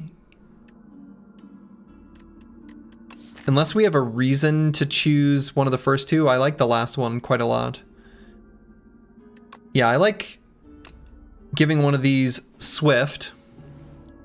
And honestly, I could kind of be convinced to do any of them, but I kind of feel like I'm going to choose Fasten. And the goal is that we want to find a defend. Is that crazy? Maybe.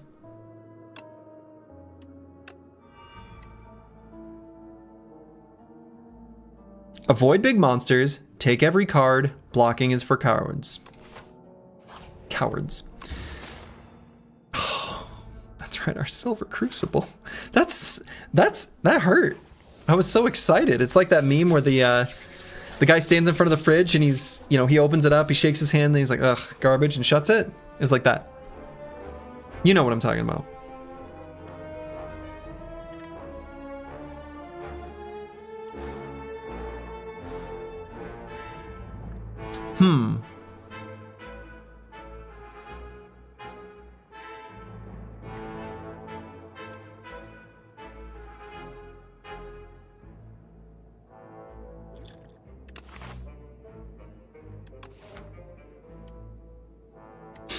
I'm thinking about Focus Strike, Hologram, Focus Strike, and then take 5. And then I'm thinking if I'm going to do that, maybe I should just do the Speed Pot. We're less likely to need this ever again, and I don't want to have the potion go to use. It's only going to save us 5 HP, which feels like a little bit bad value. But I want that crossbow dead.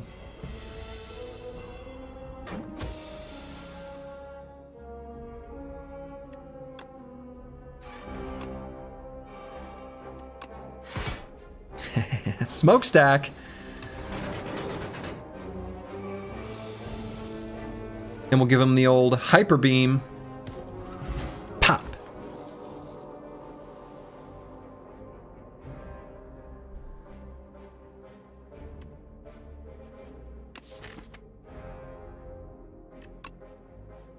Another hologram?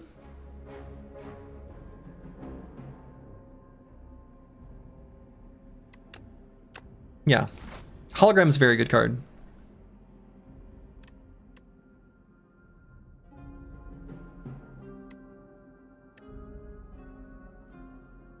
This or that?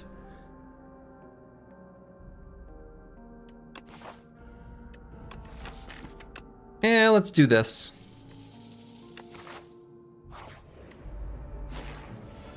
Didn't like that.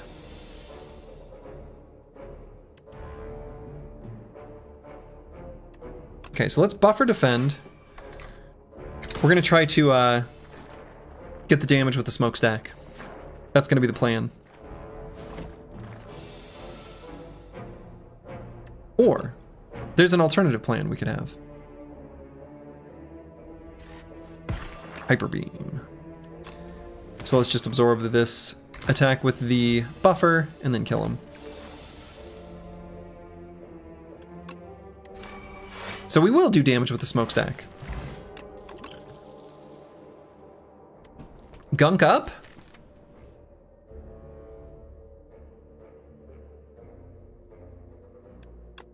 Gunk up will do 12 damage to a single target and then 7 damage in an AoE. So 19 damage total even to a single target. That's a pretty good card.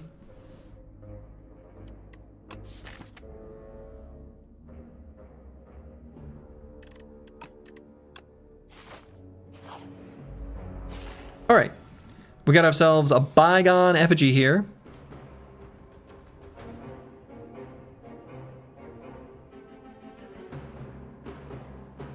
So probably the order for the most damage is Focus Strike, Dual Cast, Strike. And I think I'm gonna use the regen pot, and even if we don't get the last tick or two, it's worth using. Fighting undead is more annoying than you thought. The fallen soldiers have bone breaker. Oh yeah, yeah, they are injury factories. Yes.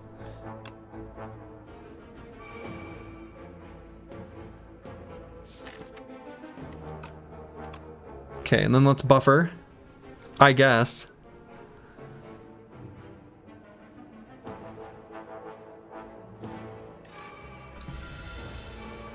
Shall we? Let's not.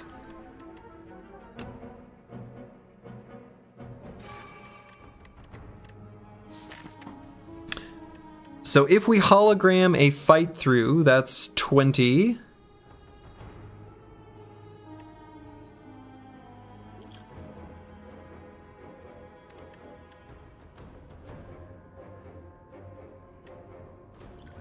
And they could use the block pot, keep our buffer.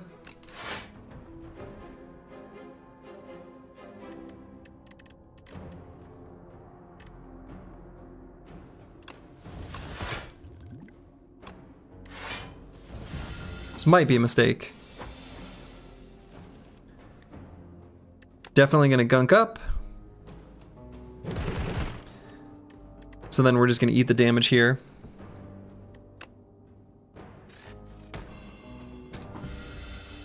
Well, eat the buffer stack. Maybe a better way of saying it. Fight through, hologram, fight through. And then kill him next turn. Cool. Good fight. Healed to full. You love to see it. You love to see it. Orichalcum. And I think this one's a skip. Unless maybe Beam Cell is worth taking. Is Beam Cell worth taking? I always take Beam Cell, and I'm sick of Beam Cell. Is Sweeping Beam ever worth taking? I'm gonna skip. I don't think I want any of those. I don't even think I want the Beam Cell. All right, let's fasten up.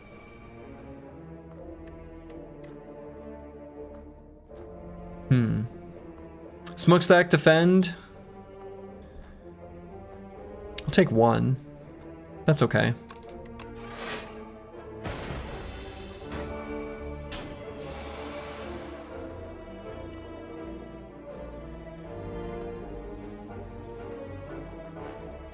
So defend, we take damage, but if we do defend buffer, we don't take any this turn. Also can just buffer dual cast because the Orichalcum. Oh wait, defend is 9. Why did I think it was 6? No, we can defend and keep the buffer to play later. Maybe that's not the play, but... Okay. Gunk up, Hyper Beam. And they're dead. None of that matters. Okay. Skip. I don't want these. Offer me things I want, game. And probably the upgrade should just be Hyper Beam. Feels like it should be Hyper Beam. There's a lot of upgrades here that are good. Buffer upgrade's good. Hologram upgrades are good. Gunk up's fine. Hyper Beam is probably the one to go with. Good luck with the rest of the run. Hope it goes well. Hey, thanks, Trash Comps. Have a good one.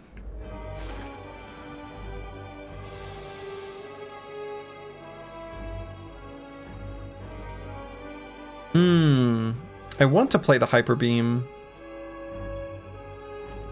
Let's play this. No,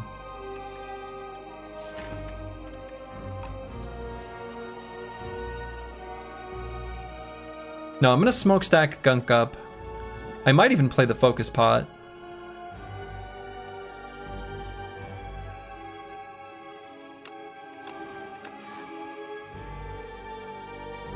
Then maybe I zap. At least on the first shuffle through.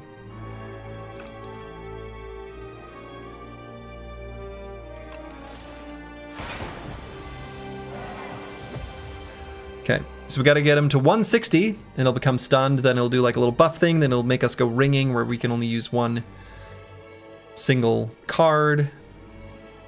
So defend, defend, strike. We did fasten up.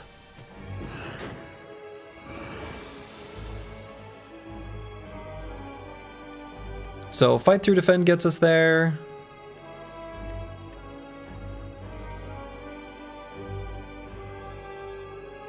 So those plus focus strike. You just killed the eels, elite in the water area, in exactly one card. Wonderful. Wait. Oh yeah. Nice. The like little tentacle things sticking up.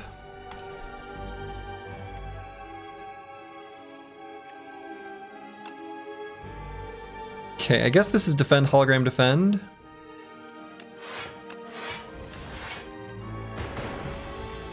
Those frustrating enemies? Now, hold on, that's not... That could be anything.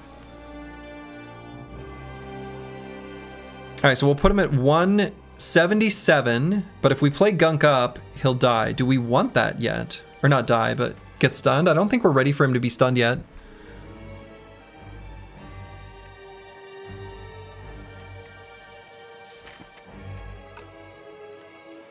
So I think I'm going to use the other hologram.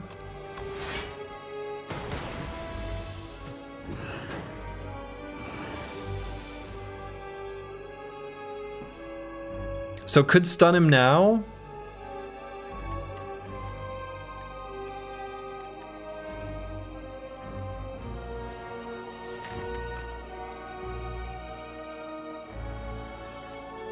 Could just dual cast buffer. Then we'll have the buffer ready. He's gonna lose his strength, right? Yeah, we'll try it. You were granted a card from your whale choice that deals 21 damage to all enemies but fills your entire hand with bad status debris, and got a bag of marbles which applies vulnerable to all enemies on turn 1. Drew the card and bam, one shot. Hey. Bag of marbles is so good.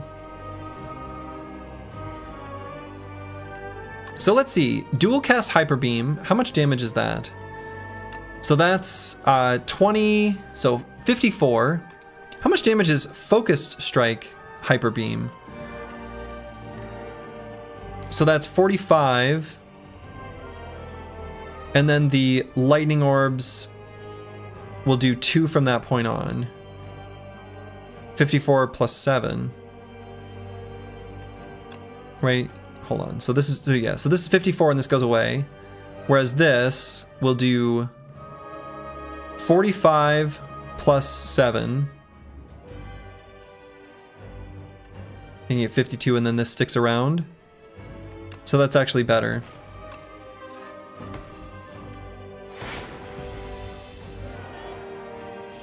So all this has to do is hit one more time and it's the same amount of damage.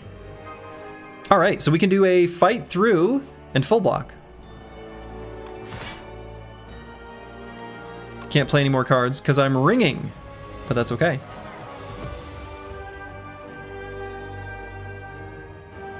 And here should probably full block, keep the buffer instead of playing the Hyper Beam. He's becoming strong again though.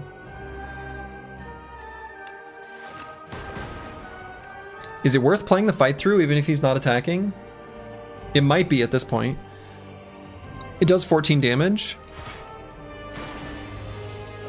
Getting close to lethal. Okay, so here it's going to be just the gunk up. And if we end up needing to use the fire pot, we will.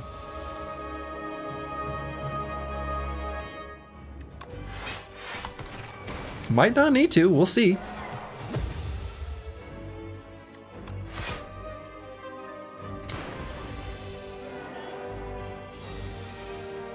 Not gonna need to. Get hyper beamed. Ended the fight with 50 hit points. All we had to do was just not die for a really long time. There's a flak cannon here.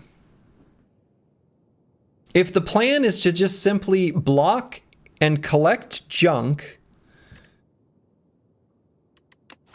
I don't think Flak Cannon is a great card, but I do think it's maybe fine with all of the stuff we've got going on here.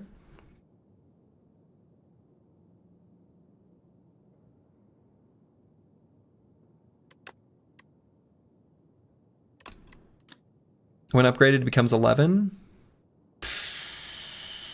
Okay. Okay. We'll try it. You love Flak Cannon? Interesting. Enchants all defends with Goopy. The card gains exhaust when played, permanently increases this block by 1.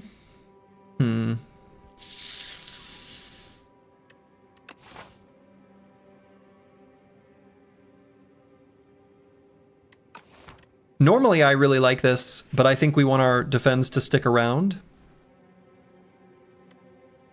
Pale's Flesh. Gain an additional energy at the start of your 3rd turn and every turn after that.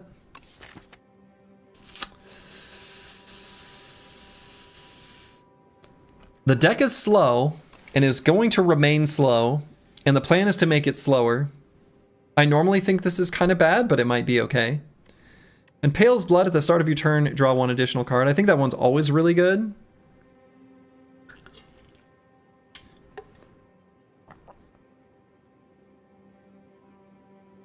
Yeah, he has straight up 1 draw, which is really strong. This is one of my most common choices.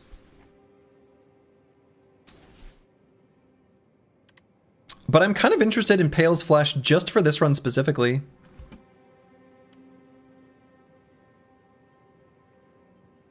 Yeah, like I think it's kind of bad in general, but I think it's fine here.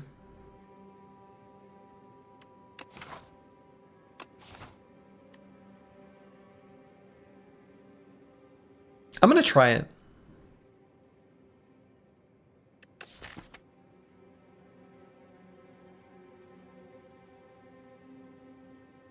Yeah. Okay, we'll try it. We'll try it. So where to? What's the plan? We need to go shopping. I don't really want the shops one after the other though. So is it just this one that I have to target? So if we're going for this shop, head down through here, which I like this pathing here. How do we feel about Act 2 Elites with this deck? Kind of good, actually.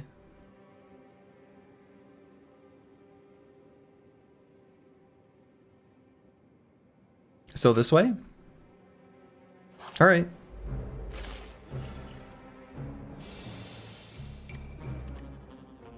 All right, defend buffer will block us in full the first turn here.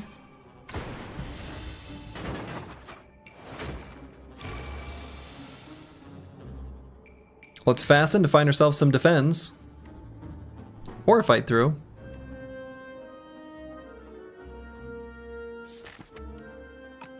but we'll just play our defense.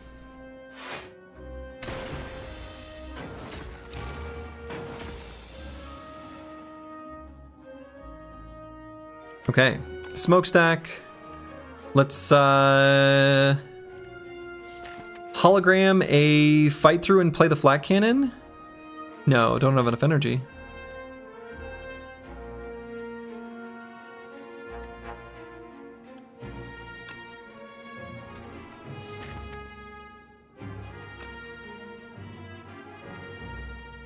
Hologram the gunk up. No, hologram the fight through and still just does a ton of damage. That's the answer. He just does a ton of damage. If we need to use a fire pot on this guy to finish him, we can. But we're not going to need to. Because we're a smokestack smoking factory. Overclock here is insane. This card is so good for us. It is so good. Turbo, we would take. Very happily, we would take a turbo. But even more important than the turbo is definitely overclock. This is such a good card for the deck right now.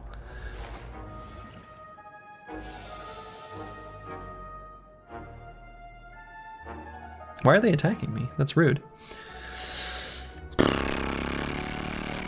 So 11 plus 34.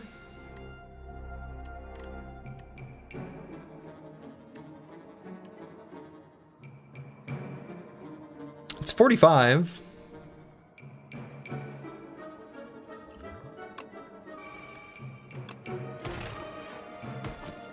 That was too perfect.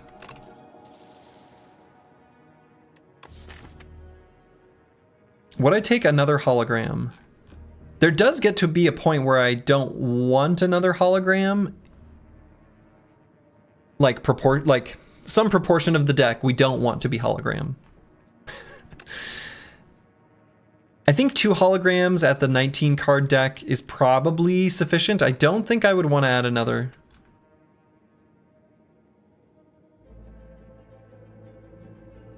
If anything, I want the ones that we currently have to be upgraded. Yeah, it's true. Likely to add other cards. The overclock makes the 2 holograms more reasonable. Like to add a third. Yeah, hologram is excellent with overclock, especially with the deck as it is. Like, really good.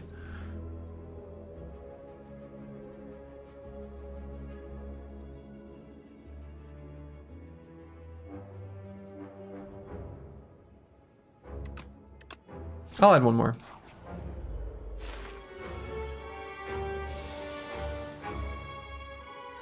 I guess fight through flat cannon. Deal 16. Pop, pop.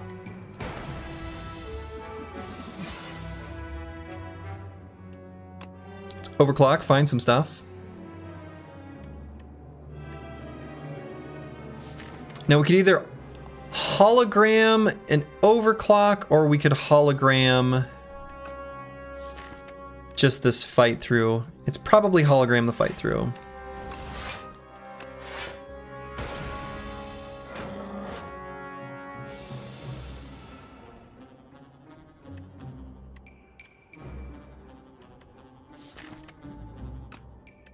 Just buffer.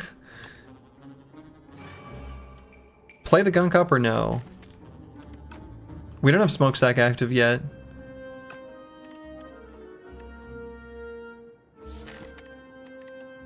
Probably not quite yet. I don't know, maybe just 12 damage on him is worth playing. It probably is. Why not? Increases the cannon charge. It increases the cannon charge. Just thinking about putting the thing in the discard before we draw it.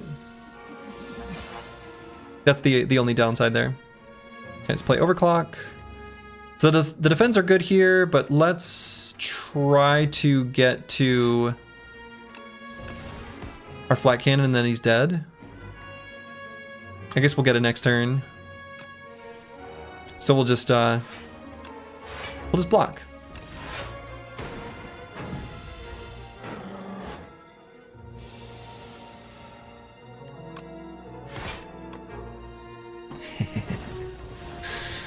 Gather the flak and pop, pop, pop, pop, pop, pop. Cool. Second smokestack.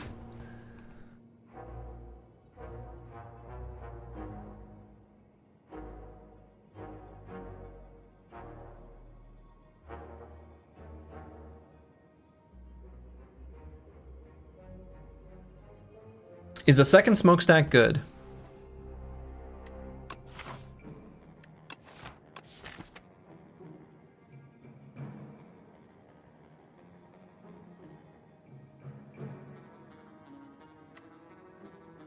It's unupgraded.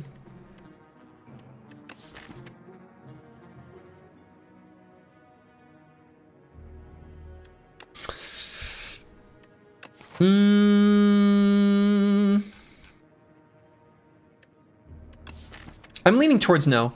I'm leaning towards no.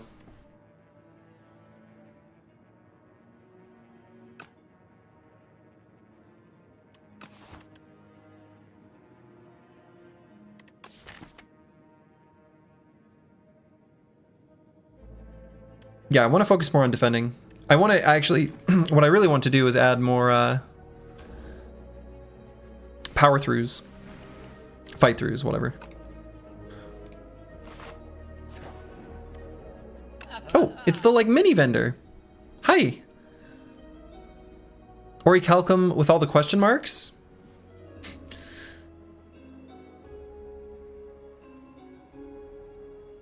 I actually think Happy Flower, every 5 turns gain an energy, could kind of be good. Same with the Venerable Tea set. Whenever you enter a rest site, start the next combat with an additional energy. Right, so then we get 4 energy the first turn, 3 energy, 4, 4, 4, 4, 4, 4, 4, 4. And I think that's actually pretty okay. Like, you know, we always go to a rest site before a boss. We always go to a rest site before, you know.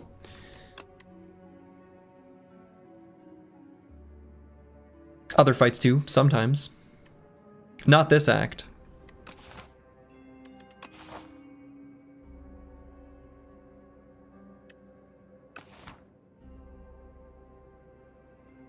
I'm gonna choose not to. I think I'm gonna choose not to. We're gonna go to a shop here soonish.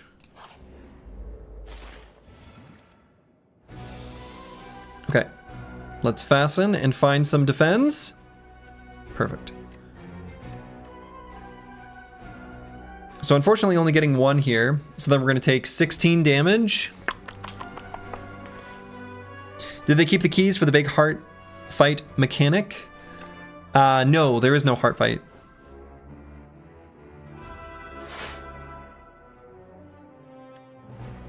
And I guess I'm just gonna play the hologram to defend a little bit more. I have a feeling that the final fight will be the Architect, and it just doesn't exist yet.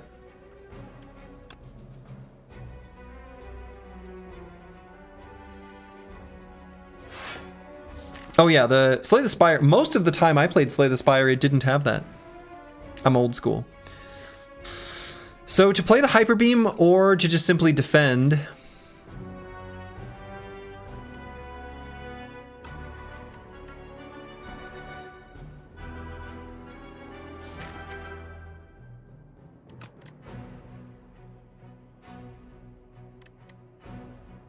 So playing the Hyper Beam could also just use the Fire Pot and kill this Decimillipede, and then full block.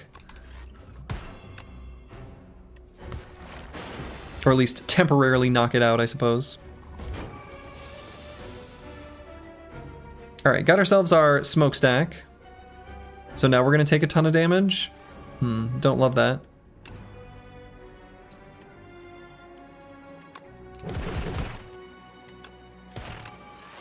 Maybe can kill this guy? Nope.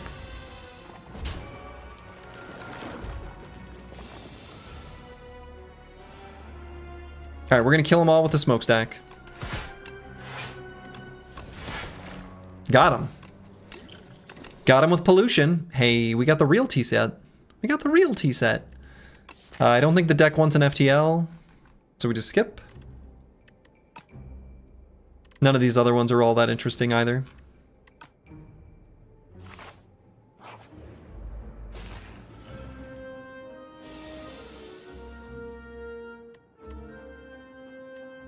Okay, so we'll fight through here for sure.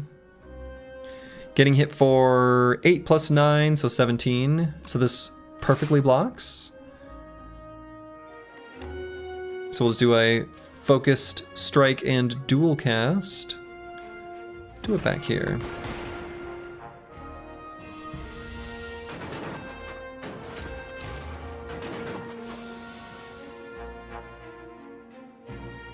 Let's fasten up.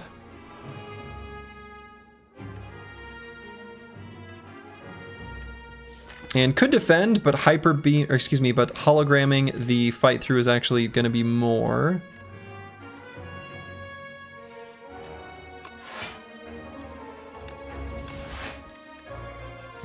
It's a lot of block. They're doing a lot of damage. All right, got our smokestack. So smokestack, hologram the fight through. Then we'll gunk up.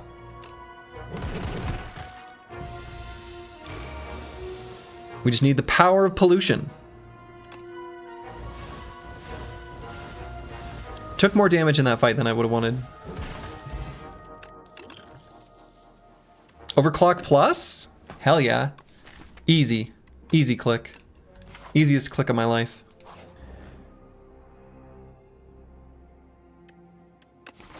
Alright, we got this Diviner, which is apparently this is like some game from Pokemon or something. I feel like gaining the debt to Divine 6 times is just a mistake. Like, you just get a card you want to remove. And I can't imagine the extra 3 Divines being worth it.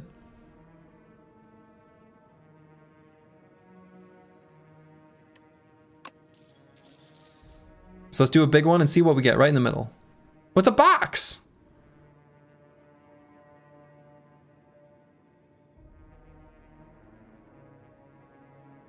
Does that not count as fully revealed? I can see the whole thing. So after the first reveal, was there any way to get it? I guess not. Because I suppose it's 4x4, so there's no group of the 3x3s we could choose. Well. At least not after that first reveal. Maybe ever? Well. Well. Guess I should have paid for the big one.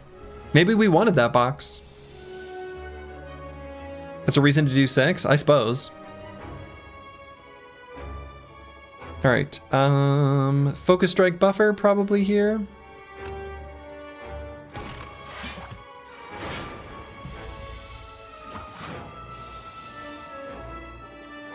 Overclock because we want to find this one. Among others, we also want to find our smokestack, so we'll hologram one more time. So we'll get it next turn, and it will be fine. Next turn will be fine. So we'll just attack here.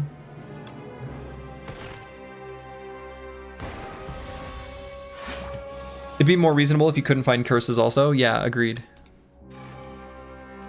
Okay, so let's play the defend before playing the overclock so that we might draw it.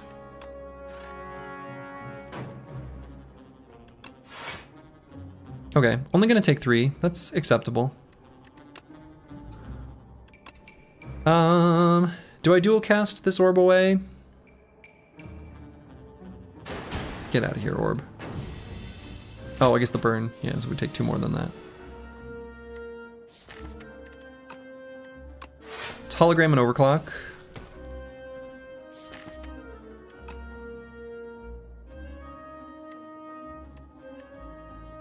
You can overclock. Gunk up. Fight through.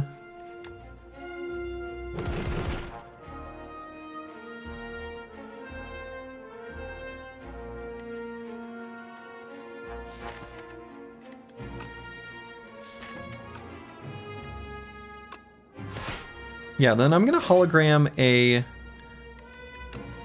overclock because we kind of don't want these in our draw. What we want is this. We want to find that flat cannon. Flat cannon and he's dead. But let's make it bigger. 8 by 13, it's a big number. Put all that flak in the cannon and blast the Louse Progenitor. And I don't think we want any of these. Glacier's worse than my defense. What a time to be alive. Let's go shopping. Rocket Punch is not bad. Whenever a status card is created, reduce this card's cost to 0. So deal 13, draw 1 card. We are creating statuses pretty often. And when it upgrades, it draws 2 cards. I think that makes it a lot better. Stratagem. Whenever you shuffle your draw pile, choose a card from it and put it into your hand.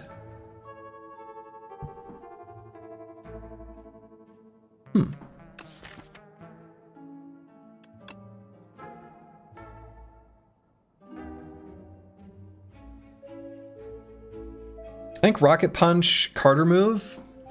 That's probably it. Honorable mention for Skim. It's like Seek, kinda. Kinda. It's Seek if you're really squinting.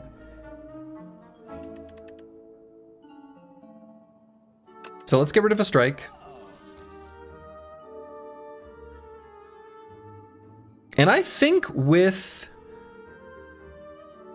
Pale's Flesh here, a Skim is pretty reasonable.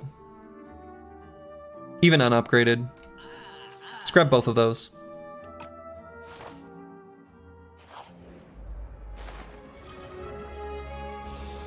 Excuse me? I'm being attacked. Do we have lethal? Yeah. No. Need 2 more energy. Duh.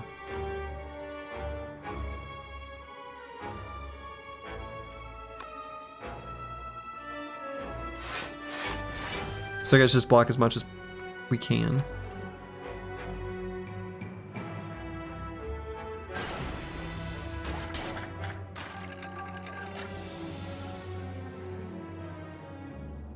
Let's see what Skim finds. All right, Smokestack, fight through, take 1. I think that's okay.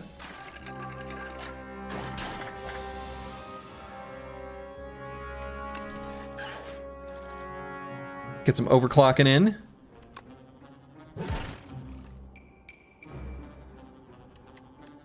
May not even need this fasten. I think they're all dead, right? Pretty sure they're all dead.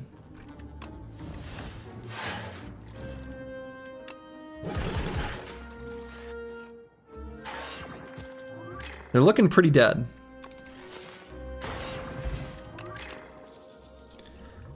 Weak pot instead of flex pot. Boost away. Yes, we like this card. We like this card. Leap plus, honorable mention. And we're gonna go to the question mark. Procure 1 random uncommon potion. Sure, we'll take that instead of the fire pot. The cure all I think is more likely to be useful.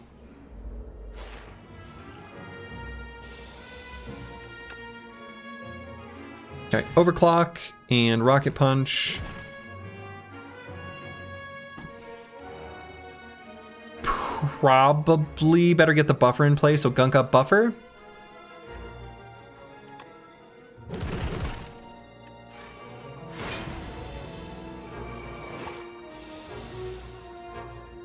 Okay, fasten up. Smokestack time.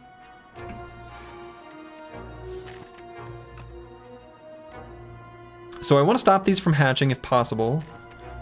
We can boost away, hologram, boost away, or also do...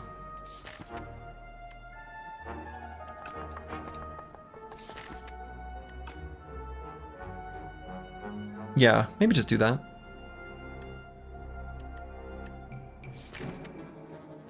Doesn't quite full block though. So we would use the buffer stack.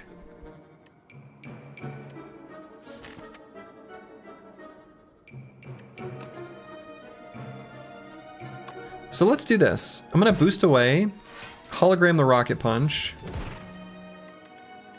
Okay.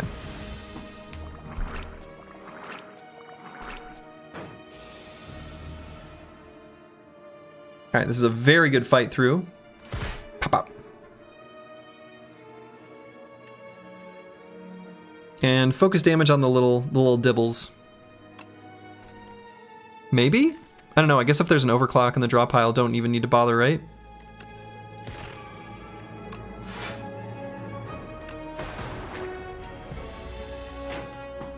Because smoke's gonna kill the little hatchlings.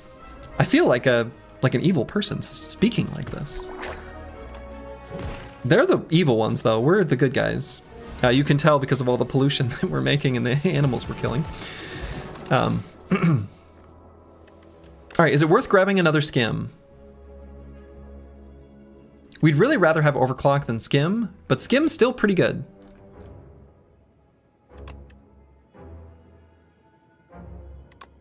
It makes us really want some extra forms of energy, however we can get it. So I would like to rest here, but I don't think we can. Or excuse me, upgrade here, but I don't think we can. Kind of need to rest. It's been common theme. Let's play the Rocket Punch. Play the Skim. Play another Skim. Play the Fasten.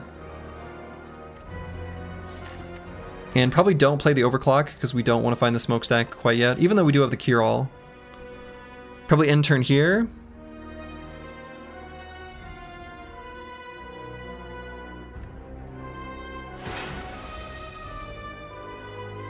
Alright, we'll choose Disintegration.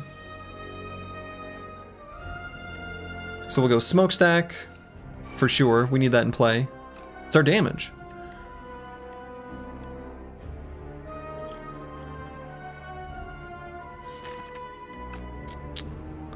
So we're taking 6 from the Disintegration and then 18 from this guy.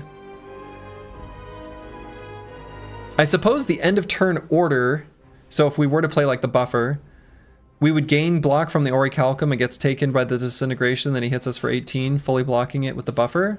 I think that's how that would work.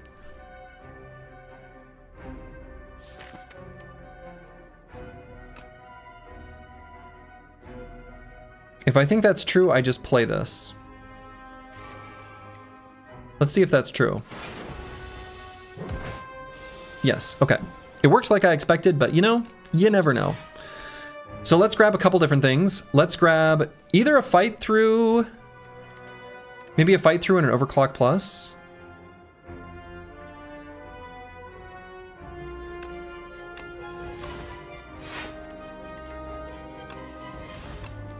So we'll play the fight through first.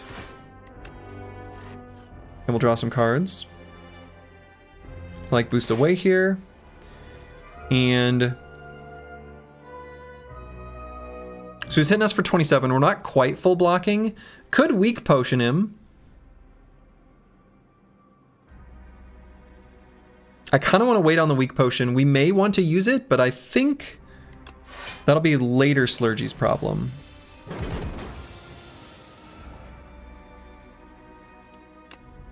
Okay, let's hologram the Overclock.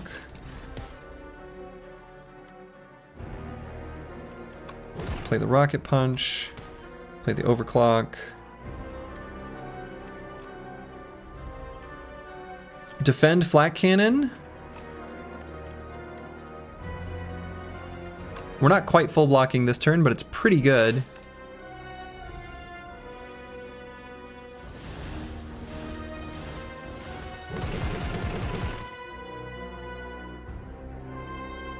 It's not bad. It's good enough. Taking 4 is no problem.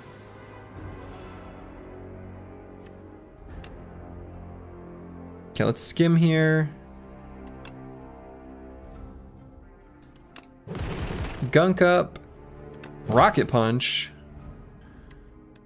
Fight through Zap.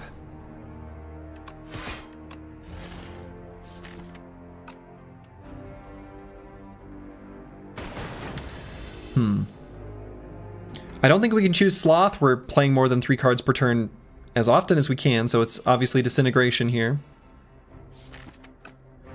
So let's go with Boost Away, Overclock. Damn, didn't hit our other overclock plus. Now, could do the cure all.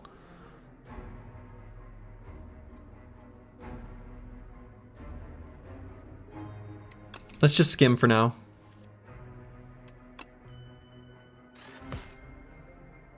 Overclock, boost away. So probably gonna use the weak potion on him. And then defend flat cannon. I think now is a good time. Sure seems like he's got a lot of hit points. 399? That seems like too many. Guy needs to chill out. So taking a little bit of damage here. Another 4.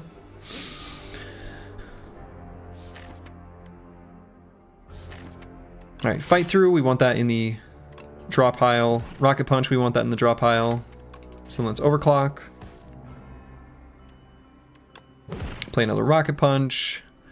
Gunk up, defend, defend. And that's right around full block. Yeah, just one extra.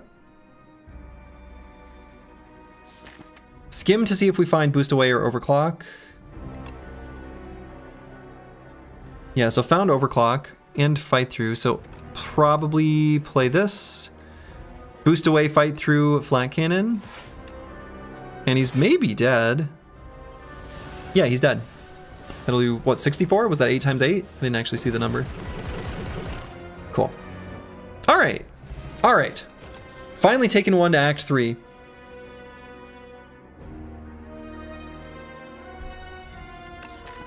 Where we're gonna win. You know? Is all for one good here, or is it bad? We'll grab overclocks, can grab rocket punch if we've played a status on the turn.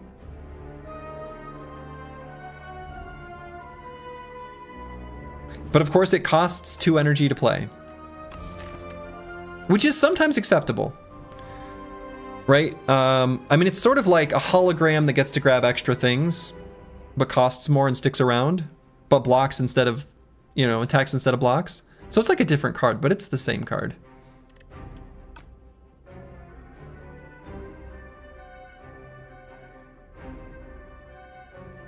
I think it's worth adding. We need one of them cards that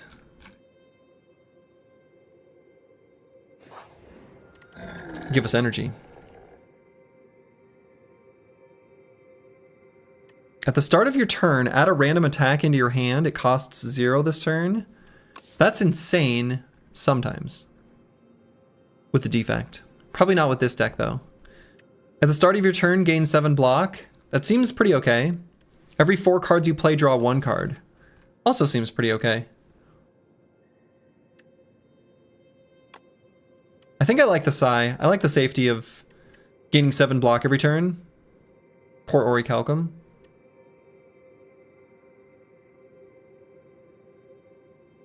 That's probably the play. So I want to go shopping near the end of the act. So maybe end like this. And we'll go here, here, here. Like that. Really want to go to a campfire too though. There's a handful of cards that I think would be really good to upgrade. Rocket Punch would be good to upgrade. The other Overclock would be pretty okay. So maybe I would rather prioritize going to a campfire. I guess another alternative route would be through here. Can hit up a couple campfires, but then it's a lot of the hallway fights. Maybe those are fine in Act 3. Not actually sure.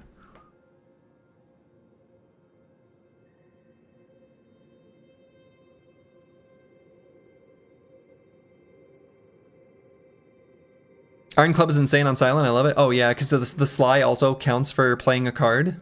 It is very good. Yeah, I think there's enough upgrades that the deck wants to do. But then I don't get to go to a shop. Man. Is there any route that pulls us through a shop that also pulls us through campfires? No. Not really. Why do all the shops suck?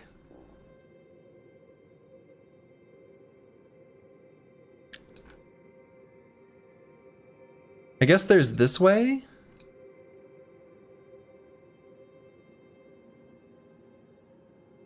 How important is that upgrade then? Like, how important is upgrading Rocket Punch? It's a pretty good upgrade.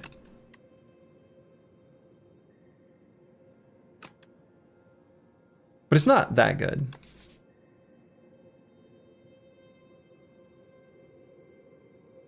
I'm gonna stick with this original plan here. Looping around the left side here. I think it's all right.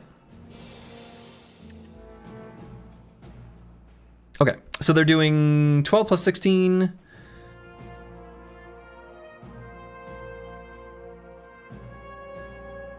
Yeah, so 28.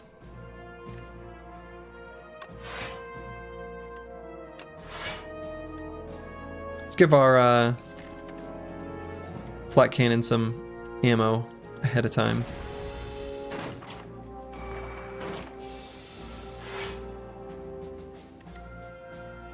Oh.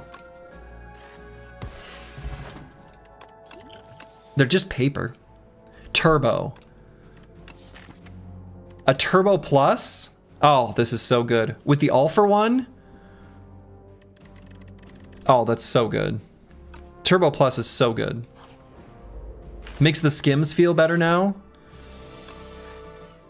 Wonderful.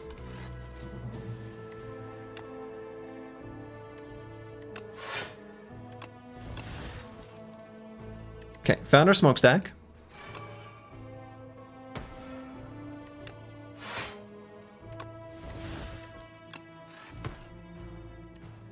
Found a flak cannon, which I'm nearly to the point of playing already.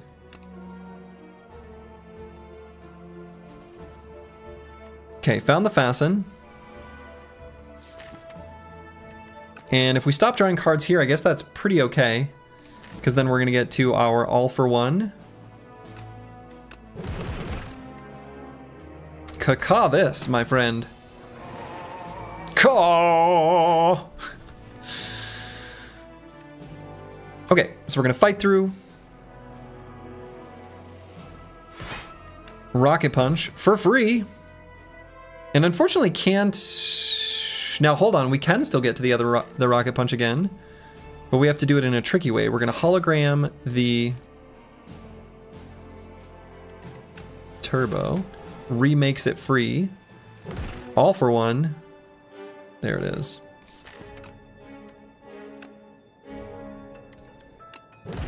So let's Rocket Punch. Let's draw some cards. Gunk him up. I love this defect. I love junk defect. Junk defect is best defect. We don't want any of these. They don't make junk. We love junk. Oh yeah, so I did a test. The trial. I went to see if you could reject. It says you're not allowed to. You can, but your run ends. You die. Oh, this is a different one. Previously, I saw some like corrupt noble. Huh. A nondescript woman with a hard-to-read face steps forward. She is charged with the crime of theft and con artistry. When the woman speaks, you believe her, but ample witnesses attest to her misdeeds. Both sides of the story are compelling. The crowd bellows, "Decide! Decide! Decide!" Oh, okay. So we can either add doubt to our deck and gain 2 card rewards.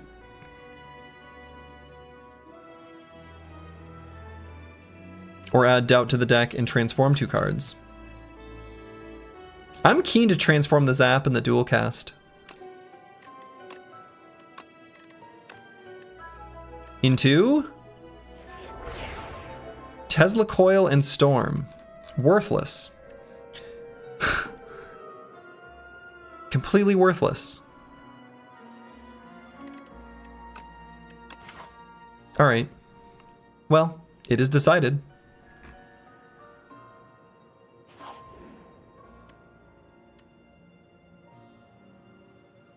Okay, Grave of the Forgotten. This card loses exhaust. Oh boy. Is there anything that has exhaust? Even? Like other than the holograms, but that's... Huh. Ascender's Bane? Guess that's not exhaust. I guess we don't even have an option, really. Not a reasonable one. So Forgotten Soul, whenever you exhaust a card, deal 1 damage to a random enemy. Oh, that's actually pretty good for us. We exhaust lots of cards. Yeah, that's good. It's like Charon's Ashes, but cute and little. Tinker Time. Create a custom card to add to your deck. Great, I accept. Make a power or make an attack? Let's make a power. At the end of combat, upgrade a random card? How many combats are we even gonna have? Maybe only 3?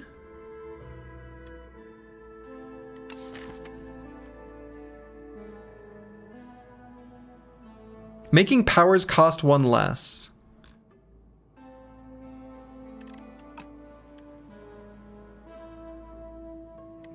Nah, we're gonna do at the end of combat upgrade a random card. Oh, and that's it. Okay. I'll get out there and slaughter.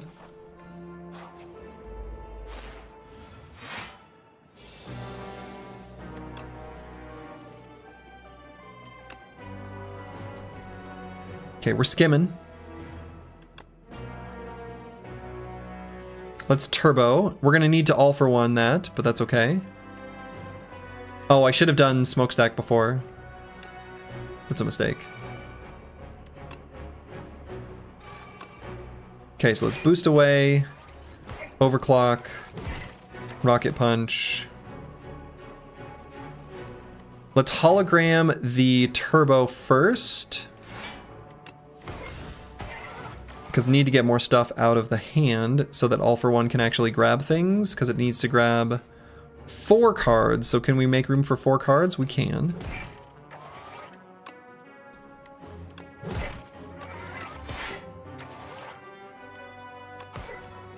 Okay. Let's see. Let's play Gunk Up.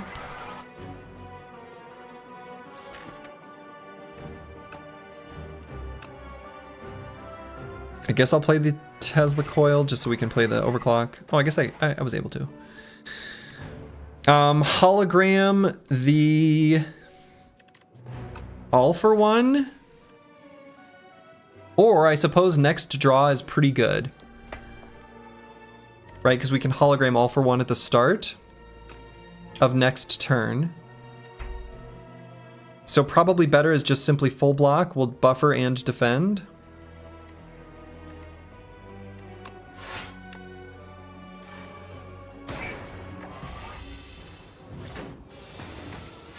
Spires was slaying.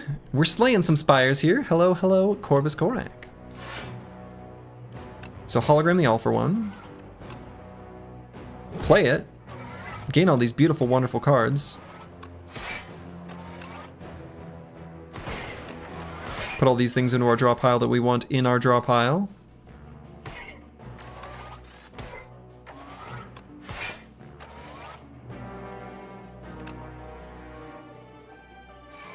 And hopefully don't have a disastrous turn next turn. It's looking mildly disastrous, maybe okay, we'll see.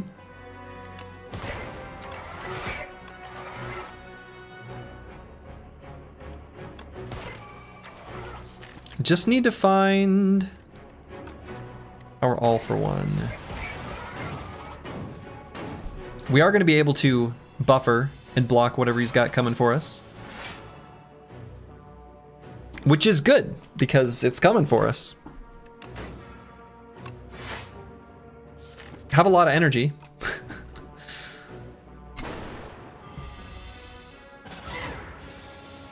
Buffered.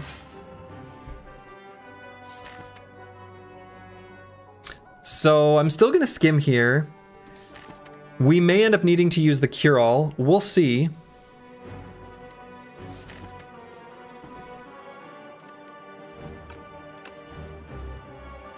Lord.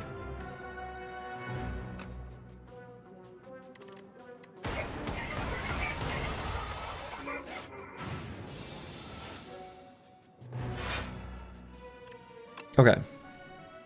So unfortunately, it's our draw pile that's got all the goodies. But the Flak Cannon is just going to kill him. Let's load it up.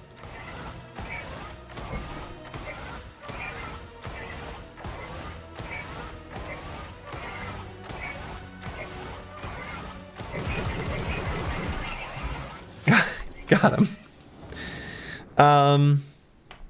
And I don't think Scavenge is worth adding to the deck. Oh, did I play the Mad Science? Did a card get upgraded?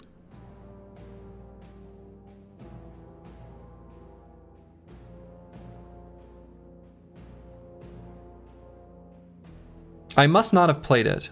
Unless a Defend got upgraded.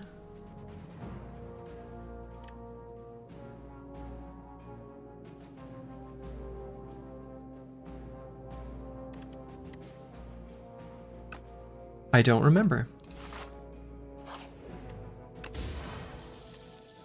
War Paint.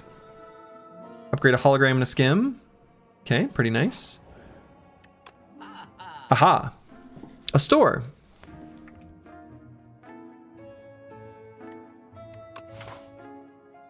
Curious. One of those question mark stores.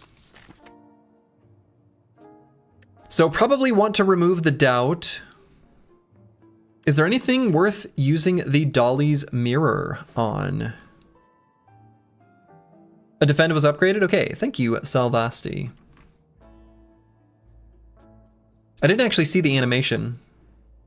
Did one actually appear on screen? Because like with the Watcher, for example, you know, when you'd play Lesson Learned, it would do that ting ting ting upgrade, you know, on screen when you play it. Yes, one did. Okay, I just missed it.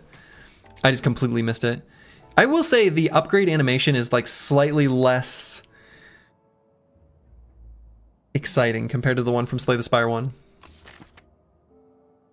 The little like card wiggle it does, not quite as satisfying. They're probably still working on it.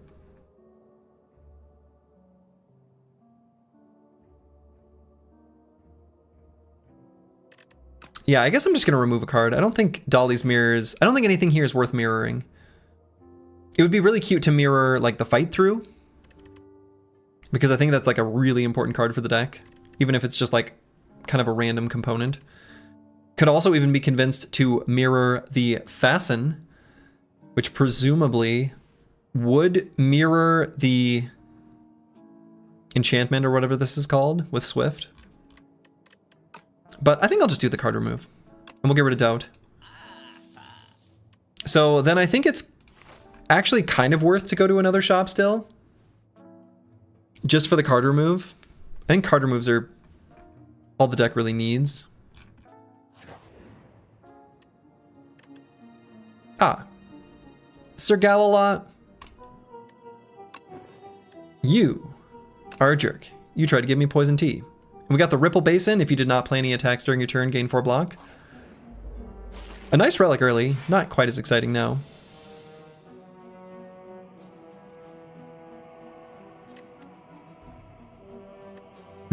Smokestack buffer and just eat the buffer?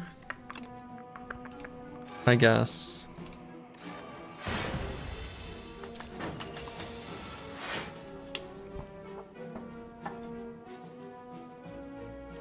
All right, let's see what Skim finds.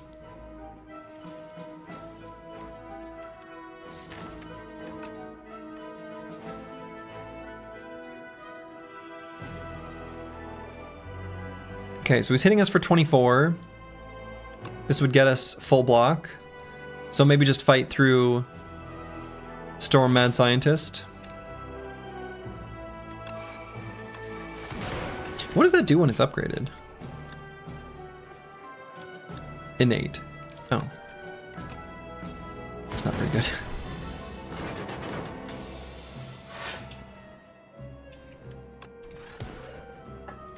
Okay, found our fasten. Let's play that.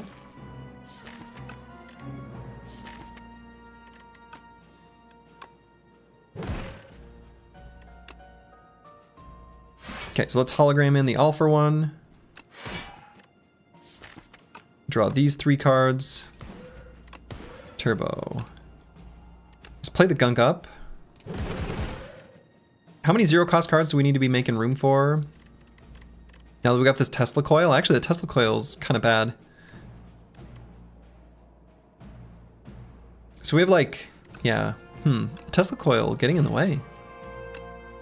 I don't like that.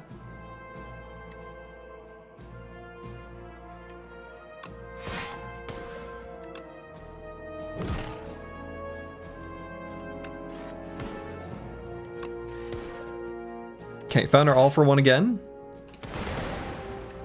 So I guess let's play it.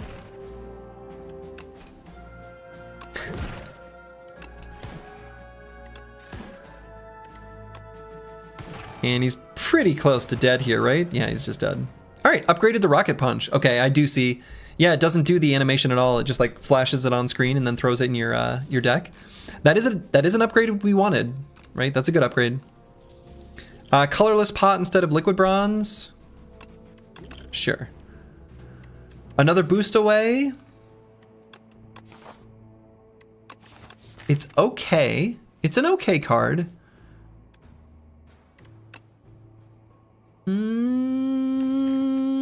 I'm gonna barely lean towards no, since it slows us down on our way to getting what we need.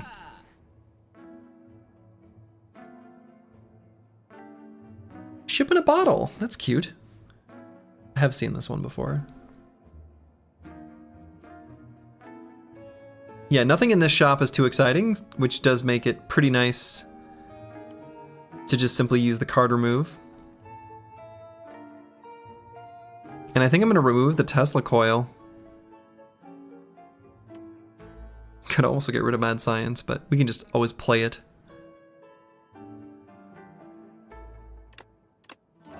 Okay.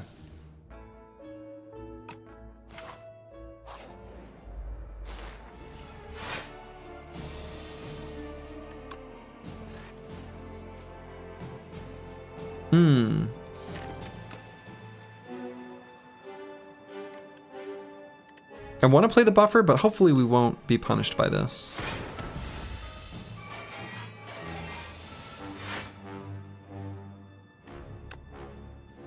All right, let's skim to find some of those 0-cost cards that we know we want to play with all for one. Mostly the turbo.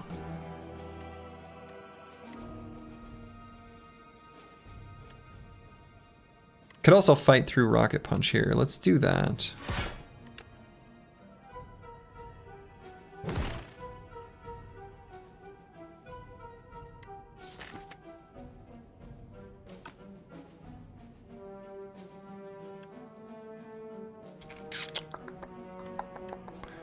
I guess I could just Hyper Beam here.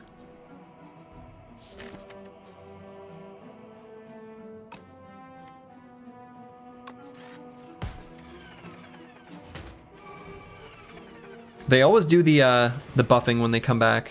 So as long as you kill them, the ones that replace, I've noticed they just never attack, which is good. We don't want them to. All right, so we can draw 3 cards. That's pretty good. Play the turbo, play the boost away, play the gunk up, and then we're gonna grab ourselves an all for one.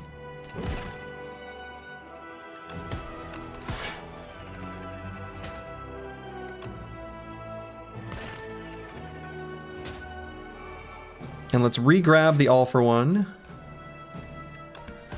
Then we'll play these. And all for one will be able to replay it, which will be pretty sweet.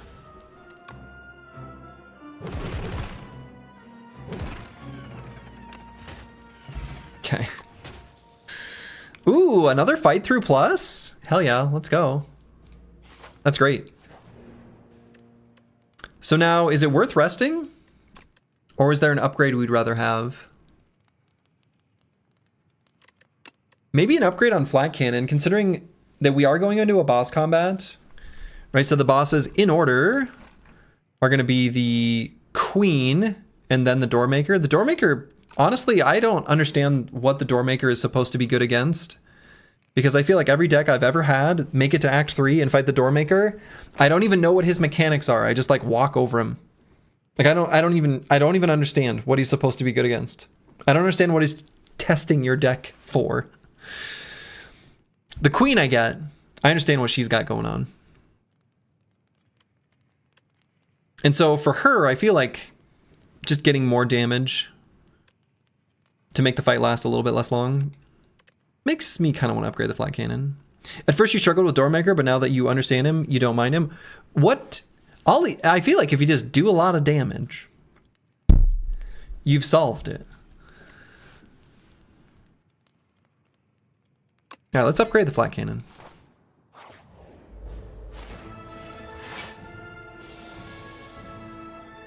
Well, this is an opening hand.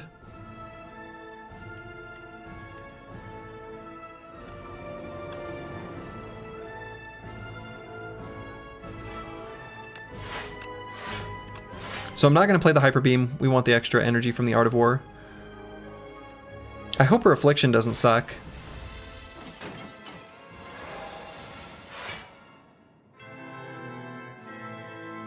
Okay, this is acceptable. Got one of our fight throughs.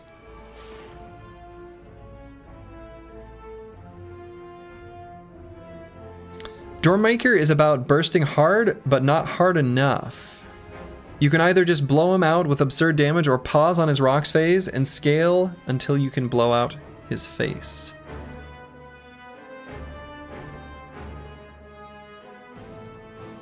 So you're saying like don't blow him to the second phase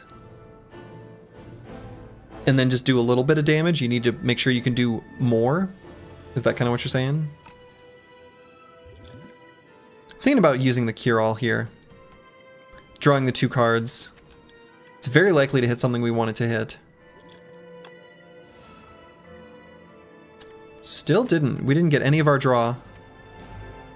All of the card draw is here. Well.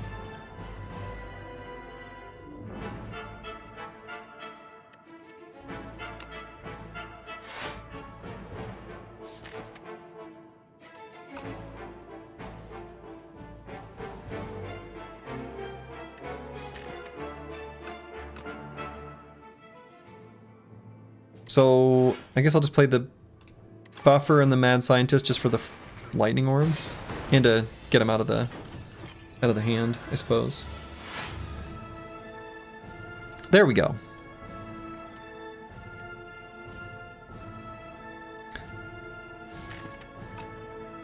All right, so we still need to get to the smokestack. I'm gonna attack the Queen. We're going to be doing a lot of our damage with the smokestack, right? And that's going to hit both of them. And then we'll be able to finish the Queen off afterwards. So I guess kind of have to... Man, all of the overclocks at the end of the deck? That sucks.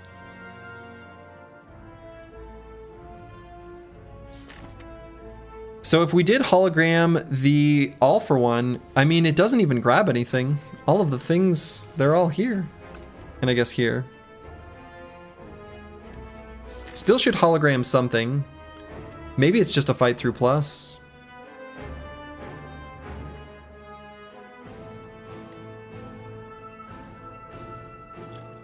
Maybe we see what the colorless pot gives us. I don't want to lose this buffer stack if possible.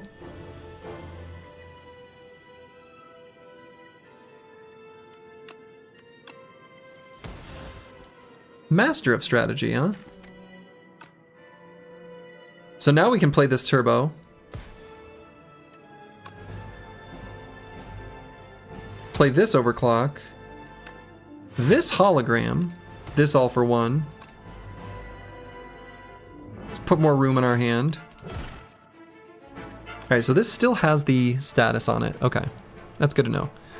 But regardless, we can get it so that we get the cards we want in the discard. Like the overclocks. when we draw the all for one next time.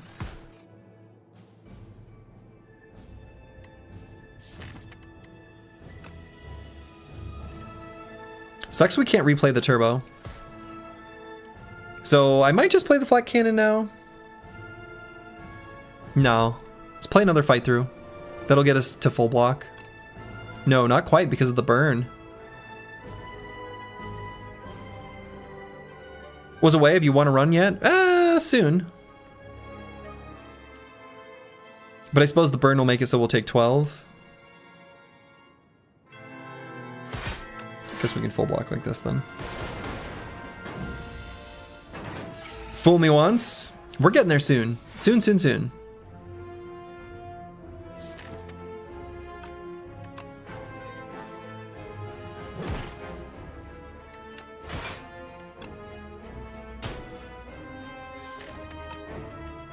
Trust. Trust in the process.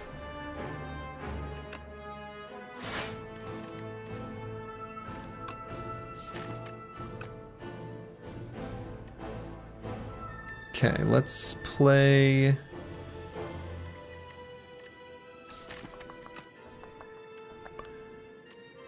maybe the gunk up. We just want to make room in the hand.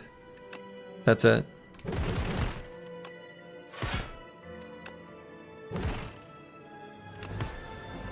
There we go.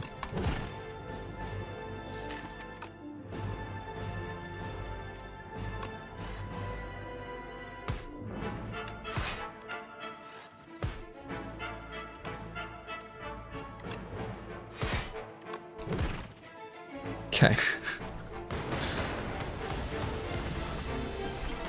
All right, we're getting them. I guess, is it time to flat cannon? I suppose it is. The game is saying it's time to flat cannon.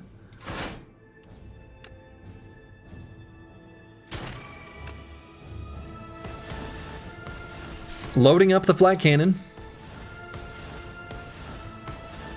Ping, ping, ping, ping, ping, ping, ping, ping, ping, ping, ping, ping, ping, pop, pop, pop, pop, pop, pop, pop, pop, pop, pop, pop, pop, pop, pop, pop, pop. And we'll end turn. She's mad now. We killed her little friend. Ooh, we don't want to draw 4 cards. We want to draw 3 cards. Yeah, so let's hologram our overclock. That way we can play the all for one. There we go. And now she's dead. We'll kill her with a flat cannon. Because that's a fun way for her to die. Actually, we killed her with the Forgotten Souls exhausting away the statuses. Alright, and now we fight a door.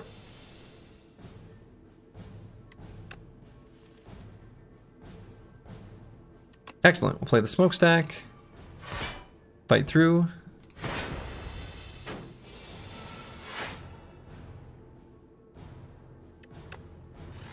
Overclock. Rocket punch. Trying to get to our all for one.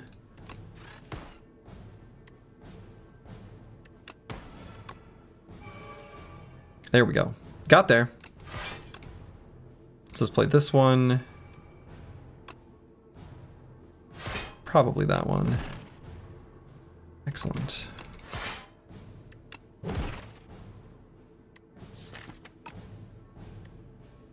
So let's draw exactly 2. Got it. So that we can play... Let's see.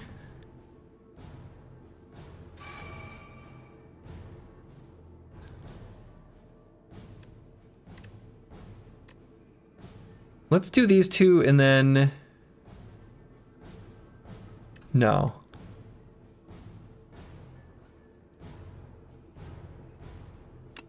No, I'm gonna hologram the all for one.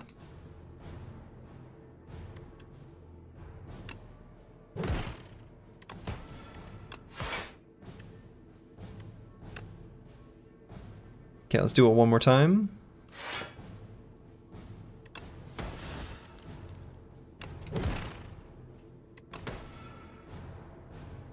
So now I'm going to do this one, just generate the orbs.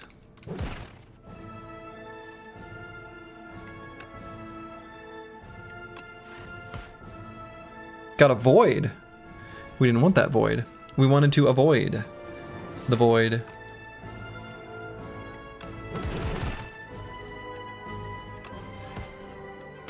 Happy to generate more burns though. Ooh. Rough draw. What did I expect?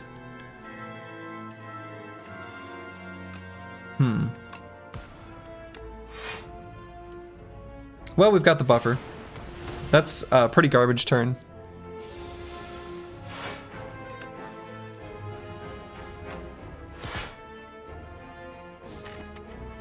Okay, we need to play our flat cannon.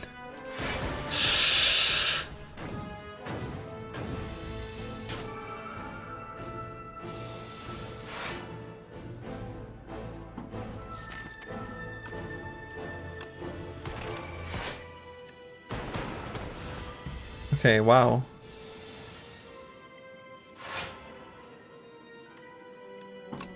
Alright, have to find the flat cannon.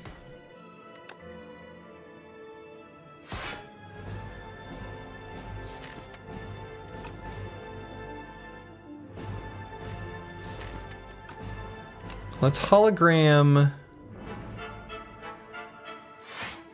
the overclock to see if we find it. Did not find it.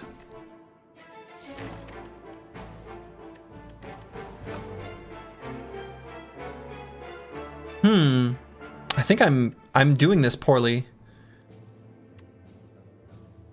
So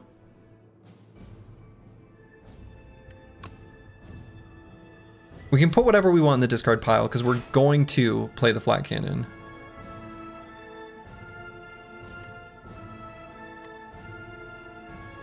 And we haven't played an attack yet, so I'm not going to play the gunk up. I'm going to play the defend. So we just need to make sure we're not drawing the flat cannon like without the 2 energy.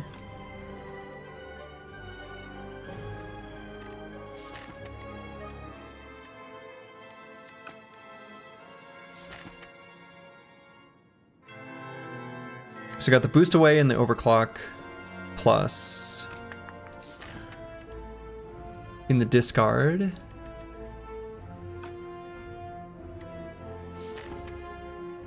Could just grab Skim Plus.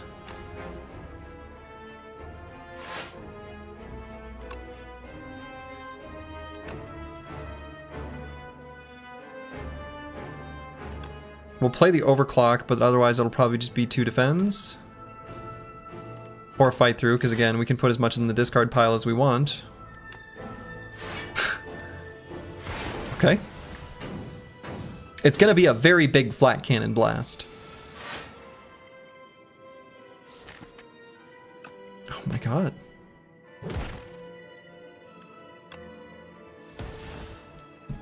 No! Wow. That is awful.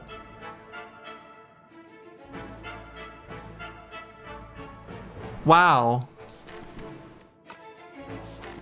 Flat cannon and turbo down there.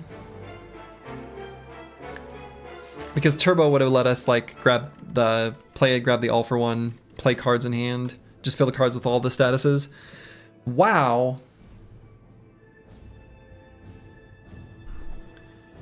That is...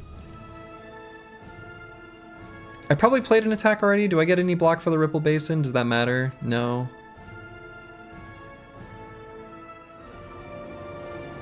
No, because we're at 28. Wow.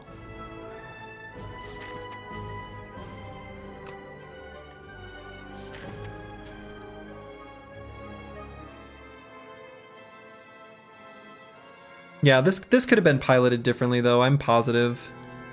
I was just saying how I don't even know what the point of this fight is, because he's easy. That's depressing. I think what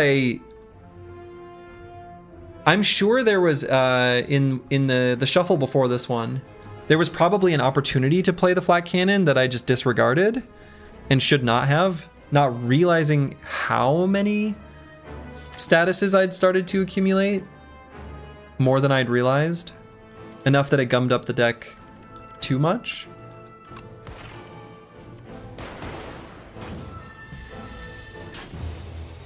Well,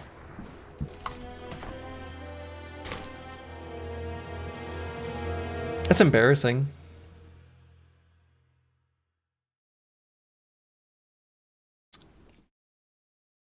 Well, need to maintain the deck clean by popping flat cannon with the last 2 energy at the turn and be careful of the void.